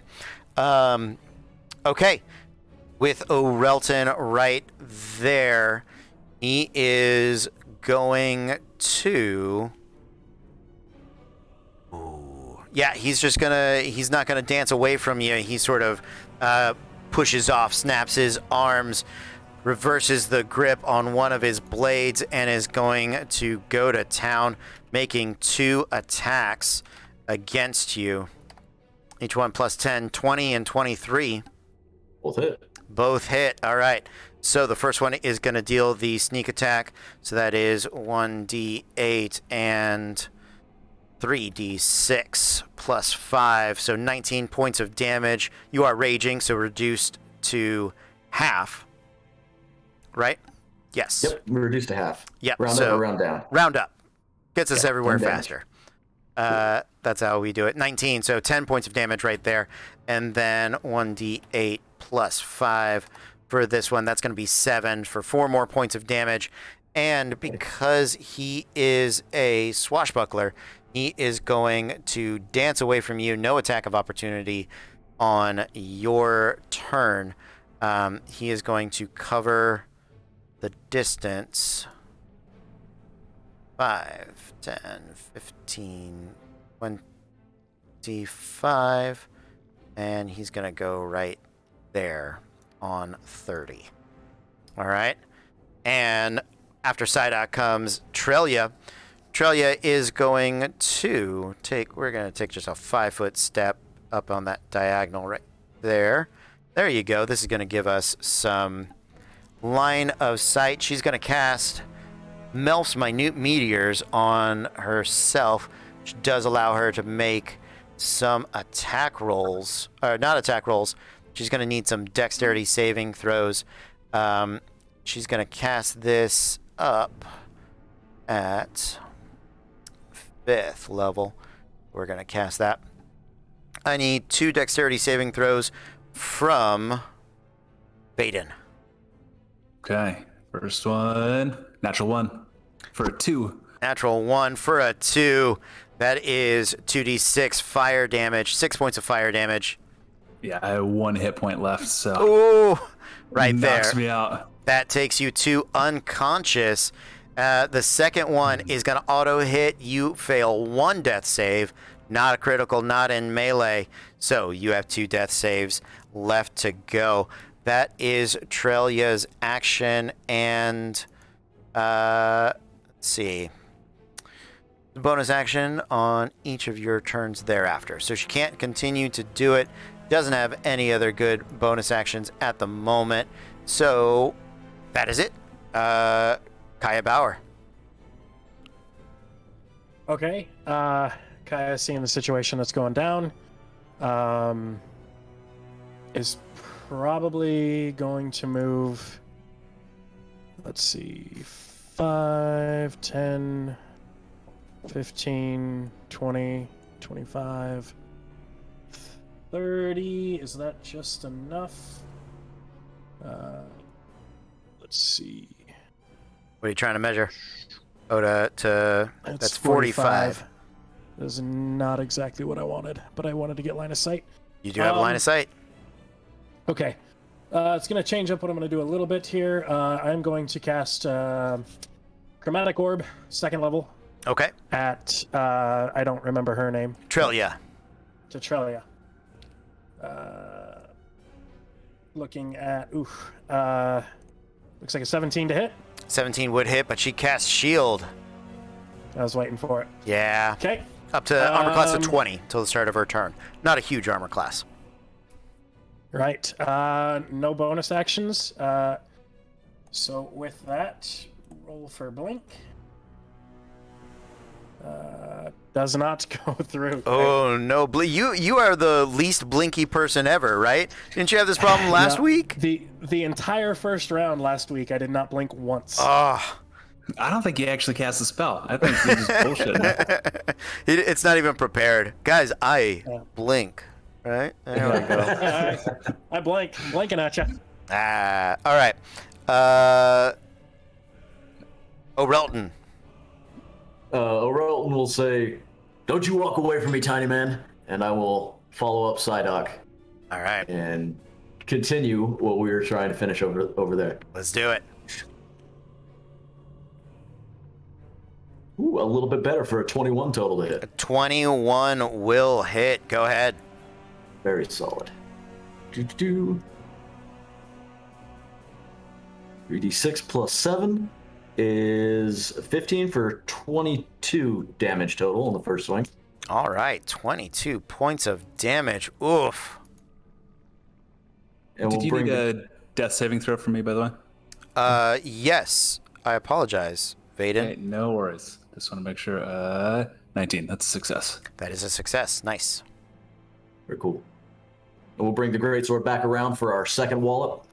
All right. I need you to re-roll that. He's going to utilize the one bit of fortune's favor that the crowd has been benevolent enough to give to the champions. So another D20 goes down to a. Okay, hold on. The custom roll. Right.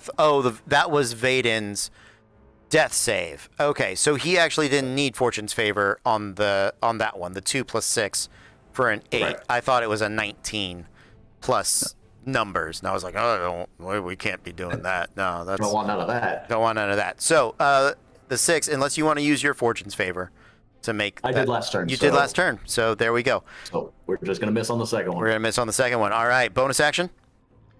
Not at this time, I don't think. Okay. Yep, nothing for me. Sounds good. Psyduck is eating another big hit from you, so he is going to wheel about, take his own attack against you. That's going to be a 14 for the first one.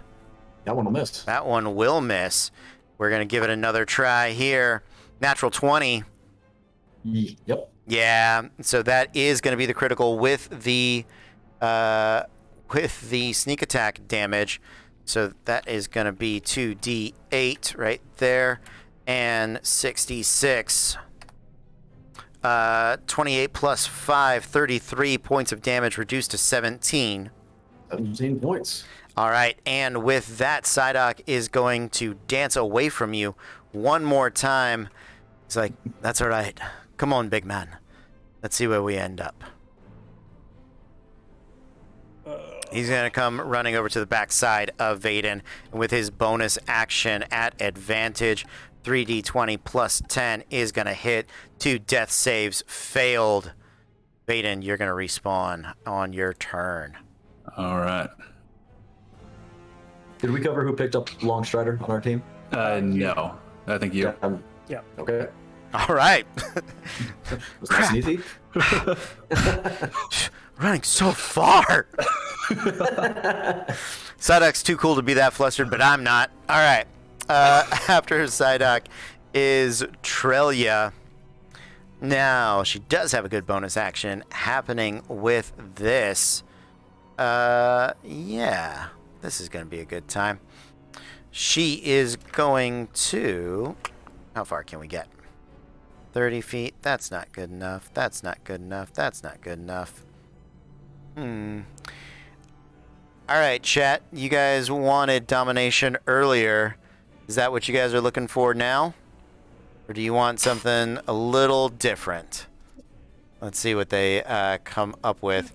This is Cody's way of stalling while he reads over the spell list he made and makes sure that he knows what he is doing.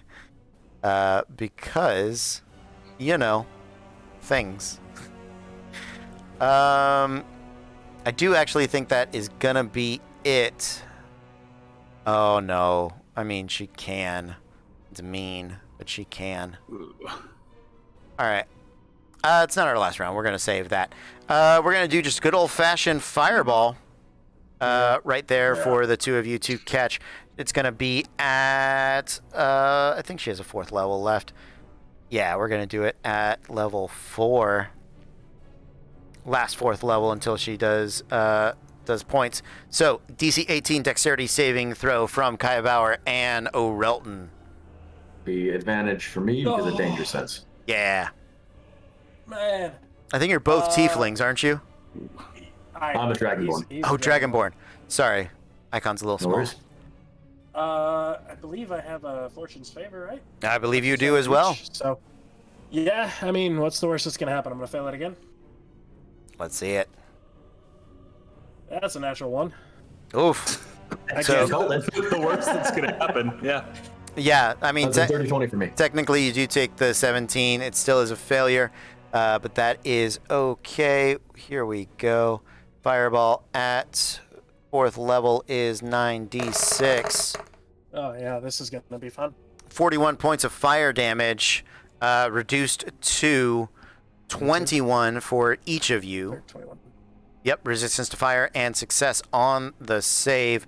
And then I would like both of you to make another dexterity saving throw as 2 of Melf's minute meteors come whizzing out from her after she manipulates the fire, brings it crashing out. She reaches behind her and just Ninja Naruto style throws 2 balls of fire. Solid. Blink would be so helpful. Thank God it's fire damage. Yeah. All right. So that is going to be, looks like both of you fail 8 points of fire damage to the barbarian, 4 points of fire damage to the fire-resistant tiefling. And that is, and Trelia actually she's gonna just shift a little closer to the chest there. Okay. That is it for Trelia. Kaya Bauer. All right. After getting hit with a bunch of fire, Kaya's pretty much had enough of this. He's going to... how far away are you? 45? Okay. He is going to move... Oh, if I can grab the thing. 5, 10, 15 feet closer. And let me just double check and make sure. Perfect. He's going to cast Maximilian's Earthen Grasp. It is a clay hand that comes out from the ground within a 5 feet cube next to her. Okay. And it is going to attempt to restrain her. Okay. She needs to make a DC 15 strength saving throw. DC 15 strength saving throw. Ooh, good choice. Not her best. Let's see. I'll roll it over here for you. That's going to fail. Perfect. Okay, she takes 2d6 bludgeoning damage and is restrained. Okay. A total of 8 damage. Okay. And with that, he's going to look at her. I pretty much had enough of you now. Would you please just leave us alone? I wish I could, darling. I wish I could. But for the crowd, no. Another 1! I'm pretty sure I've rolled like 6 natural 1s at this point. We have rolling high. Yeah, we have discovered there is at least one a night that doesn't roll above an 8. So apologies that it has become you in this moment. Holy. Thank you for taking the hit, though, because the natural 20 for me at the start was great. Clean, yeah. All right. I believe that is it for Kaya Bauer. Baden, where would you like to respawn? I'm going to come out back at this bottom again. All right, back down there. Nice. Yep, and we're going to head just from where we're at back up, because we heal back up to full when we respawn, Yes, right? you do. Yep. And those 8 hit points are recovered as well. 8-hour duration, no concentration. You get all of that. We are going to go 3rd level guiding bolt on Psyduck up here. All right. So as he just comes out, dark energy gathering around his hand, he just like whatever method of which the respawn takes place, he just comes out, goes, "All right, big man, crush him." And we're gonna throw out the guiding bolt, which is a 21 to hit. 21 does hit. I'm going to use the Fortune's Favor, ask you to re-roll that. Okay. Where'd it go? That was third level, I said. There. That is a 26. Yep, still hits. All right, so you do take the 21. Doesn't really matter. Roll your damage. Yeah. Guiding bolt. 66. That's a lot of sixes and a couple ones. So 23 points. Oof. Of radiant damage, and the next attack roll made against him before the end of my next turn has advantage. All right. And then I'm going to go 5, 10, 15, 20, 25. Move on a diagonal, right? Yeah. 25, 30. Okay, move up, and was this the mimic? That's the mimic. Yep. Okay, I'm gonna stop there. Yeah. All right. Not gonna stick your hand in the mimic. Okay. No, I'm gonna stick my hand in the mimic. Sounds like a good plan. After Vaden, O'Relton. Hearing what Vaden just said, O'Relton will say, "That's my cue," and we'll slide over. And before I do, we'll push Psyduck out of the way and stick my arm in the chest that I assume he was going for as a bonus action. Okay. You stick your investigation check, yeah? Yes, it is. But first, let's find out. Is it a mimic? Well, no. Oh, you knew. That's That's right. I already marked it. You're right. You're good. Thank you for the reminder. Investigation check. Will be a 13. 13 comes up with nothing. You can use your bonus action or your regular. I assume bonus action to search. You can use your regular action to continue to search. I will not. I will use my regular action to beat Psyduck's face. Okay. And advantage on the first swing. Would be, except Trillia can see you, so she is going to use her reaction to restore balance. When a creature you can see within... Oh, are you within 60 feet? Let's take a measurement. No. All right. Go with advantage. Do it. Well, 25 for the first one, but let's see if we can't fish for a crit. Negative, 25 to hit. All right. 25 does hit. Okay, so we're on that 3d6 again.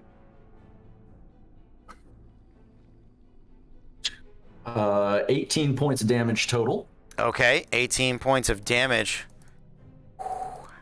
Having a day. And I will pull that sword out of what I assume is his bloody shoulder and just go right back in. Yeah, definitely is. An 11 to hit on that. That one is not going to be enough. All right. With that, O'Relton, I think you have a little more movement if you want to move. I don't suspect you do, but it's up to you. I'll go ahead and stay where I'm at. Okay, sounds good. We are up to Psyduck's turn. On Psyduck's turn, he's sort of on his knee, definitely bleeding. I hate doing this. All right, he's going to cast invisibility on himself. And then that is his racial ability. We're going to do that. And then he is going to move. You do have the attack of opportunity if you would like to take it. Will this be a disadvantage since he's invisible? Yes, it will. Okie dokie. Oh, sad, because the first one's a natural 20, and the second one is a total of 21. Okay. Yep. Go ahead and roll your damage. 3. 9 plus 7 is 16 points of damage. 16 points of damage. All right. Still hanging in there, but he is having a bad day. Now, after that, he is going to... Where is it at?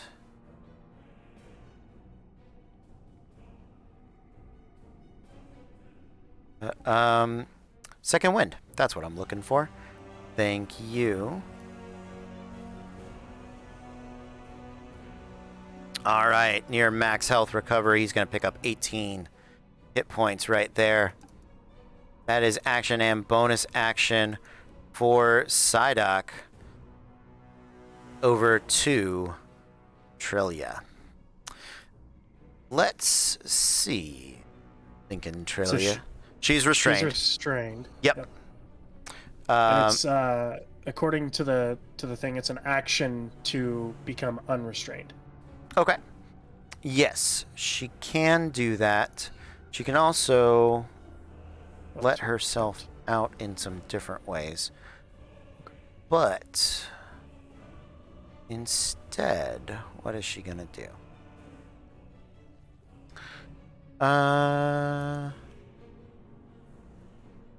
What's her timer at? Not the last round. Can't do it until the last round. Got to build up to it. First and foremost, we are going to double my Elf's Minute Meteor on Kaya Bauer. So, 2 dexterity saving throws. We can go ahead and get that out of the way. All right. First one's a 19. That's a success. And the second is a 10. Okay, so you are going to take a total of 6 points of fire damage, reduced to 3. That's in 2 attacks. Are you concentrating on anything? I believe I am on the hand. Okay. The Earthen Grasp. So I need 2 concentration checks at 2 concentration checks. Okay. DC 10. That's a con save, right? Yes, con save. Okay. So 11 for the first, and 16 for the second. All right, 11 and 16 is going to save for you. However, holding off. So, let's do...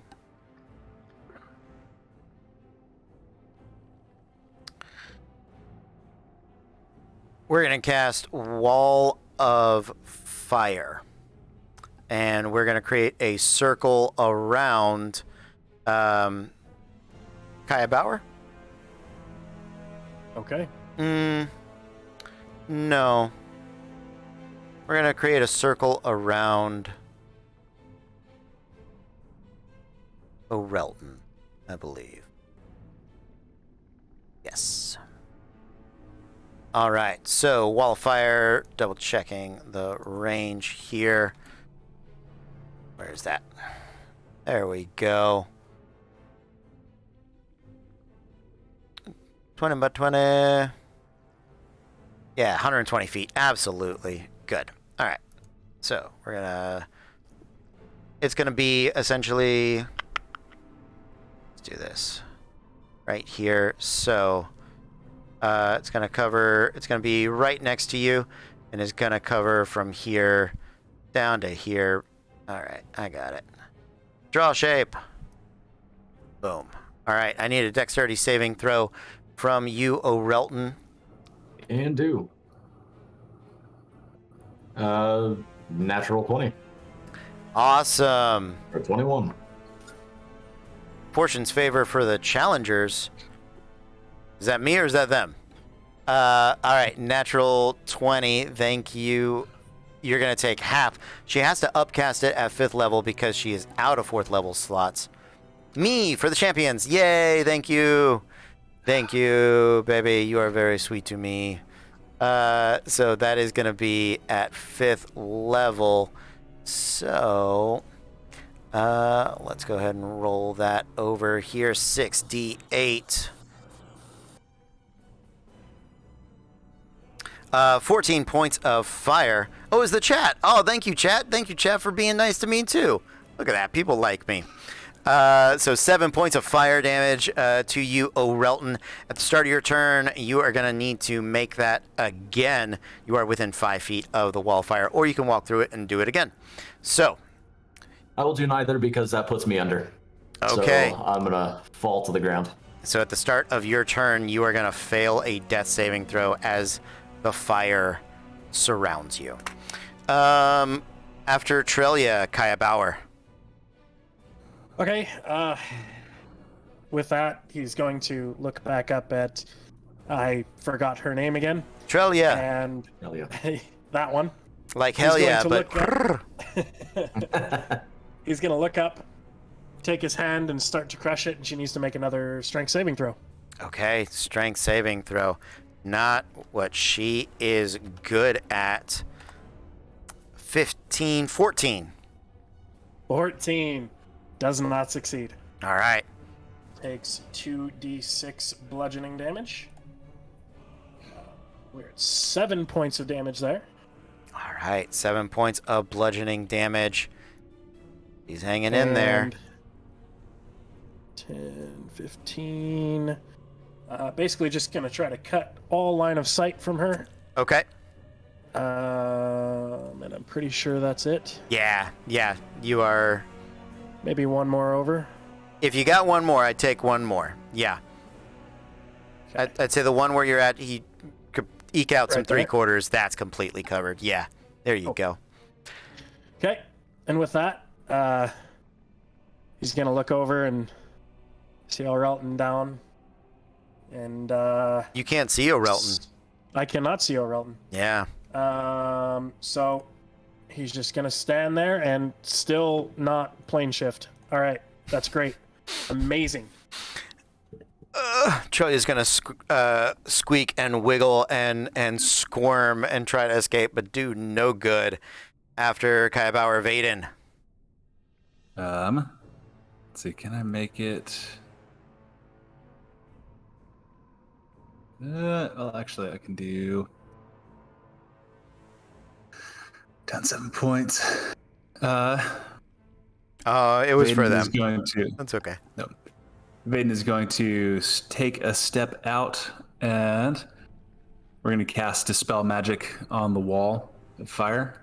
Okay, it is at 4th level, so... Okay, so this is DC 14, DC 10 plus the spells level. You are correct. I have +7 to this, right? You have, no, plus your spellcasting modifier, not proficiency. Okay. So just +4. Yep.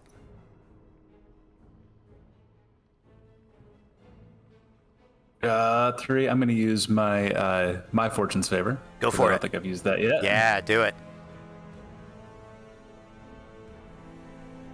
That puts me at 23. Nice. Yep. I've gone 5, 10, 15, 20, 25. That's, I think, the closest I can get to him. We've gotten rid of the wall of fire. Yep. And don't have a good bonus action or anything I can do. Actually, yeah, I'm going to cast Spiritual Weapon within 60 feet of me. Mm-hmm. I can see right here. So I'm going to drop a Spiritual Weapon right here. I gotta start holding on to a spiritual weapon. Just for... Which it's that flail again. Just for people to drop. All right. Where is it? Right here? Let's go. I was able to move till there so I can still see. So 1 over so I can take a swing as part of the casting. Yeah.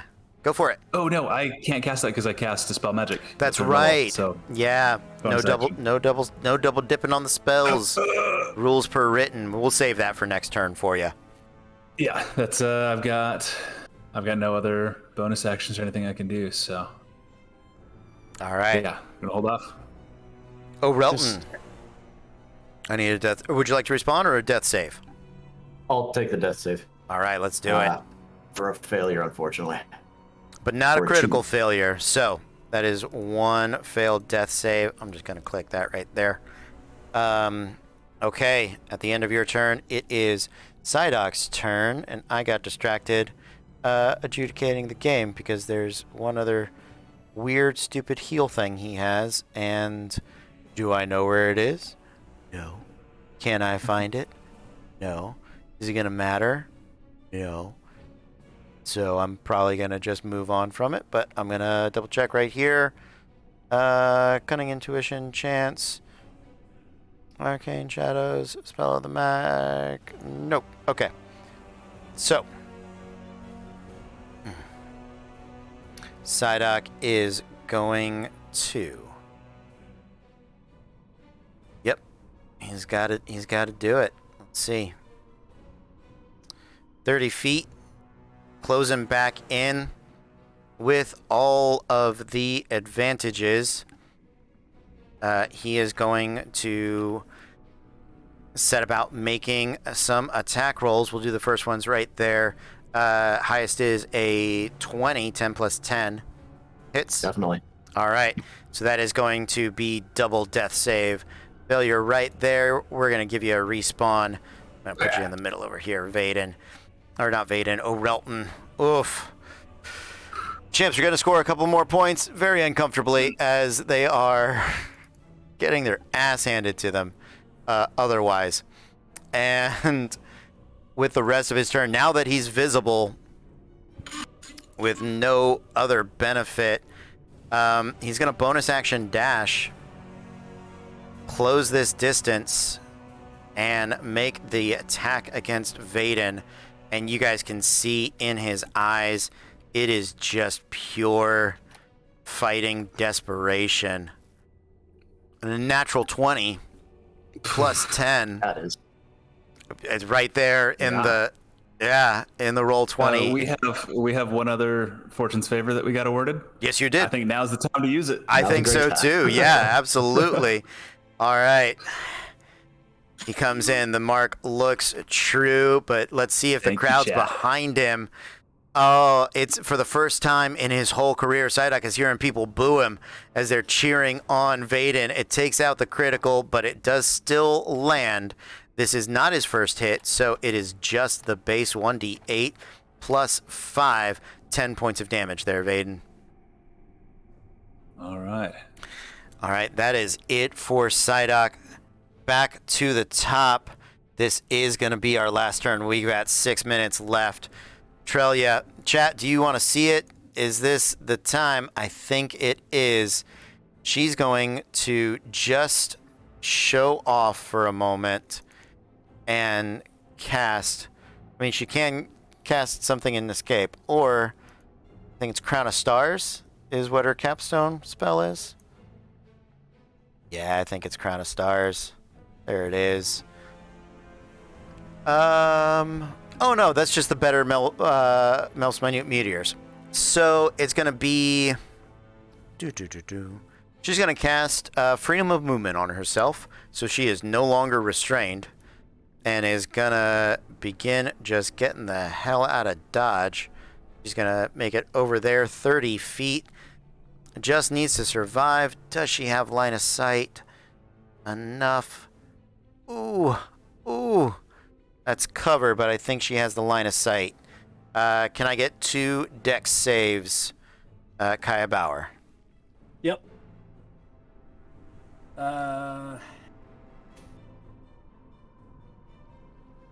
Okay, so 12 for the first. All right. 8 for the second. All right, that's a total of 8 points of fire damage. 2 concentration checks, if it matters. I don't know if that spell can move. Nope. It can, actually. Oh, it can? Okay. But I'm just going to let it go. All right, you're just It's going the to... last round, it doesn't matter. Yeah, all right. You're going to let that drop. That is it for Trelia. Now she's just holding on and hoping she survives. Kaya Bauer, your turn. All right. How do I do this? It's last round, whatever. It's everything the you last got. round, so all right. Let's see here. What do we got? 65 feet. All right. Yeah, 4th level fireball on top of your Psyduck guy. Okay. And I'm going to use a sorcery point to make sure it is careful so I do not hit Vaden. Okay. DC 15 dex save. DC 15 dex saving throw. Here we go. He has a +5.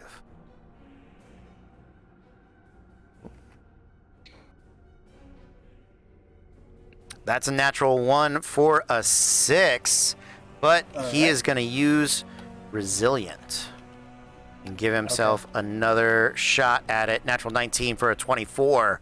I'm going to use my Fortune's Favor. Okay. Fortune's Favor. 12. I think that is it for all of the fancy things that people can do in this moment. Yeah, Indomitable. That was what he did there. Yeah, go ahead. Roll your damage. 37. Ooh, 37. Yes, he goes unconscious. All right. And go ahead and do this. And stay down, you. And he disappears. Finally gone. That is it.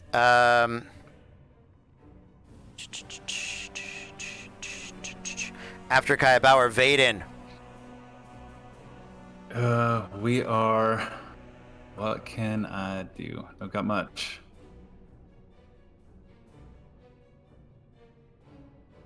So we're gonna make. I'm trying to see because we could spawn.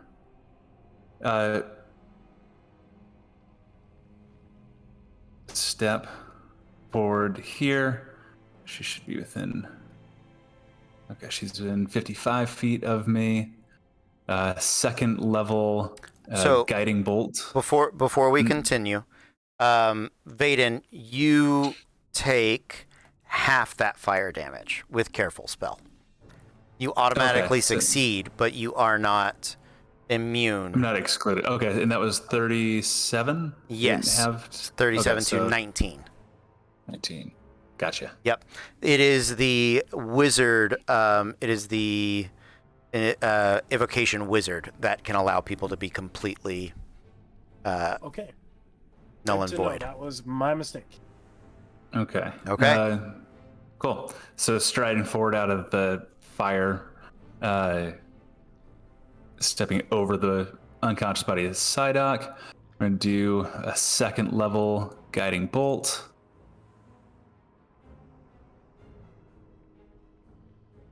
With another natural one. Who are you targeting? Trillia? Yeah. Okay. Yeah. And that's natural one. So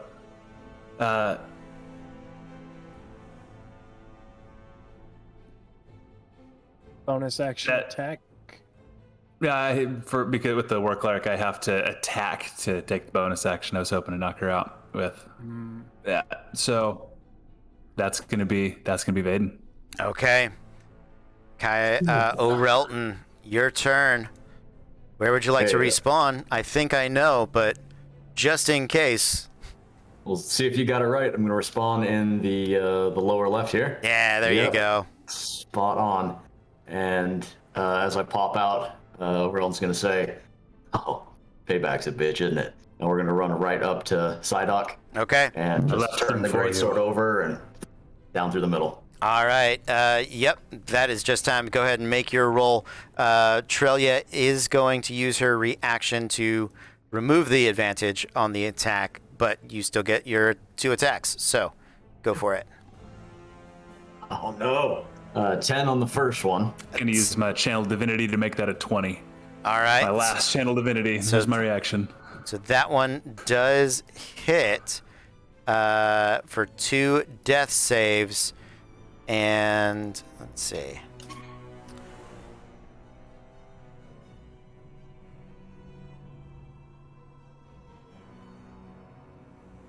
You get 60.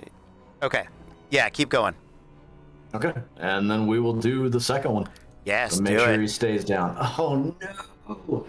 Natural 1 for a 7. A natural 1 for a. Well, you do have advantage on the second one. Oh, it didn't cancel on the second. Okay. Well, I'm gonna read this out, make sure I'm understanding. When a creature you can see within 60 feet of you is about to roll a d20 with advantage or disadvantage, you can use your reaction to prevent the roll, just the roll. So only the one, only the first one. So go ahead. You have your advantage roll on this. The second one came up to a 3 for a 9. Oh. The second one, Psyduck is about, your axe is coming down, and the crowd is cheering, and for some reason, you feel a very familiar sensation of divine intervention, of like a war cleric's boon, the ability that's going to add plus 10 to that hit. And as you look to the crowd there with the shit-eatingest grin is Baal Baprapin, who is, you can see in his face, the war deities of Voltensia often favor this purveyor of violence. And he is very happy to see Psyduck, after 3 grueling matches, be beheaded and immediately respawn far away. They are going to gather you guys in. You are going to score 7 points on that respawn. One too many. Psyduck comes over. He is trying to put on a good face. He's trying, he feels like he got cheated, but it's not your fault. They're going to gather you guys all together. Raise your hands to the audience. Give them all a big round of applause. It's been a late match. It's been a great match. Everybody did an amazing job. We're going to do some debriefs. We're going to do some lore things. I had a great time. I hope you guys had a great time too. Oh, for sure. For sure. Awesome. And we look forward to one of you, whoever makes it to the champion, whoever is the champion of the Challenger League, will get a 3-on-3 even level match with the champions at the end. So looking forward to that. Thank you guys so much for hanging out with us. We're going to say good night. We will see you guys next time. But until then, be cool.